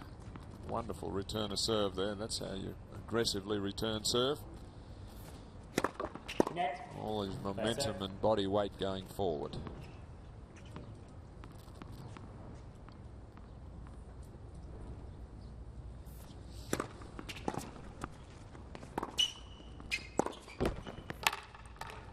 Smith. You're disappointed with that. He was in position, but he does hold Smith in the end. leads 4 games JP to 3. Smith, 4 games to 3. Only a month away from the Australian Open.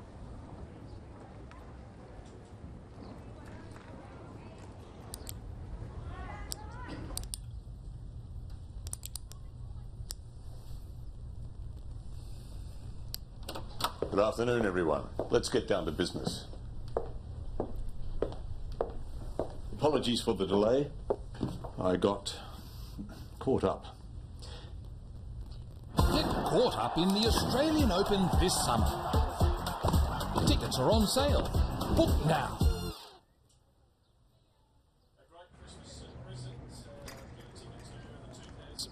A great Christmas present. I'd get a ticket to the 2014 Australian Open. It is going to be a great field indeed. Tomorrow's women's semi-final action coming up.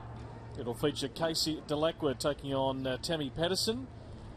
A great win for Patterson over Yamila Gaidasova yesterday. Casey coming from a set down against Monique Adamczak. 6-love she lost that opening set, but her response after that was very good. And that will be followed by the second semi-final between Victoria Rajasic taking on Arina Rodionova, who hasn't played since Tuesday, with Storm Sanders pulling out yesterday. So Arena was very busy courtside here yesterday, watching a lot of the players going out for a practice session of her own.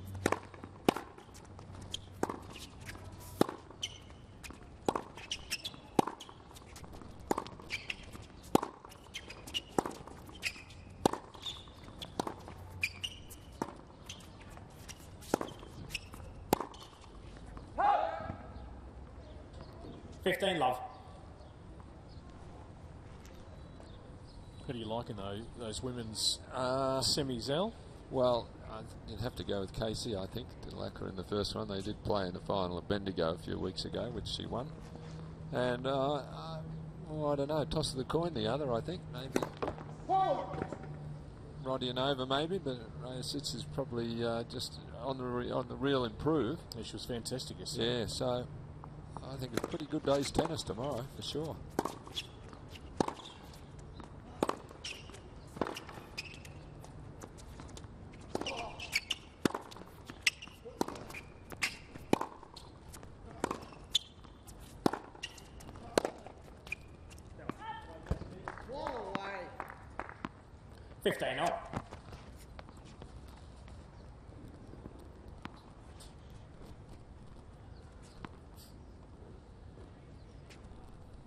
They all look about the same to me, those 4 balls. It does. It's taken a long time.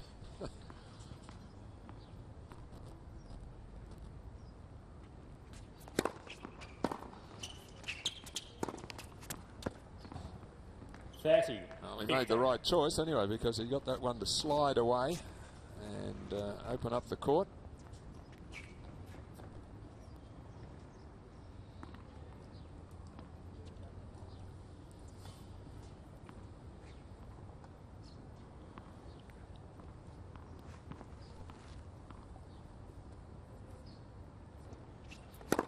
Next. First serve.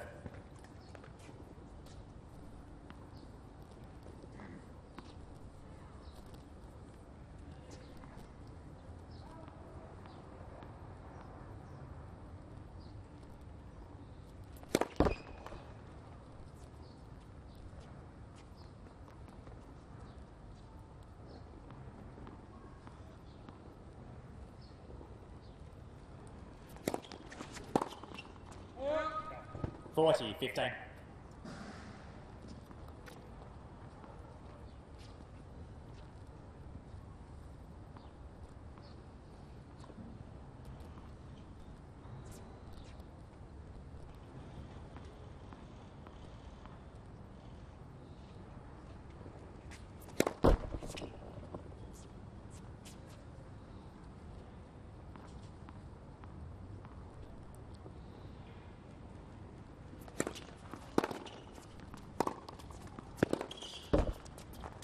Oh, will please Jordan Thompson no in.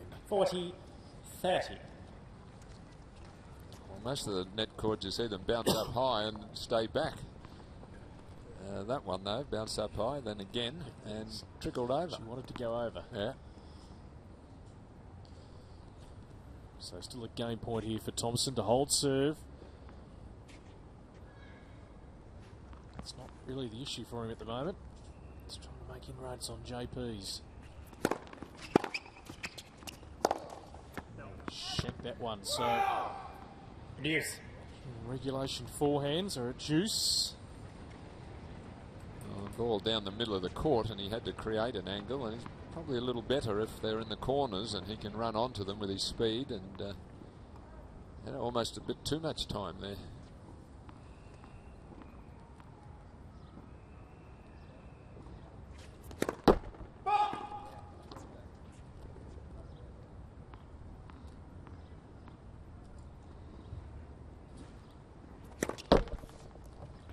Advantage. Smith. So big moment here for JP Smith. Now with a break point against the Thompson serve. Spoke too soon. Had the serve under control. Well, he seemed to get annoyed with that net cord that went against him. I mean, he does allow little things to play on his mind. I mean, he couldn't do anything about that.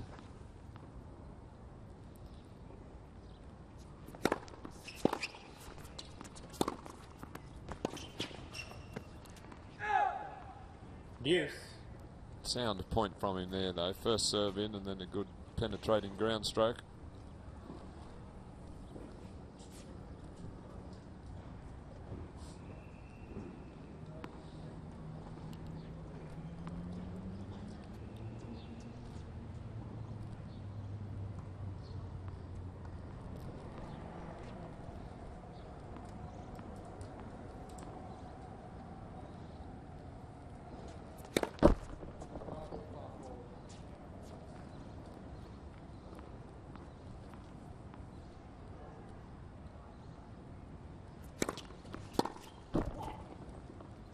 Advantage Thompson.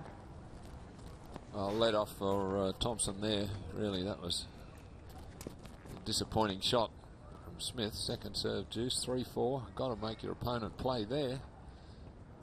And his net's a rather ordinary second serve.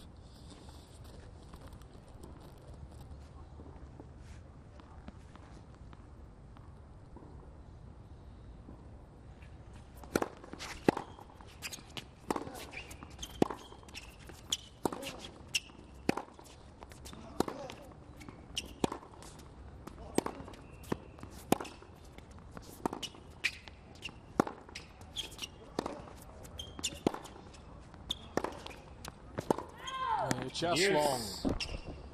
Another heavy exchange between the pair.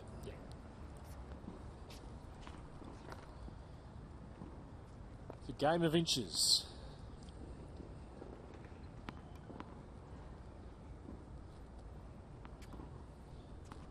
Could do with a good first serve. Thompson to get a free point. He's working hard, but he's not getting too many easy ones. Unlike Smith, who gets quite a few on his serve. There it is. Thompson. Just when he needed it.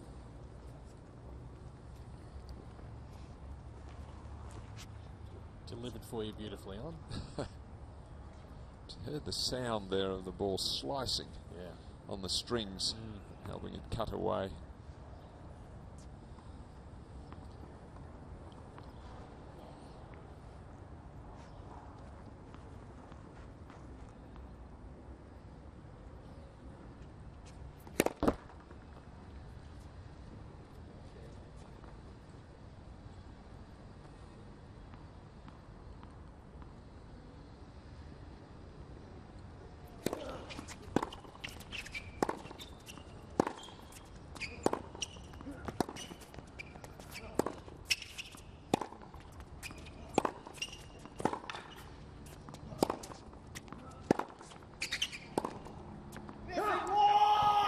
Great hustle from JP on the defensive for a few of those points. Yes, he was, and really, you would Thompson should take advantage of some of those shots when he really got his opponent on the defensive and move forward. He had a couple of great penetrating shots there that he hit with, put JP on the stretch, and he just stayed back, and the rally continued, and he ended up making the error. So really not that good with his transition game, Thompson. Not looking to get to the net.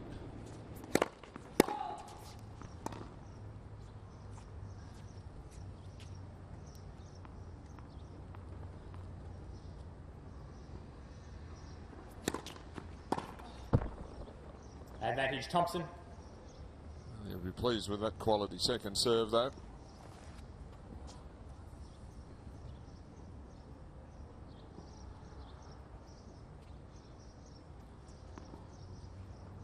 He's a guy who he certainly takes his time.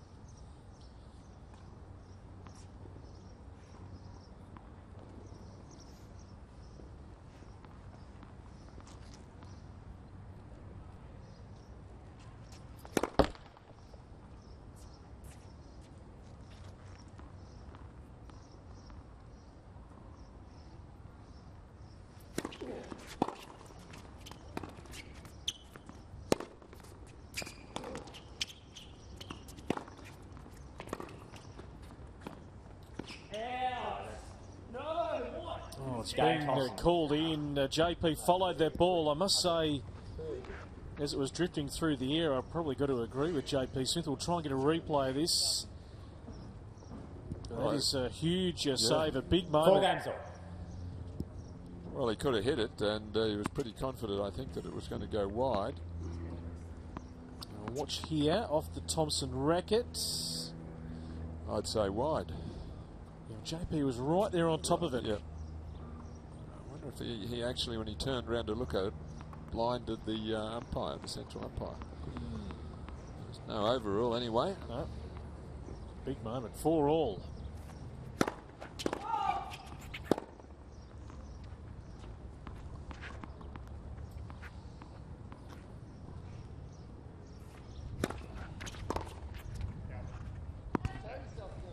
Love. Here it is again. Ooh. I don't know now. Oh, I'll tell you what, it's if it has caught the line, it has caught the barest part.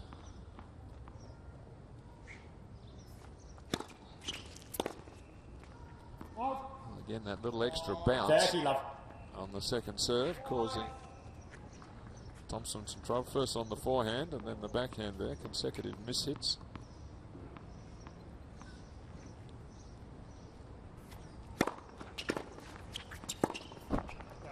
$30-15.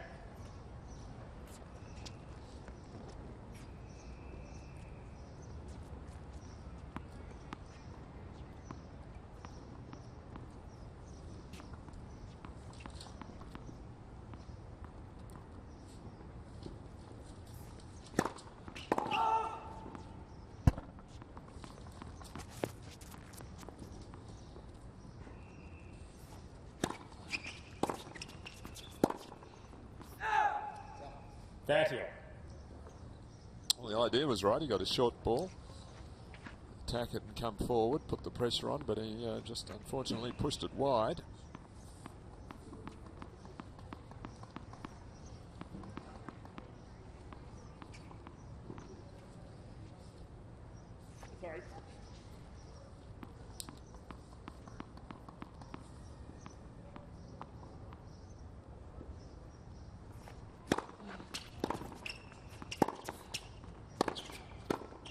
It's a good return from Thompson. 40. So here we go. Big opportunity now with a break point. Already a set up. Successive points to attack the net from Smith, and missed the volley there and pushed the approach shot wide, the previous one.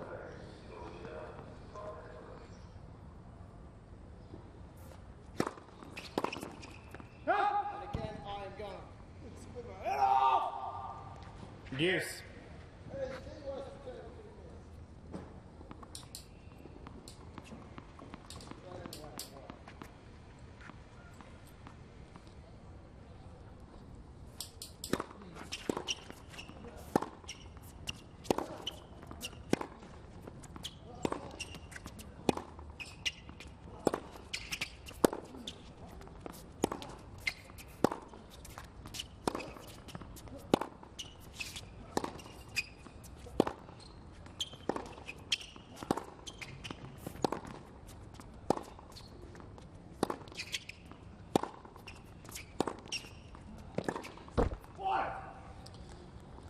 Advantage Thompson. So he gets another breakpoint opportunity here. He's working hard, Jordan Thompson. Sure is. Big match for him. So determined not to miss the ball in that rally.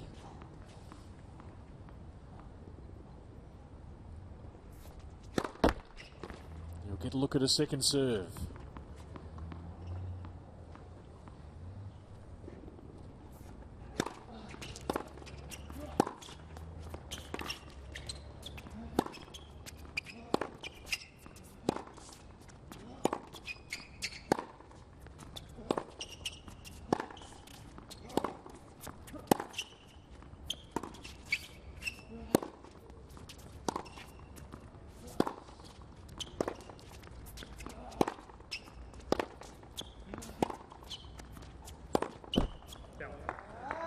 Deuce.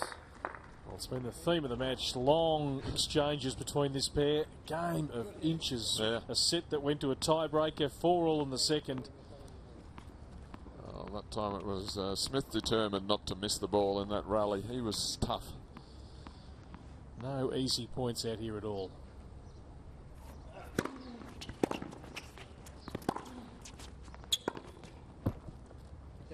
Well, he played Advantage that Smith. as if he thought the ball was wide. It was very casual. No, it's not the one you're looking at. It was on the inside of the line. Yeah. It was always going to be close, so he should have really played the ball as if it was going in.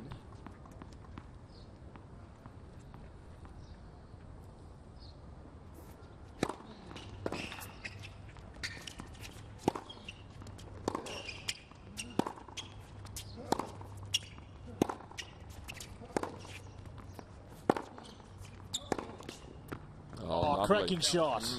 Deuce. Cross-court rally, and it's always hard to change the line of flight, so you're going cross-court, cross-court. That's the easiest shot.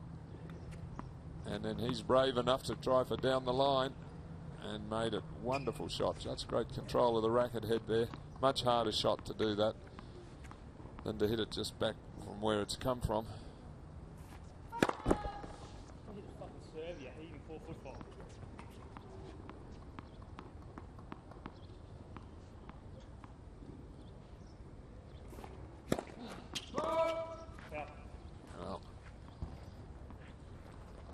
Thompson. Clearly let that upset him, I think, the foot fault call. Quick comment to the lines person. So third breakpoint opportunity here for Jordan Thompson in this 9th game. Already a set up. JP needing a great first serve here. So Jordan Thompson will get another look at a second serve.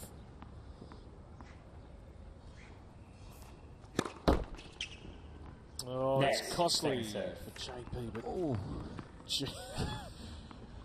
let's see if we can get a look at that. The umpire would have seen that because it was bounced off the top of the net and landed very softly and slowly. It had to be correct there, the umpire.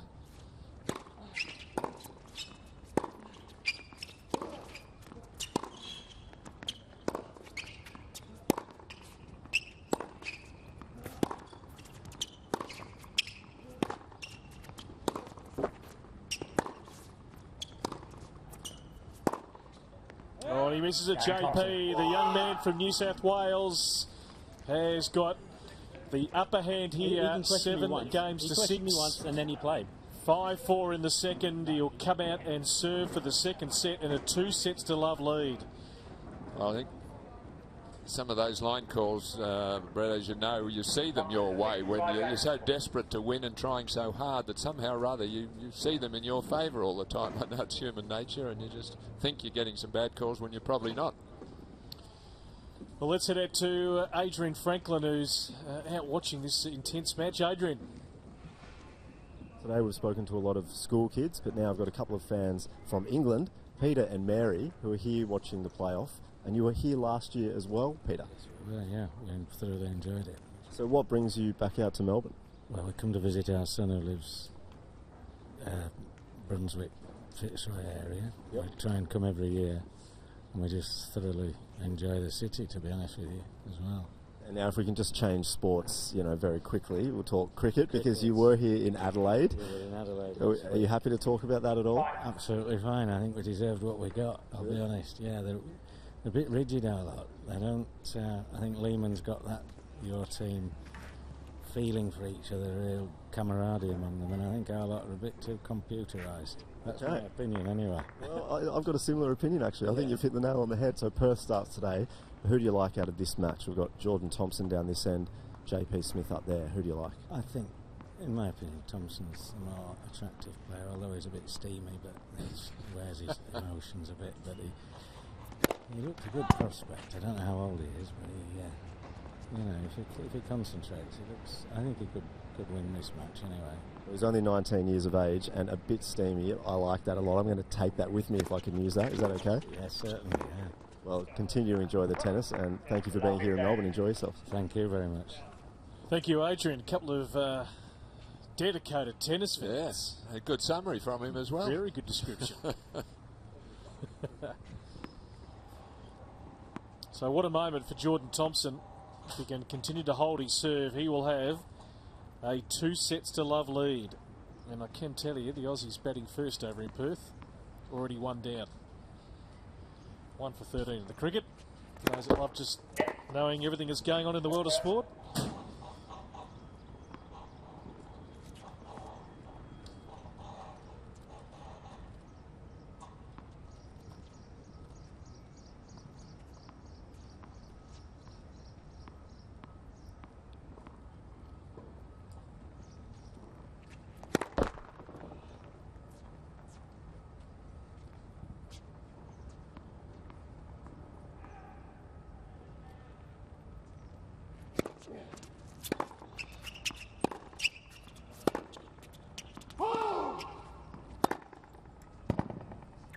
Well, it's a real let-off. So when your opponent's serving for the set against you, you've got the first point, and you're just in a normal rally on the second point. You're just criminal to make an unforced error like that and allow him back on even terms here.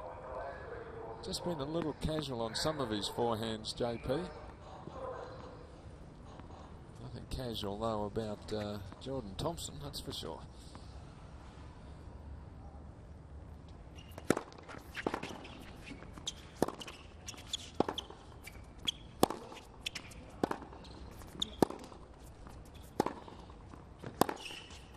Oh, great shot. 30-15. He has got an appetite for hard work, Jordan Thompson.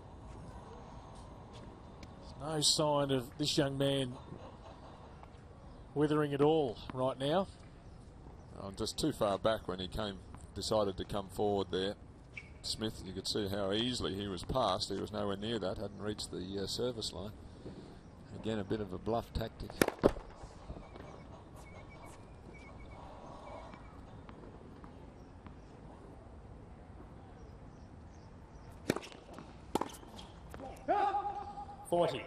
So now a couple of set points to take a 2-sets-to-love lead. We saw the top seed in the women's yesterday, Casey Delacroix, come from a set down. She was in trouble but managed to pull through. Now the top seed in the men's is facing a 2-sets-to-love deficit, and that's, as we know, not where you want to be.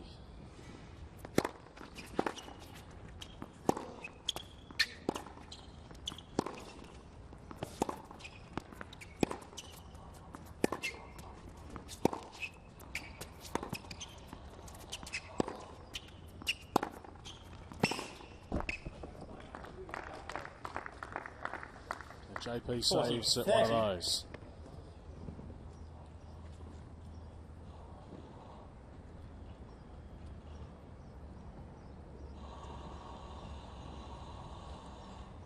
Well, I like that he's still taking the same amount of time. Thompson, usually younger or less experienced players, as it gets closer, they don't mean to, but they play speeds up in between rallies and things, and they rush things, and he hasn't done that.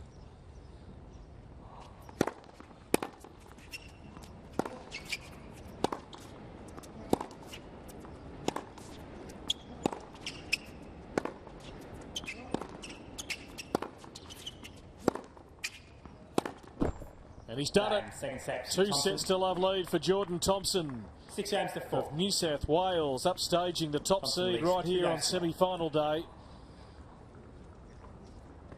And a real turn-up, but what a week he has had. He's come through a couple of tough 4-set matches that have gone the journey. And this one, well, we've been out on court, Ella Ricken, for, what have we been out on court? A couple of hours?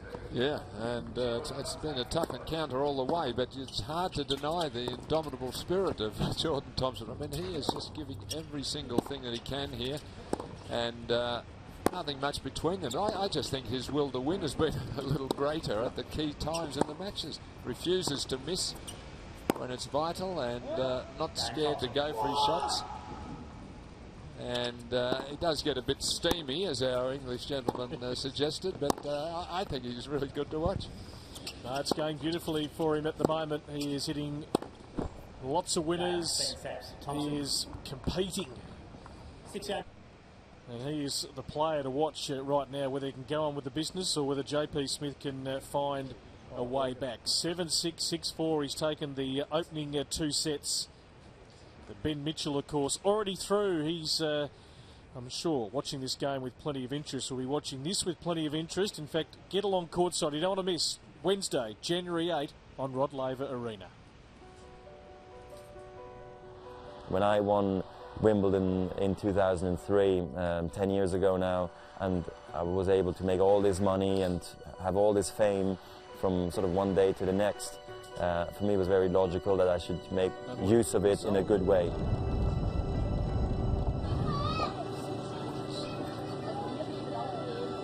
The question is really, what do you want to support, personally? There's many things this world needs help in, and for me it was education. I feel it's not something you can ever take away from anybody. So that was that as a theme, and then the question is, where were we going to support that as much as we could? And for me, Southern Africa was the place to really do it the most, because my mom's South African. I spent a lot of time there as well when I was a kid, and I saw a lot of poverty, and for me it was really something very important to do. And I still feel we're only in the beginning, but we've been able really to see our first results now after all these years, and it sort of really inspires and motivates you to do more, and also maybe to inspire other people to maybe come together and help more. I just think we should do something, and I've seen how successful all those relief efforts have been, when the tennis world came together, and I've done some great things, but never really something away from Switzerland or in a big way somewhere else. So I hope it's going to be a sellout night. We're going to be able to, raise awareness, maybe raise also a lot of money if possible, and just have a good time. So I'm looking forward to the day where I'm going to be able to step on Rod Laver Arena and do it.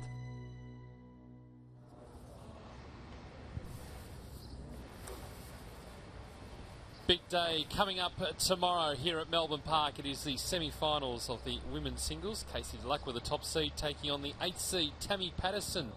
First off, it is 11 o'clock Melbourne time start. We'll be on air at 10 to 11. And that'll be followed by Victoria Rocic. Very impressive yesterday in her win over Jess Moore. Will take on the 3rd seed Arena Rodionova. So 2 big matches coming your way. Make sure you stick with us all throughout the weekend for all the finals action. And that man is in a very good position at the moment. 7-6, 6-4. Double change in the commentary position.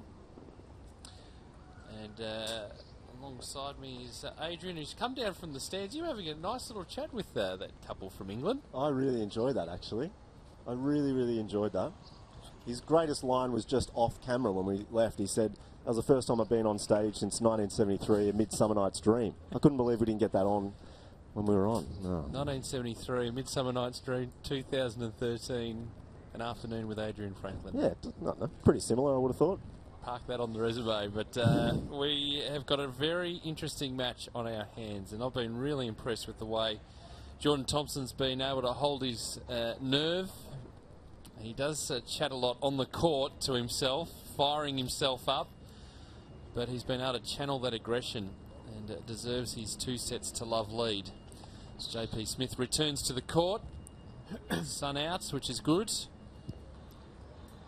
Time. Now we see this third set playing out. I think, much like the previous two, I think it'll be an arm wrestle early stages. Yeah, I think it will be tight. JP was getting a little bit frustrated towards the end of that set. A couple of very close line calls. But, of course, 2 sets to love down. I mean, that's a huge mountain to climb. JP mentally, though, is very strong.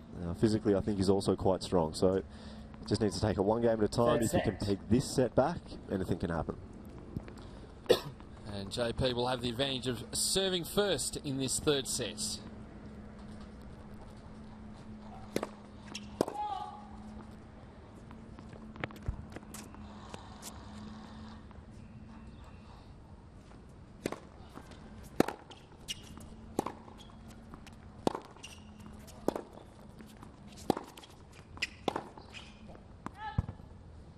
Love 15. First game's massive, though, Pete, obviously.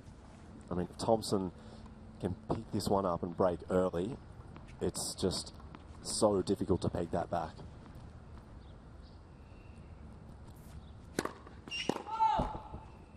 And JP, as you mentioned, he just left the court, so really got to focus very quickly here.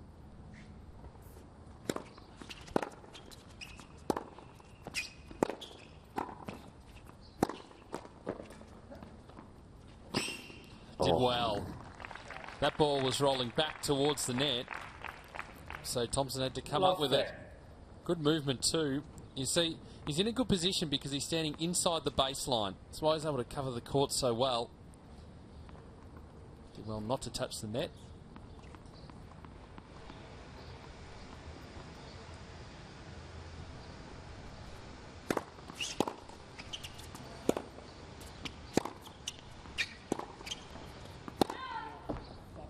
Love 40. Yeah, that's sometimes what can happen with JP. His backhand's a little bit unusual. He hits it incredibly flat, and at times he can just get underneath the ball slightly. And that's just what happened there. So Thompson, he hasn't missed so far in this game.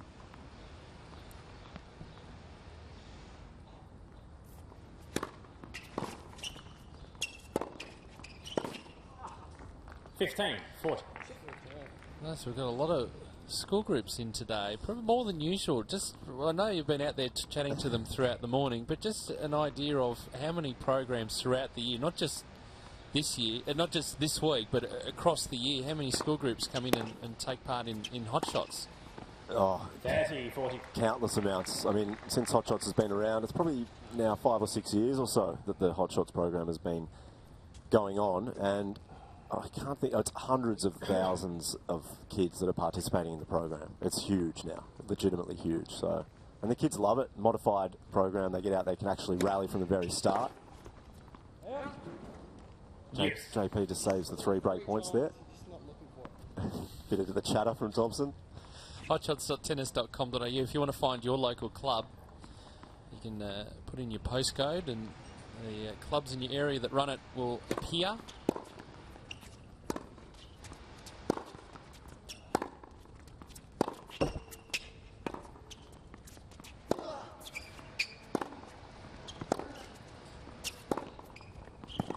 That's nicely done. Advantage. Big forehand coming into play. But we noticed that the added bonus for these schools is that they get to come and sit and actually watch some action. Yeah, well, today, yeah, absolutely. They get a lot. They have a tour as well of Melbourne Park.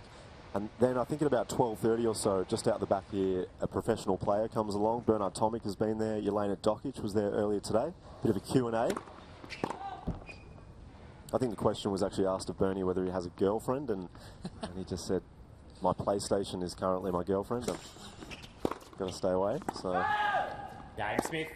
Oh, that's a tough hold. Good hold for JP. First game. Opening game of the third set. Third set. And Thompson still chatting to himself. The effects mic, I think, Pete, they've been set up very well this year. We're hearing everything. Yes, the good and the bad. Well done to our audio team. Fully across it, which is great.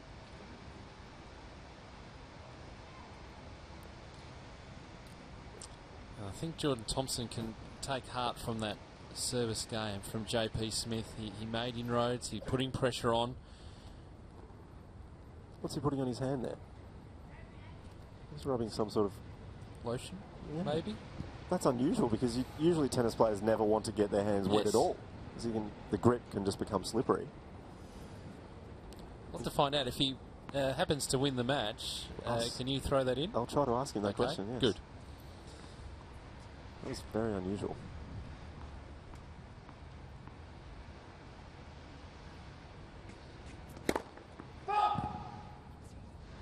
Apparently the roof is just being placed on Margaret Court Arena right now. Just the last drill. It's a big one.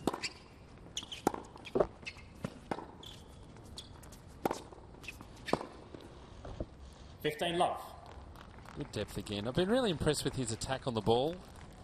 Jordan Thompson prefers to stand inside the baseline. He's there, he's taking the ball early, he's seeing the opportunities to get in. He'll make some mistakes along the way, he'll be rushed along the way, but he's been impressive the opening 2 sets.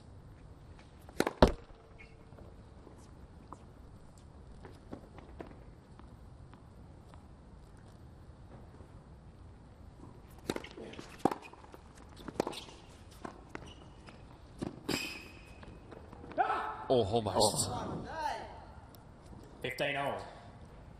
JP's got to be careful. He was looking for the call, and I think part of the issue, he had a tough call in the previous set.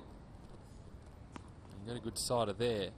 An example of that is he actually runs behind the ball.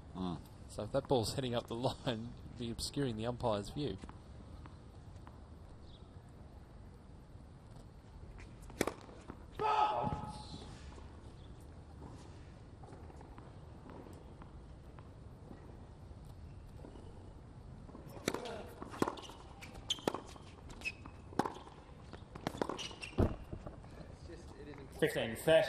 Yeah, good depth on that stroke from JP. Just again opening the backhand up a little bit. He's always looking to move into the net, so there's just that added amount of pressure on a lot of his strokes. And this is a big game.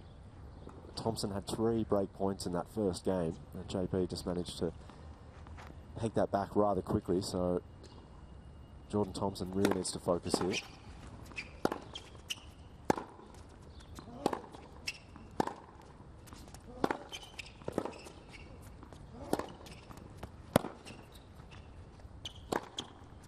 Did it well.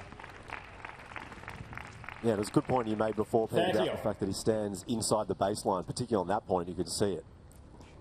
That's the way he likes to play. He likes to be a metre inside, really dictating the play.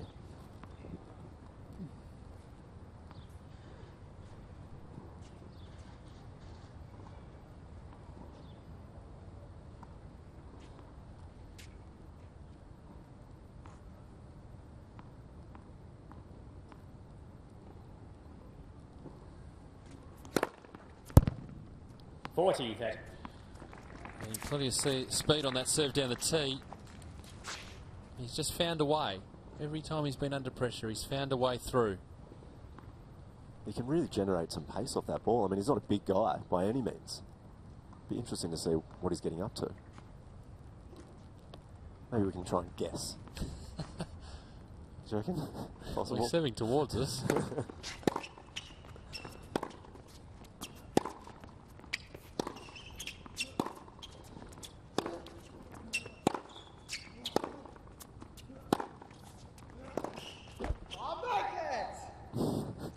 Yes. Not short of a word, Thompson. No, he's not, and I sort of understand the frustration, but he was in a tough spot. It was always going to be tough to get out of there. The frustration comes because it was right off the tape.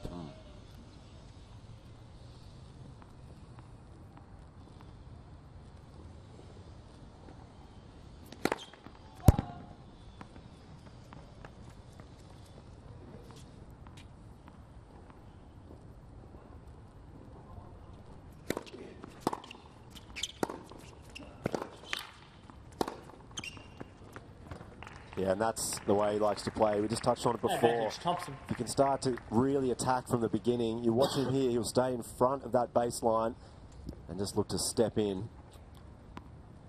He loves that forehand, he really rips it. Yep, and he gets himself to a good position to be able to hit it. Good day for a suntan, Pete? Oh, I prefer a bit more sunshine. True. Hopefully those girls have some sunscreen on, that's all be safe.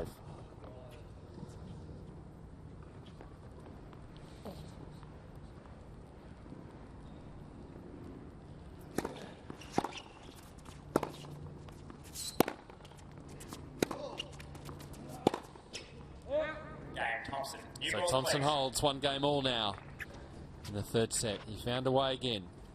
1 game all.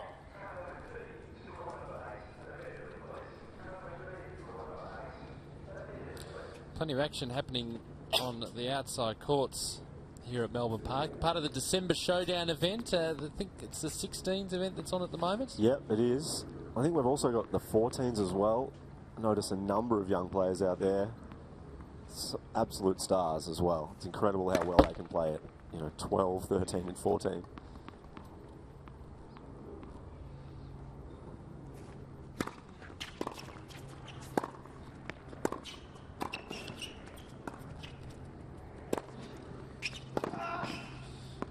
They went the full stretch.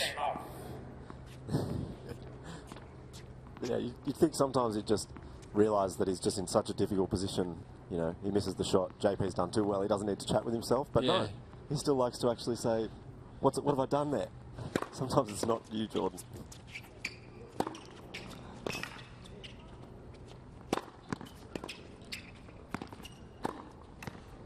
Yeah, well done. Thompson running down that extra ball, but Smith was alert. It's kind of like the opposite of, we had Victoria Rocic on yesterday on court. He was absolutely nothing away. With Jordan Thompson, it's a fire sale. Everything is given away. Oh, no. Not the right shot. Probably should have chipped it deep and just presented himself with the net there. Not easy to hit a slice drop shot off a slice stroke. Right, and also the fact that he probably looked up and saw Jordan Thompson for the first time in a long time be behind the baseline off the return. Try and take advantage there. That's better serve into the body.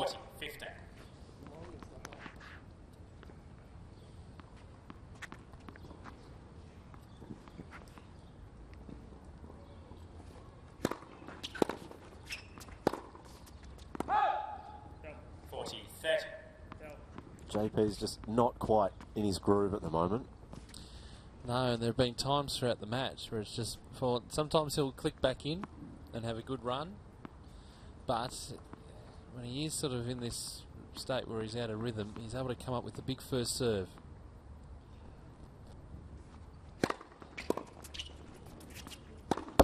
Oh, well, he did that. I was going to say like that. He did that, yeah. It's just a follow-up that was the problem, but he's under the hammer right now. I think Jordan Thompson's really anticipating the play well, and JP knows that.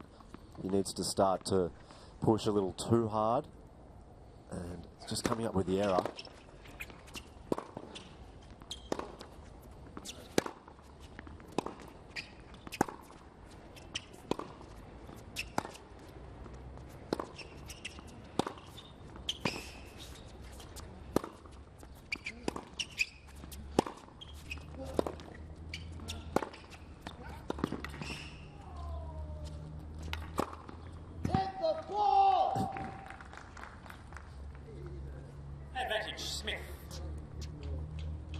You're out coaching Jordan Thompson. You just say, Dak, some stage you've just got to go, that Well was done. too good for me. But he's finding a way through. And I reckon that comment probably came from about 4 shots ago. Yeah, you get the feeling. Did well, Smith. This is an arm wrestle at the moment. Right here. 2-1 in the third set.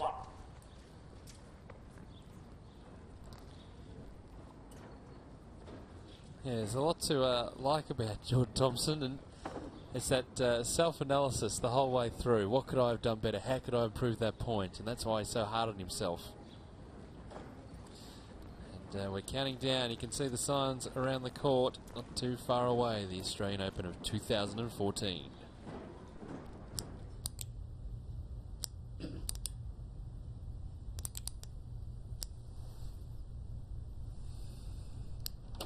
Good afternoon, everyone. Let's get down to business. Apologies for the delay. I got caught up.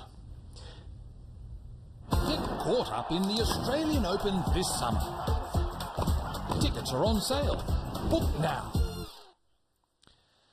Get your tickets. Get tickets for others. Get involved. The Australian Open, the Grand Slam of Asia Pacific, and certainly a lot of people around Asia will be making their way to Melbourne Park in January. 15 seconds, thanks, Jordan. And as you're talking about, there is Margaret Court's roof. Copper penny, Pete. Copper penny. Yes. You're the man with the colours. Correct. Now, for people that don't know, the architects of Margaret Court Arena, they were walking down the Yarra River and they saw a number of fixtures and fittings on some of the old buildings, and it was copper penny in colour. That's where it came from. 15 love. Do you think Jordan Thompson knows that? Maybe I'll ask him. If he wins, of course. If he wins. Sorry. If he loses, I'm not sure he'll want to be engaged in discussion about the roof.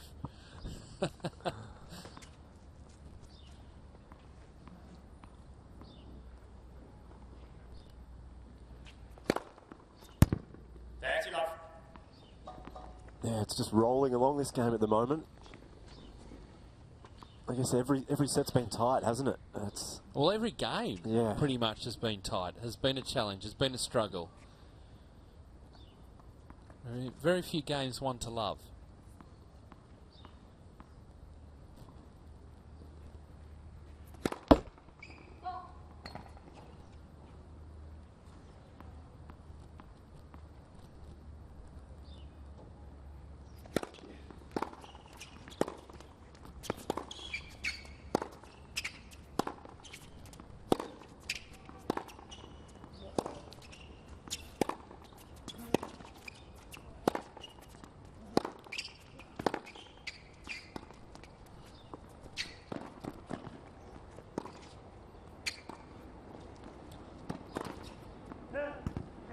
Got it. Corrected call. Right in the corner. 40. That was great from both players. They've had to work hard, but look at this speed. Jordan Thompson way out of position. He's already moving across the court. And then just guiding it onto the baseline. Yeah, point of the match so far for me. He would not have been a happy man if that was called out either. Next. I think he still would have had enough energy to argue the point too. No doubt.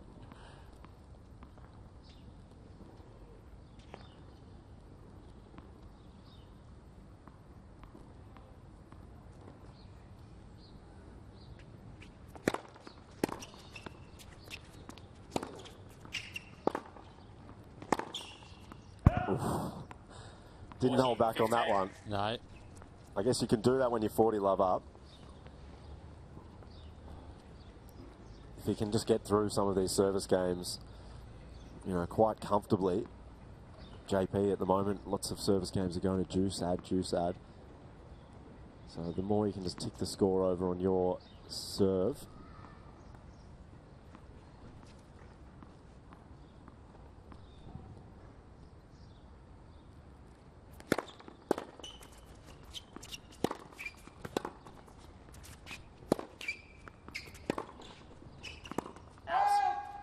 Did miss. It's on our line. Game Thompson. So Thompson holds 2 games all. 2 games all. I think he's just got the weapons at the moment, Pete. He's got that serve, which is generating a lot of speed, and the forehand as well. He's running around on that forehand. It's just forcing the play. Yeah, so talking with Alan Stone earlier in the match, and we were suggesting that JP, and look how strong he is from the back of the court, that he'd be out hitting Jordan Thompson. But as you say, it's the complete opposite. Yeah. JP maybe just needs to start thinking in a different way. He needs to do something right here, right now. He needs to change it up a little bit. Maybe start coming to the net a little bit more. The only issue with that is Thompson does move very well. He's got to find a way to keep the ball deep in the court. Got to be hitting the baseline. And set up plenty of opportunities if he's able to do that. Trouble is, though, the ball's onto him so quickly because Jordan Thompson likes to stand in. Makes it difficult.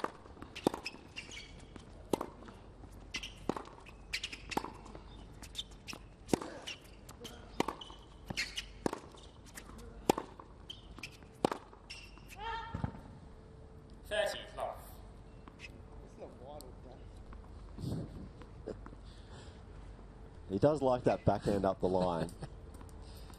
But as he points out, it's been wide all day. Yeah, I wouldn't say all day. I've seen a few that have gone in. Exactly. And this is just a slight lapse in concentration from Thompson. This is where JP can get himself back into the match. He can start to have a run. Looking pretty good on serve. He wants to hurry things along, so Jordan's just going to take his time. It's good tactically.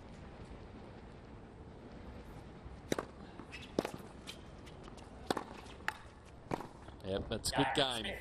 Holding to love. It is 3-2 now in the third set. Jordan Thompson, though, leading by 2 sets to love.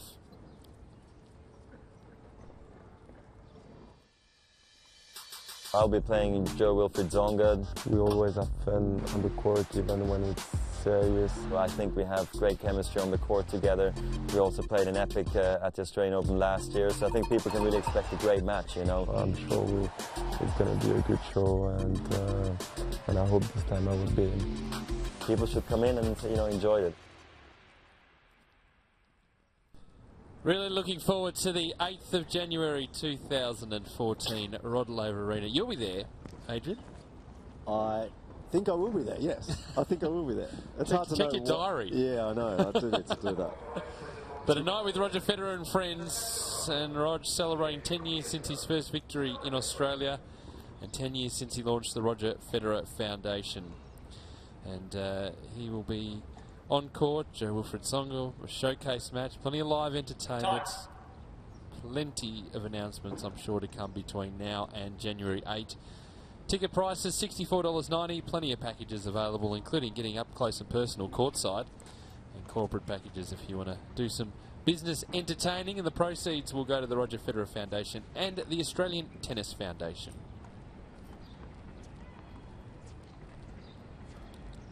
So this is another important game. You mentioned before, Pete, lapse in concentration, the previous game from Thompson.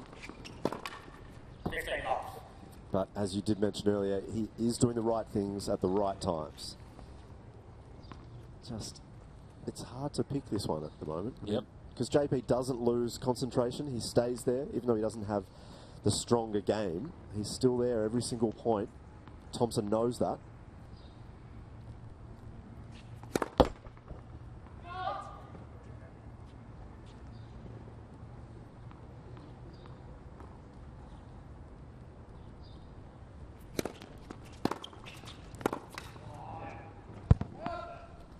And that's one of his strengths. JP likes to step in and flatten out, whether it's the forehand or the backhand return, and then move forward.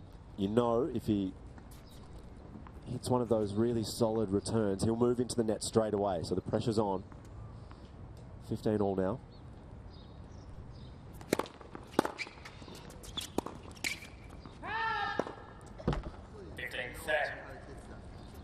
You just get the feeling that JP is going to try and make a move very, very soon. Yeah, well, he's running out of time, so, true. So it's going to have to be soon. Get onto it. But little opening here.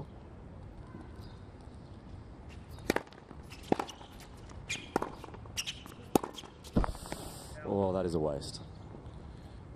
But a good follow-up by Thompson again. The serve out wide, working.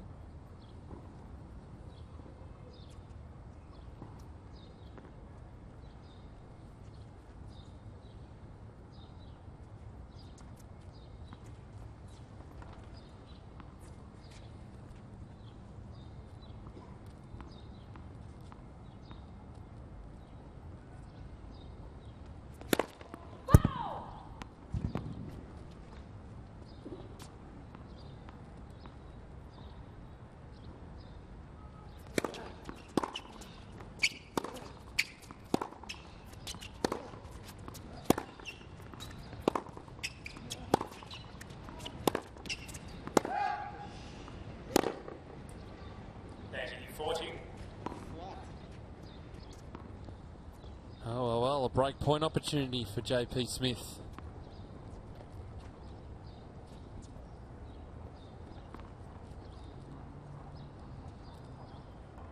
Has to really build his confidence.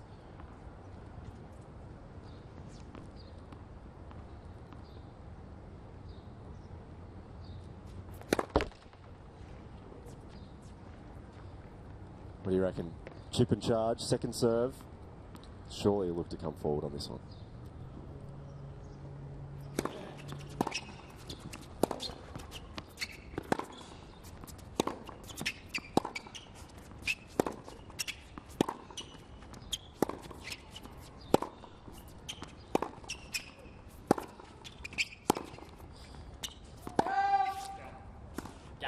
So there's a break of serve. And there goes the racket. 4 games to 2. 4 games to 2.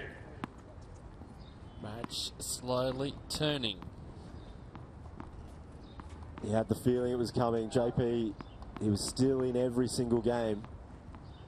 And now just needs to hold serve twice.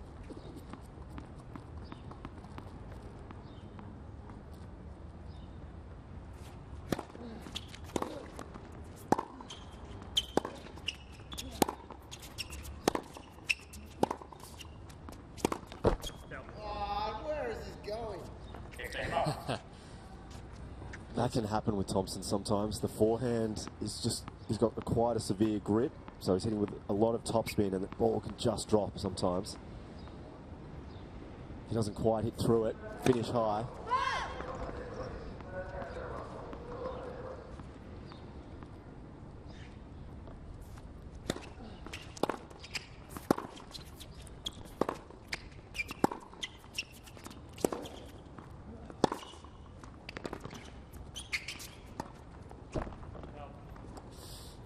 That's not the right shot.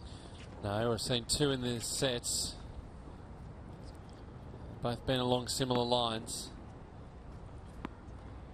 And it's all under that umbrella of trying something different, but execution hasn't been great. The second one of those is being called for.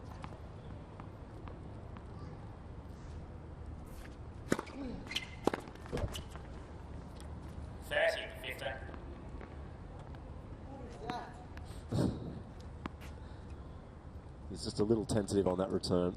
Yeah, a little bit extra on the serve too from JP.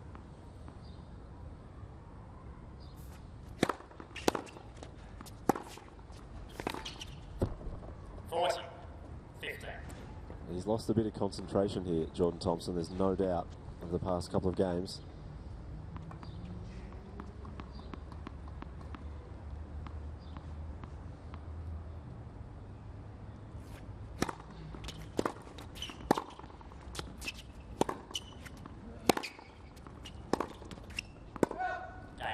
I think the experience coming through as well.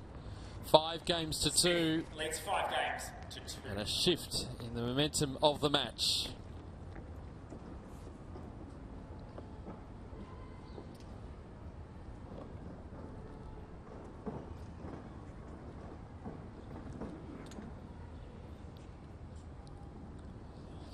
So, I mean, we've spoken about it, Pete, the fact that he's quite vocal on court, and that's okay, but I think what's happened over the past few games is he's actually let that get to him. You know, you can be vocal, but you need to be ready for that next point straight away, and he hasn't been.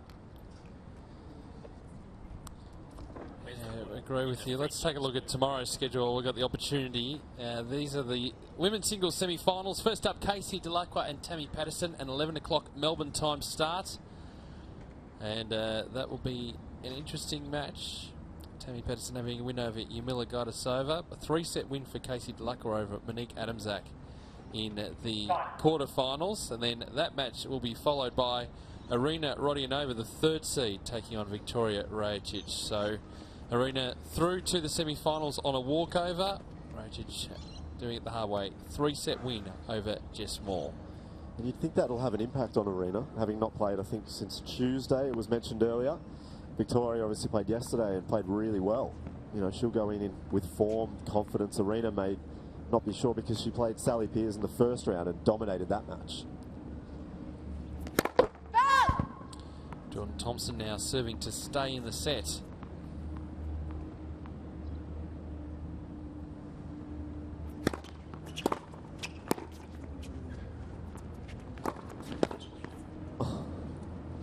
Surely. Oh, not lucky that time. He actually stopped through that rally. He was thinking the point was done. JP was going to put it away. He was surprised a little bit by this one. But good awareness to get back into some sort of position. And that's an excellent lob. Whether it was intentional or not, to drop just on the baseline, I'm not sure.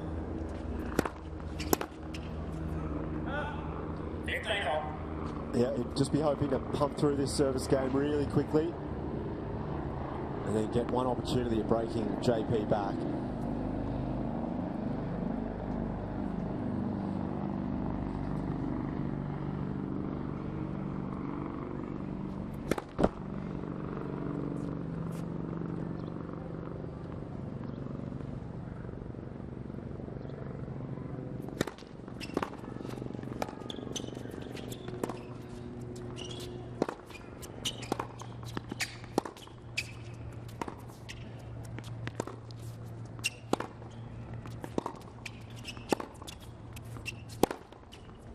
Oh, stand and deliver. A little bit of frustration in that shot, I reckon. Yeah, he's the one being pushed around. And there. That was just the slightest bit short, and it was punished. And that's what he's capable of. I think that's why we're starting to talk about Jordan Thompson, and he's starting to perform. He has some weapons on him.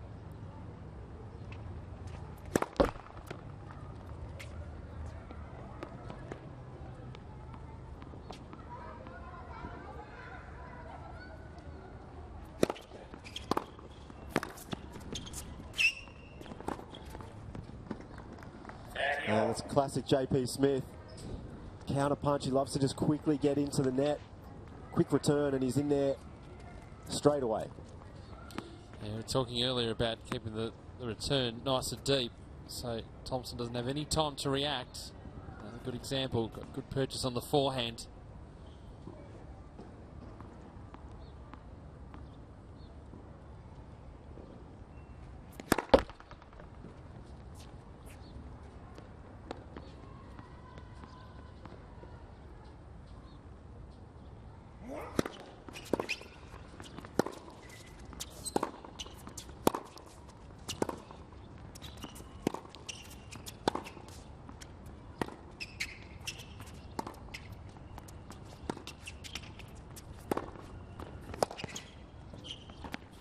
Put away nicely.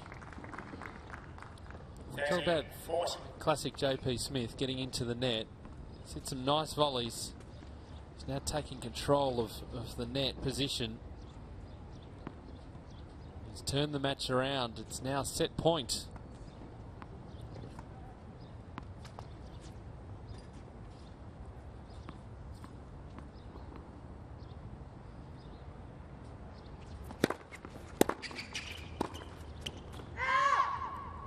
There it is. So JP Smith well and truly in this match. Jordan Thompson though leading by 2-1.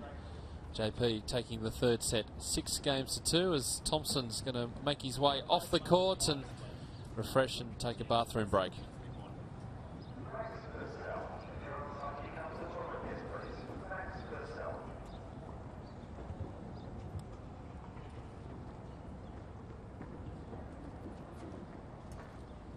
It happened rather quickly in the end, didn't it? It did. It came out of nowhere. That arm wrestle was continuing, and then all of a sudden, Jordan Thompson's concentration dropped.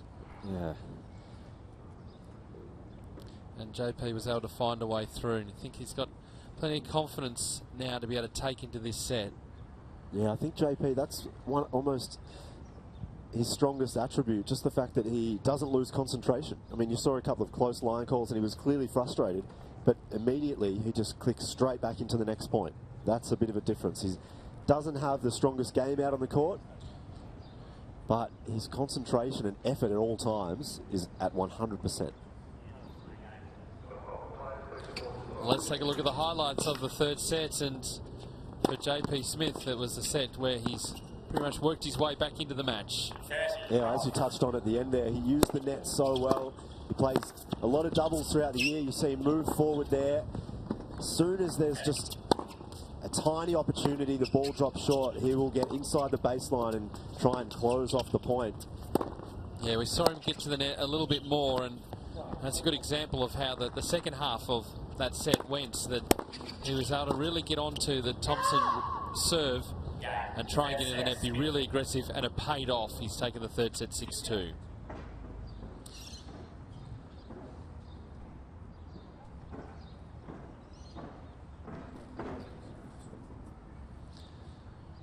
I'll have to let you go out and roam around again and find some more interesting people to talk to. I know. Do you reckon I could go back up to, I think it was Peter and Mary? Are they still there? I think they're there, yeah. All right. Maybe. I don't think I can do it again. I don't want to speak about the cricket, though, because I think we're 2 wickets down. We are. Oh, no Less good. said about that, the better. All right. Well, a big summer of tennis coming up, and it all kicks off over in the west at the new Perth Arena. So, Marty's buying tickets to the tennis. We're in, right? Marty. Yeah. No, we're out. Oh, you cannot be serious! We're definitely in. Okay, we're in. Great. Great. Are you in? See superstars like Stozer and Songer battle it out at the Hyundai Hopman Cup. Book now.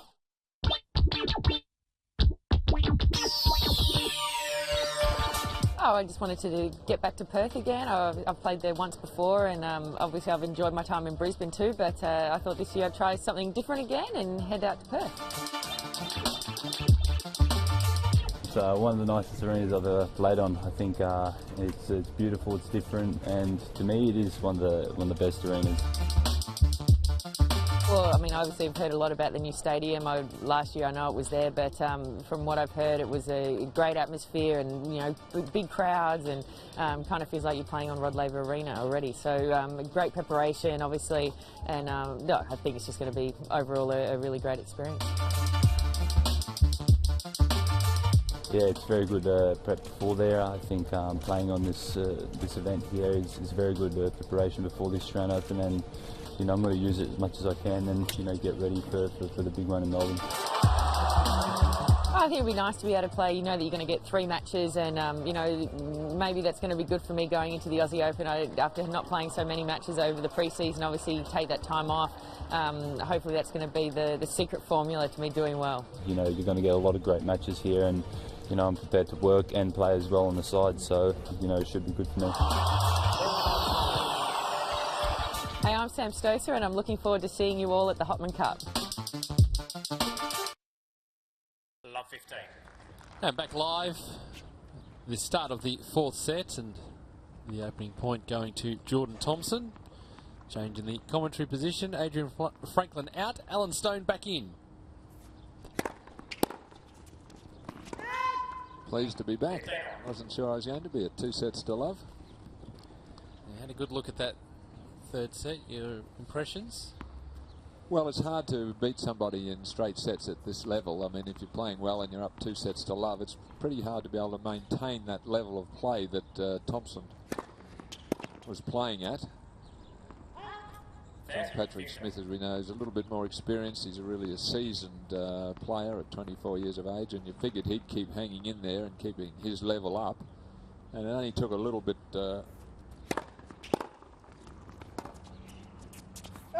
only took just a little bit of dropping off from the intensity of Thompson, a little bit of concentration, and there it is, 2 sets to 1. But you see lots of ebbs and flows in a 5-set match.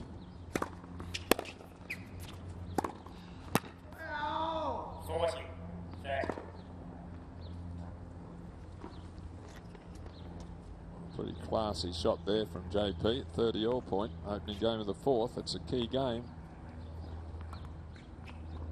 He's got a little bit of momentum built up with that 6-2 win in the third.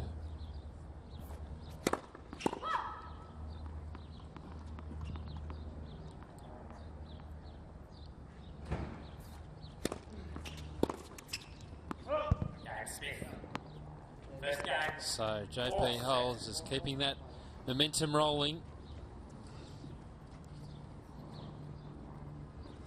Yes, a vital stage of the match for Thompson. As I said, there's ebbs and flows in a 5-set match. It's pretty much impossible to maintain a terrific level of play for the entire match. You know there's going to be odd parts where you might drift in and out with concentration or poor choice of shots sometimes over the duration. But here's a key time for him. 2 sets to love. Lost the third pretty comfortably, 6-2 to this man. And he's got to make a statement here and make sure he plays a good, strong service game to say to John Patrick, hey, I'm not falling in a hole. I'm not going anywhere. But it needs to start right here.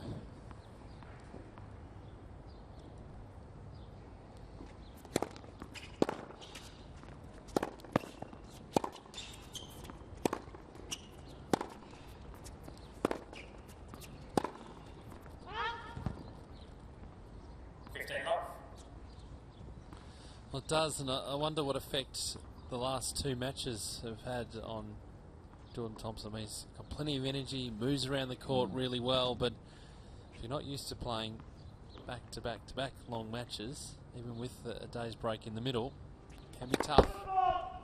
Well, he expends a fair bit of emotional energy as well in his matches. Not as calm, say, as Smith is.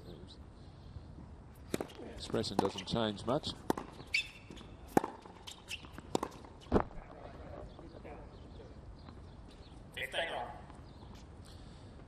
And the danger, of course, is that now JP Smith is on a roll that could just start to roll quicker and quicker and quicker.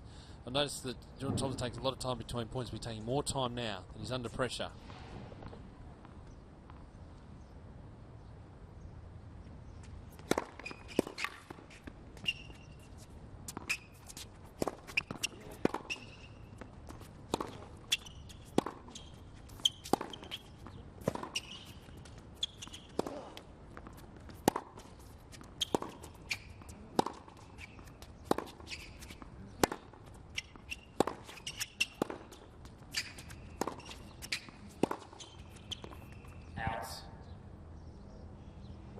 Seemingly an overrule, I think. 30-15. I saw the baselines indicate palms down that the ball was good. Yep, and it was overruled.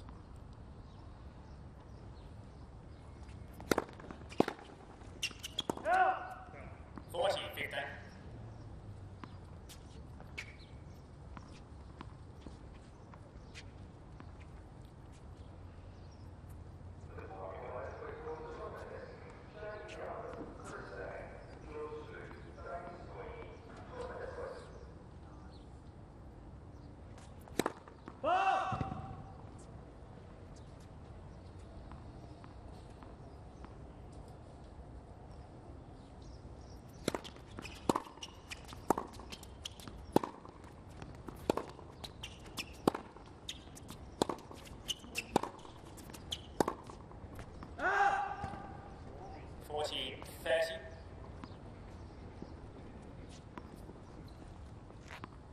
This is where he's got to keep that positive body language. Jordan Thompson, the shoulders slumped a little there. He's been so good in that department. He's still in the box seat in this match. He's 2 sets to 1 up.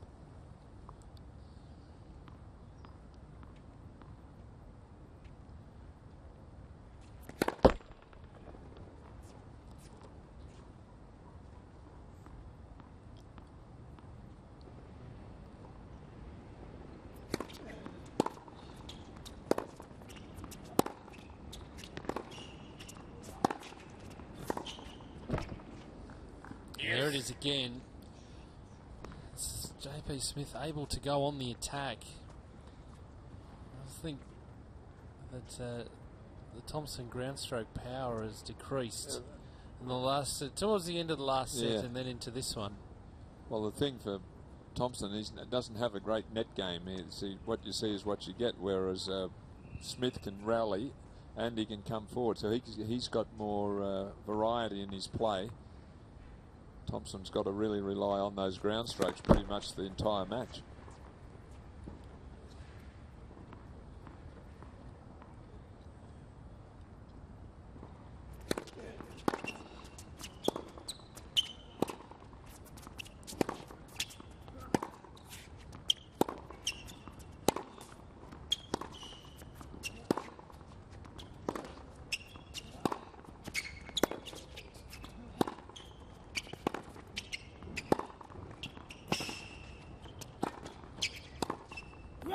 Got it. Wow. Went the wrong way, JP Smith. Advantage, Thompson. Gee, he just set the ball up, the point up beautifully, worked his opponent around, gets the opportunity to move forward.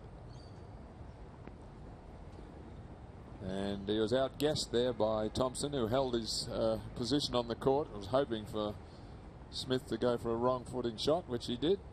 And he said, "Thank you very much." Warning, Thompson. Well, not surprising, Pete, is it? He takes too long.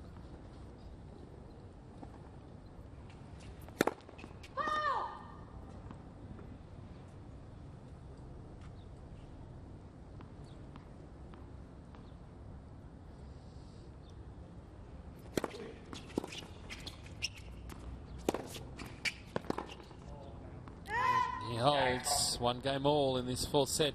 You often get 1 game all. The umpire often has a chat with you if you're starting to get close to the mark, just to say speed it up, you're getting close to the mark, and then give the warning from there. But he'll need to be careful, particularly if we go deep into a 5th set, that he doesn't take too long, because then the other sorts of penalties kick in. You don't lose points or games at this stage. Next, first serve.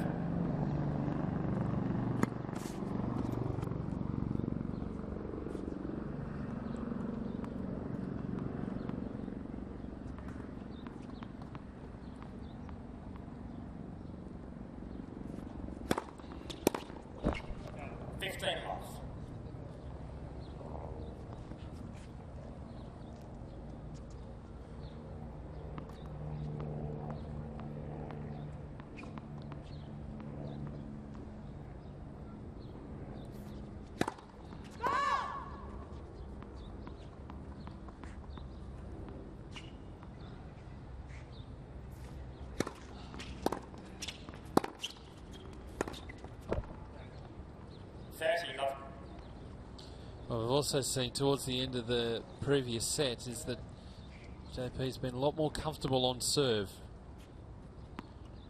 And a couple of love service games.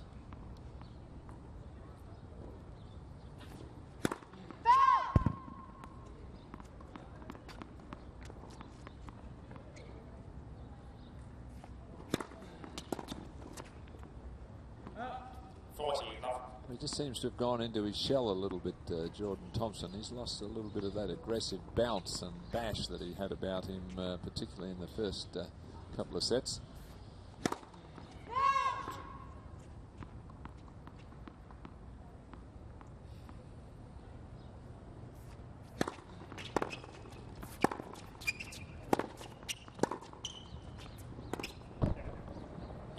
And holds to love again. New balls, please. 2 games to 1 in this 4th set, but Jordan Thompson leading by 2 sets to 1.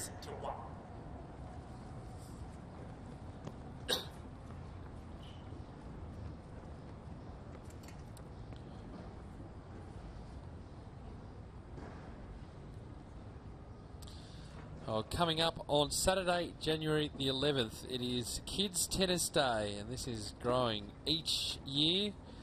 Presented by Nickelodeon. Plenty of characters from Nickelodeon TV shows, some live music performances. Hot Shots will be here, of course. Going to pick up some tickets before the event. $10 for adults and free for kids under 16. So make sure you get down here to Rod Laver Arena. The other Grand Slams are getting Kids Tennis Days happening as well. And there might be a big name making an appearance at the Kids Tennis Day. A couple of big names. But you can't say. Can't say. So the Kids Tennis Day presented by Nickelodeon on Saturday, January 11th at Rod Laver Arena. Look, it's a great thing, really, isn't it, to encourage kids to come along and get involved, get interested in our great sport, because they're the ones who are going to keep it going.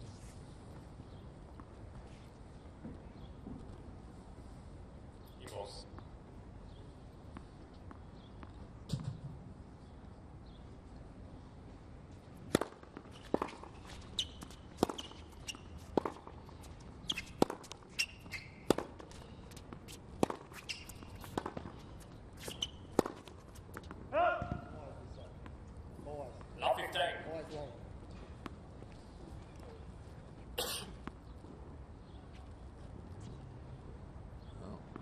Going to have a look at all the balls, but they're new balls, so only one has been played with, so they're all got to be pretty good.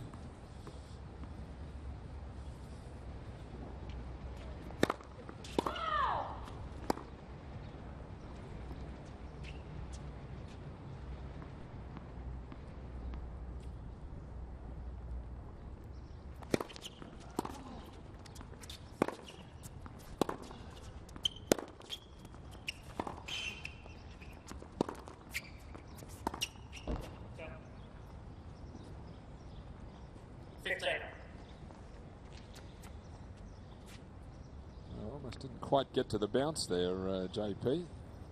Lunged forward for that chip shot. He stopped a bit soon, planted his feet, and then just wasn't quite in position. So a shot really that he shouldn't have missed there, when he particularly having won the opening point. 30, 15.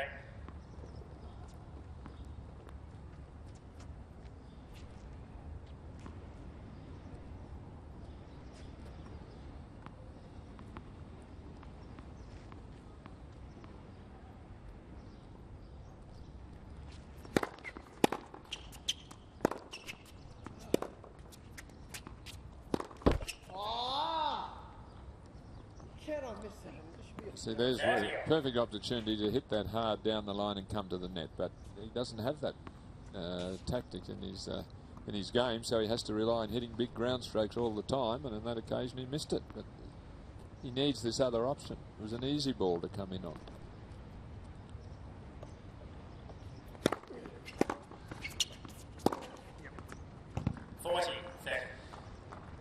But the power recovery is a good thing. well, that's his preferred play, of course. Yes.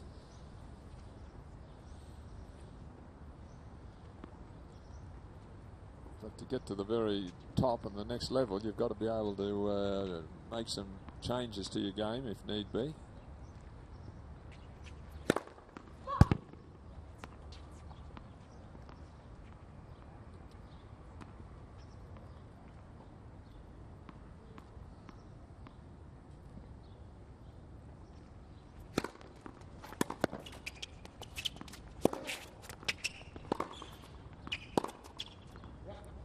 Got that too. He's finding the lines. 2 games all. 2 games all. Well, a couple of good shots to finish the game on a high there for Thompson. That forehand winner, then the backhand down the line. So it's always nice to finish a game with a winning shot. It gives you a good feeling going into the start of the next game.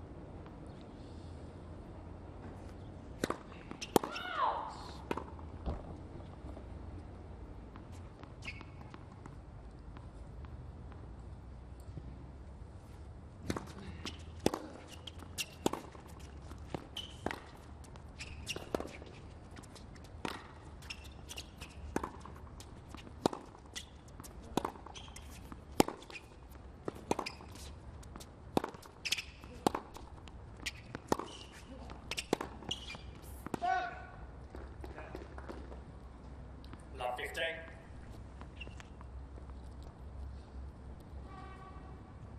Winner of this match to play Ben Mitchell in the final on Sunday after The number 3 seed beat Luke Saville.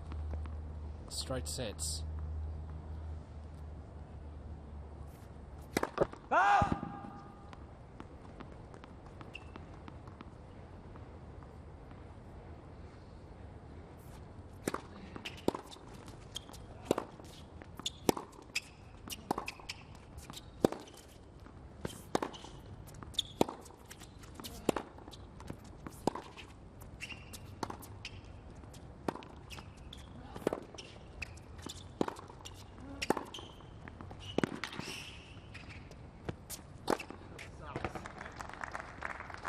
That was excellent movement of the ball there by Smith, side to side, some slices, probing with those ground strokes, and finally able to finish it off with his powerful overhead. Good rally.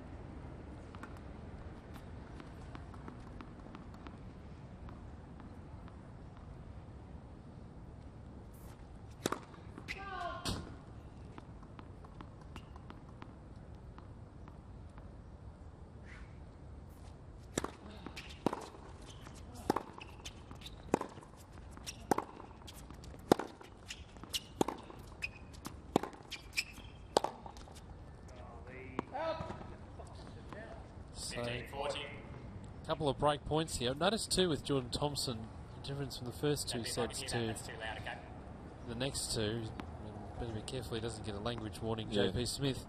That Jordan Thompson is standing out beyond the baseline, whereas in the first 2 sets he was on the baseline or inside. Yep. Everything is not quite as positive as it was, but he's got a big opportunity here. Loose game so far from Smith, just when he was starting to gain the ascendancy here.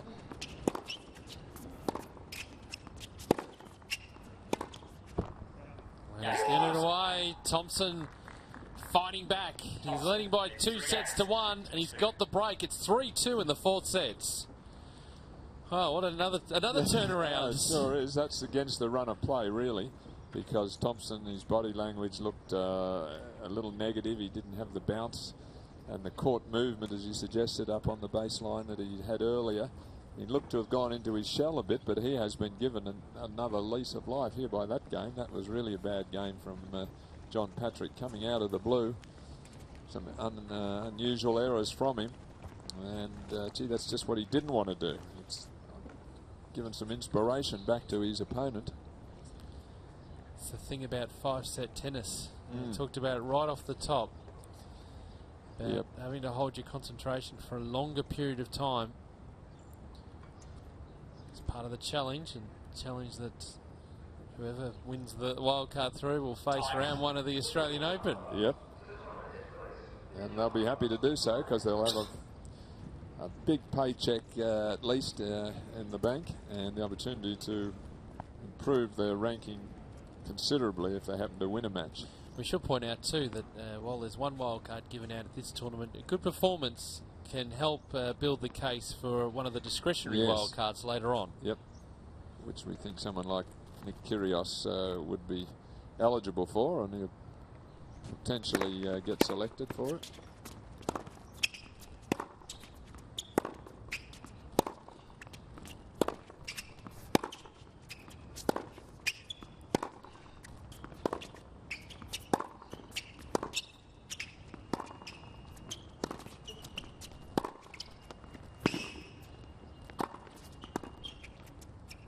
Got it. Wow, goodness me. He'd given up the point pretty much, Thompson. 15 off. He was just stranded by the baseline, behind the baseline, just stays where he is. Whoops, and it's hit back to him. And casual as alike, he just flips a little half volley up and over. That's really got to be frustrating for Smith. Probably can't believe he lost that point.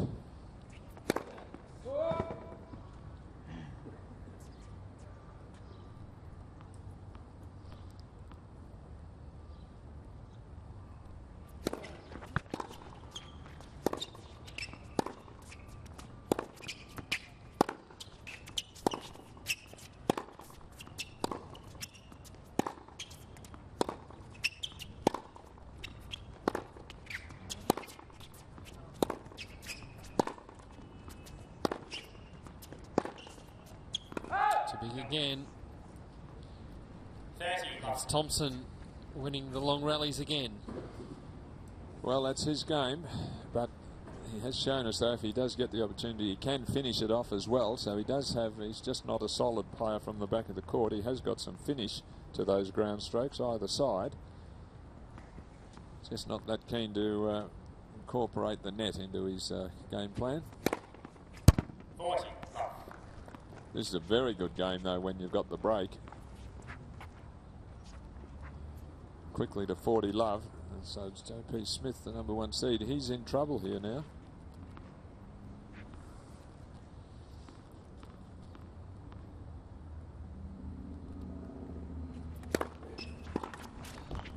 Good serving. Thompson holds 4 games to 2 in the 4th set. Thompson leads 4 games to 2. And rolling along. Well, easily his best service game for the set and at the exact right time. So Smith's dug himself in a hole here, and he's going to have to produce something special, I think, to get out of this.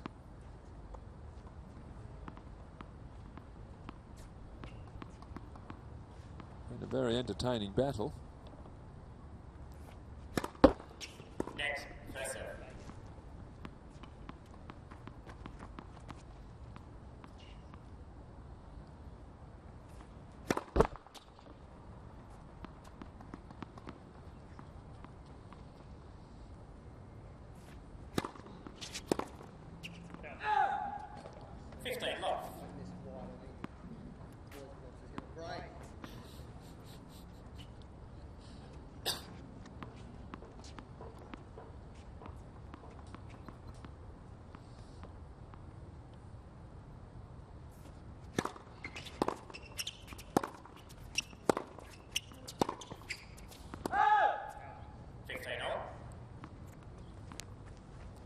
Again, another unforced error there that was hit straight back to him. He's played some great forehands, but by the same token, he's missed quite a few routine ones. And the serve has just lost its zip for the moment.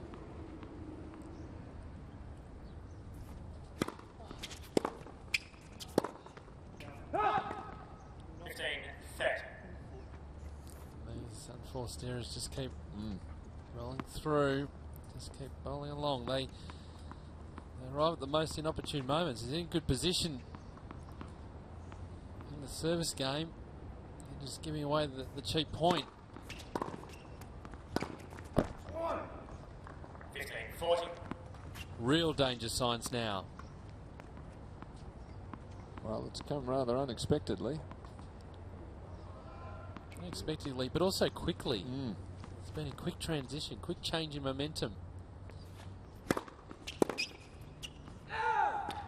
30-40.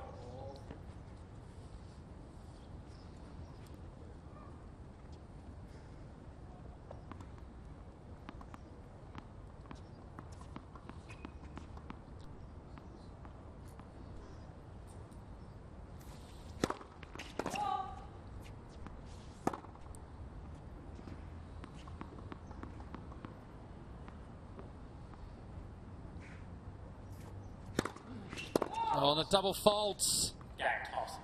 Oh, Thompson, another break. 1 game away from a spot in the final, leading by 2 sets to 1 and 5-2 now in the 4th set.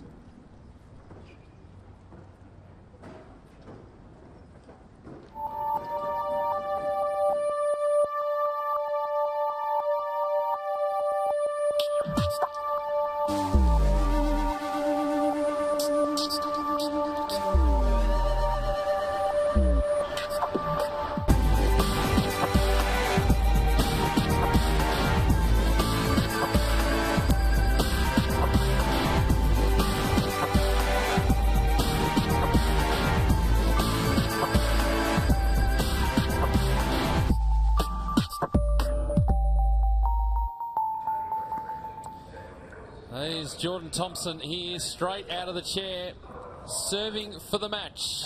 5 games to 2 in this 4th set.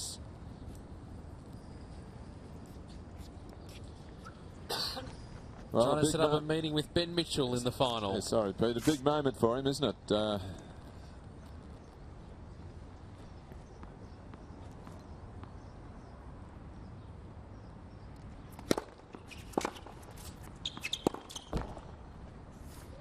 15. You can see that was rather a nervy backhand. He snatched at that one a bit.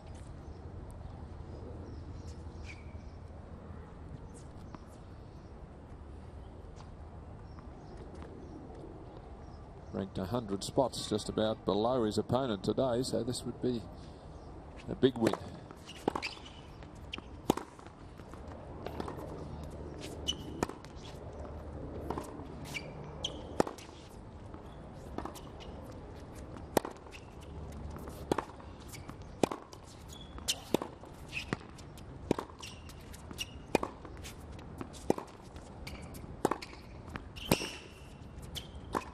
Well done.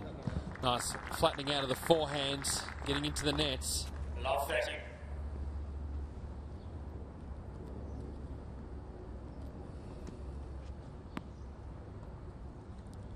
There's that forehand. Pretty straightforward volley there. Love a big first serve. Just a settler.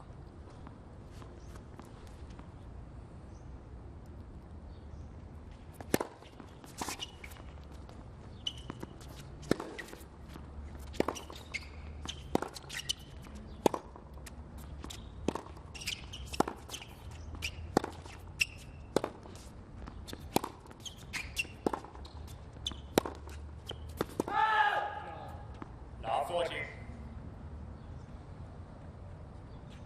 Getting gypped.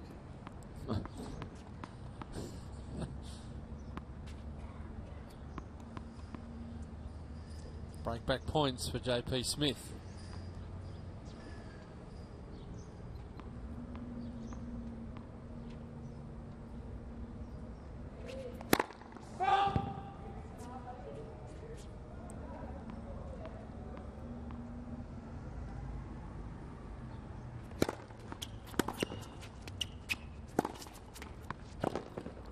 Oh, got a good read on that 15. serve, Alan, but it was just too big from Jordan Thompson. He followed it up nicely.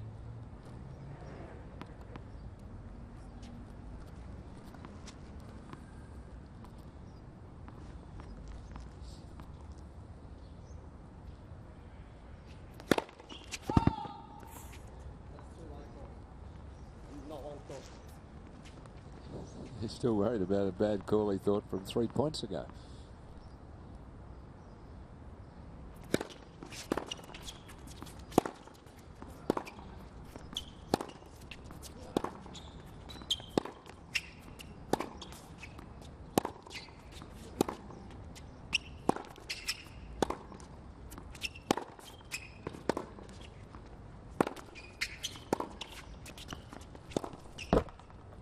There it is. JP Smith not going anywhere. Thompson leads 5 games to 3. I always remember what a coach told me in America once. I would come off, I'd lost a close match and I was whinging about, I reckon I got a couple of bad calls, and he didn't seem too sympathetic, and he said to me, listen, he said, you only need to complain when the bad calls have outnumbered all the poor shots you hit. Well, and that sort of shut me up. Did you actually do a quick count though? Oh, well, I knew it wasn't even close, the number of poor shots I'd hit.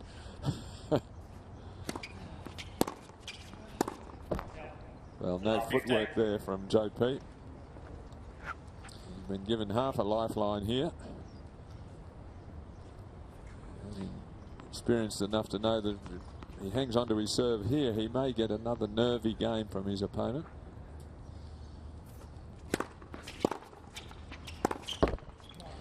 You have to wonder too the effects of the blister on his foot that he had treatment for the first set. Well, that's affecting his movement.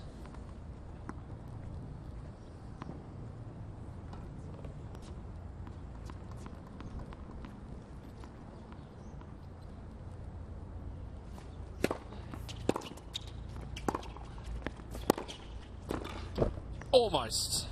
Love 40. Got down low. Scrambling for the ball. Sorry, Paul, can you pick the towel up? Not getting the luck.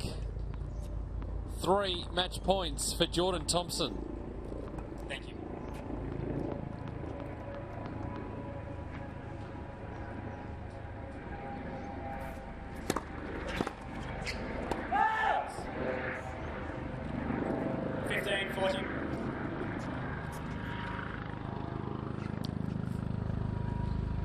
One saved. A good first serve doing the damage.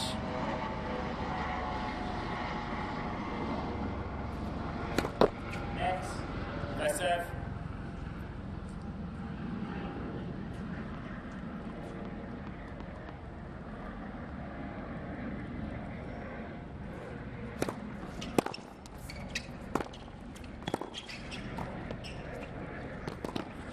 Got it!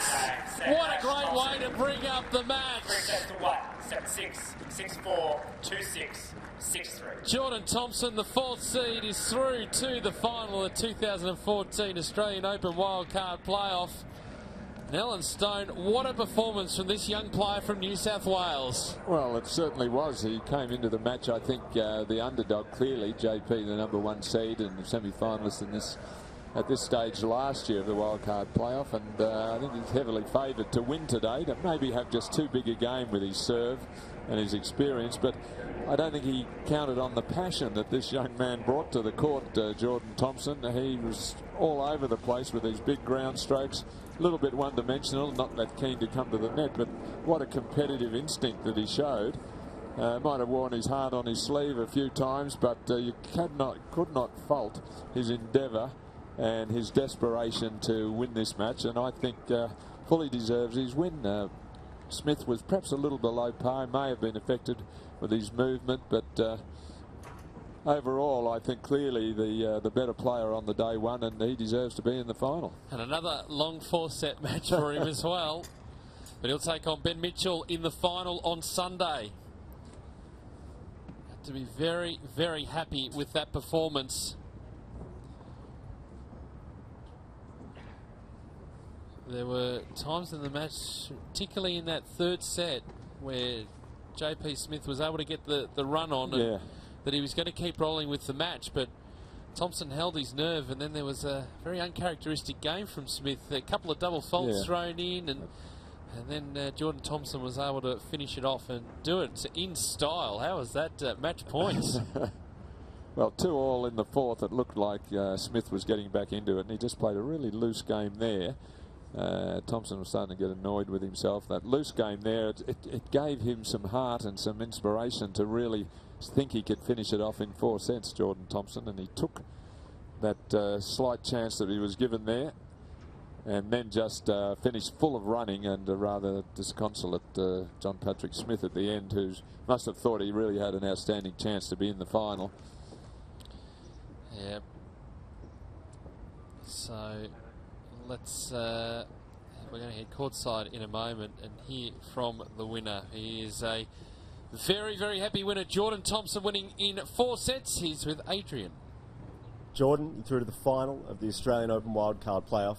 1 match away, potentially, from a main draw berth of the Australian Open. Your reaction at the end, it says it all, doesn't it? Yeah, I was extremely happy. I was jumping for joy there when I hit that last winner. I was really, really happy to get that break after I didn't hold serve. Now, it was a topsy-turvy battle all throughout the match. It was hard to know which way it was going. How did you see the match? No, I thought JP's obviously got a pretty good serve, but I was holding my own as well. I was holding serve throughout the 1st and 2nd. He got 2 breaks in the 3rd. I sort of took a toilet break, come back and thought I'd be a little bit more aggressive, and I did. We love watching your energy out on court. You seem to talk to yourself a little bit. We get the effects mic, so we hear a lot of it. But, I mean, we enjoy that. That's just part of your personality out on court, isn't it? Yeah, I'm pretty fiery out there, but I feel if I don't make comments or get up and about, I don't play as well. Are there any good stories about you getting, a little bit chirpy out on court, perhaps? Anything you can remember? Not going too far, obviously. Yeah, back in the day, if someone started doing the come-ons in my face when we were young, I'd start giving them a little bit of lip. Bryden Klein last week, he's known for it, and he sort of gave me a little bit, and I gave a ride back to him. Well, we enjoy it. Now, if I could just throw this prospective match at you. What about Monday night, Melbourne Park, the Australian Open, Jordan Thompson v Novak Djokovic? Yeah, I don't know if I'll get that win, but I mean, it'd be unbelievable atmosphere, and I'd soak up every second. And just quickly, you're going to play Ben Mitchell in the final. He's been playing really well this week. It's going to be a tough match whichever way it goes. Yeah, it's going to be real tough. I mean, Mitch is playing well. I don't think he's lost a set. Yeah, he's not missing the ball out there. We love watching you play, mate. Keep it up. Good luck on Sunday. Thank you. Let's take a look at the highlights of the semi-final. Jordan Thompson, the 4th seed, taking on top seed John Patrick Smith and Alan Stone. It was a really interesting opening to the match and very much an arm wrestle, although Thompson got off to a really good start. Well, he was the aggressor right from the start. He was going for those big ground strokes. What I liked is how he stayed inside the baseline, took the ball early. You see where he's hitting these shots from. Now, that means you're the playmaker. You're doing something. He was forcing John Patrick Smith on the back foot all the time. You can see the difference in their court position there. And that's very good hard court tennis tactics, to be standing there and taking the ball early and taking time away from your opponent. Smith, of course, had his moments with his big serve and some of his net play, but overall, I just felt that we didn't see the best of him today for whatever reason. I think he almost allowed Thompson to dominate the court with his personality, but great effort. Well, he did have a blister on his foot that he had a medical timeout for, John Patrick Smith, but really Jordan Thompson there, the match momentum changed in the 3rd set. JP was able to get on top, and then into the 4th set it looked like he was just going to roll over the top, but shots like that and then a down service game from JP Smith proved to be the difference.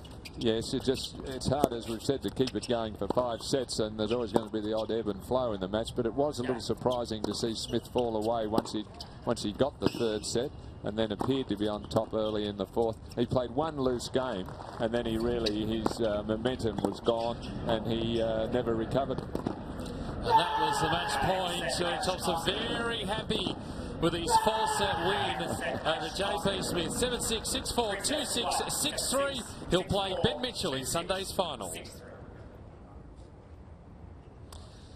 And there is the results. Very good result for young Jordan Thompson, who didn't play in the Wildcard playoff last year or the year before. So he comes in fresh to this event. No doubt's been doing a heap of training to get to this stage, and the camp would be pretty excited overall. Well, and his results have been very consistent during the year, so I think this is just reward for the effort that he's put in. He's won a couple of futures, been in some finals, and this is another step up the ladder for him. Well, it's been a big day today. It's going to be an even bigger day tomorrow. It is women's singles semi-final day, and first up, Casey Delacqua, the top seed, will play a Tammy Patterson of Victoria, the 8th seed. Interesting match, that one, Al? Very good, but just leans slightly towards Delacqua. And Victoria Rajacic, I like the way she's moved through the tournament, will play Irina Rodionova, who'll be fresh after having a walkover through her quarterfinal. Should be a beauty. We look forward to your company from 10:50 Melbourne time as we get to the weekend. The finals will be on Sunday. The women's semi-finals will be tomorrow live from Melbourne Park. We look forward to your company there.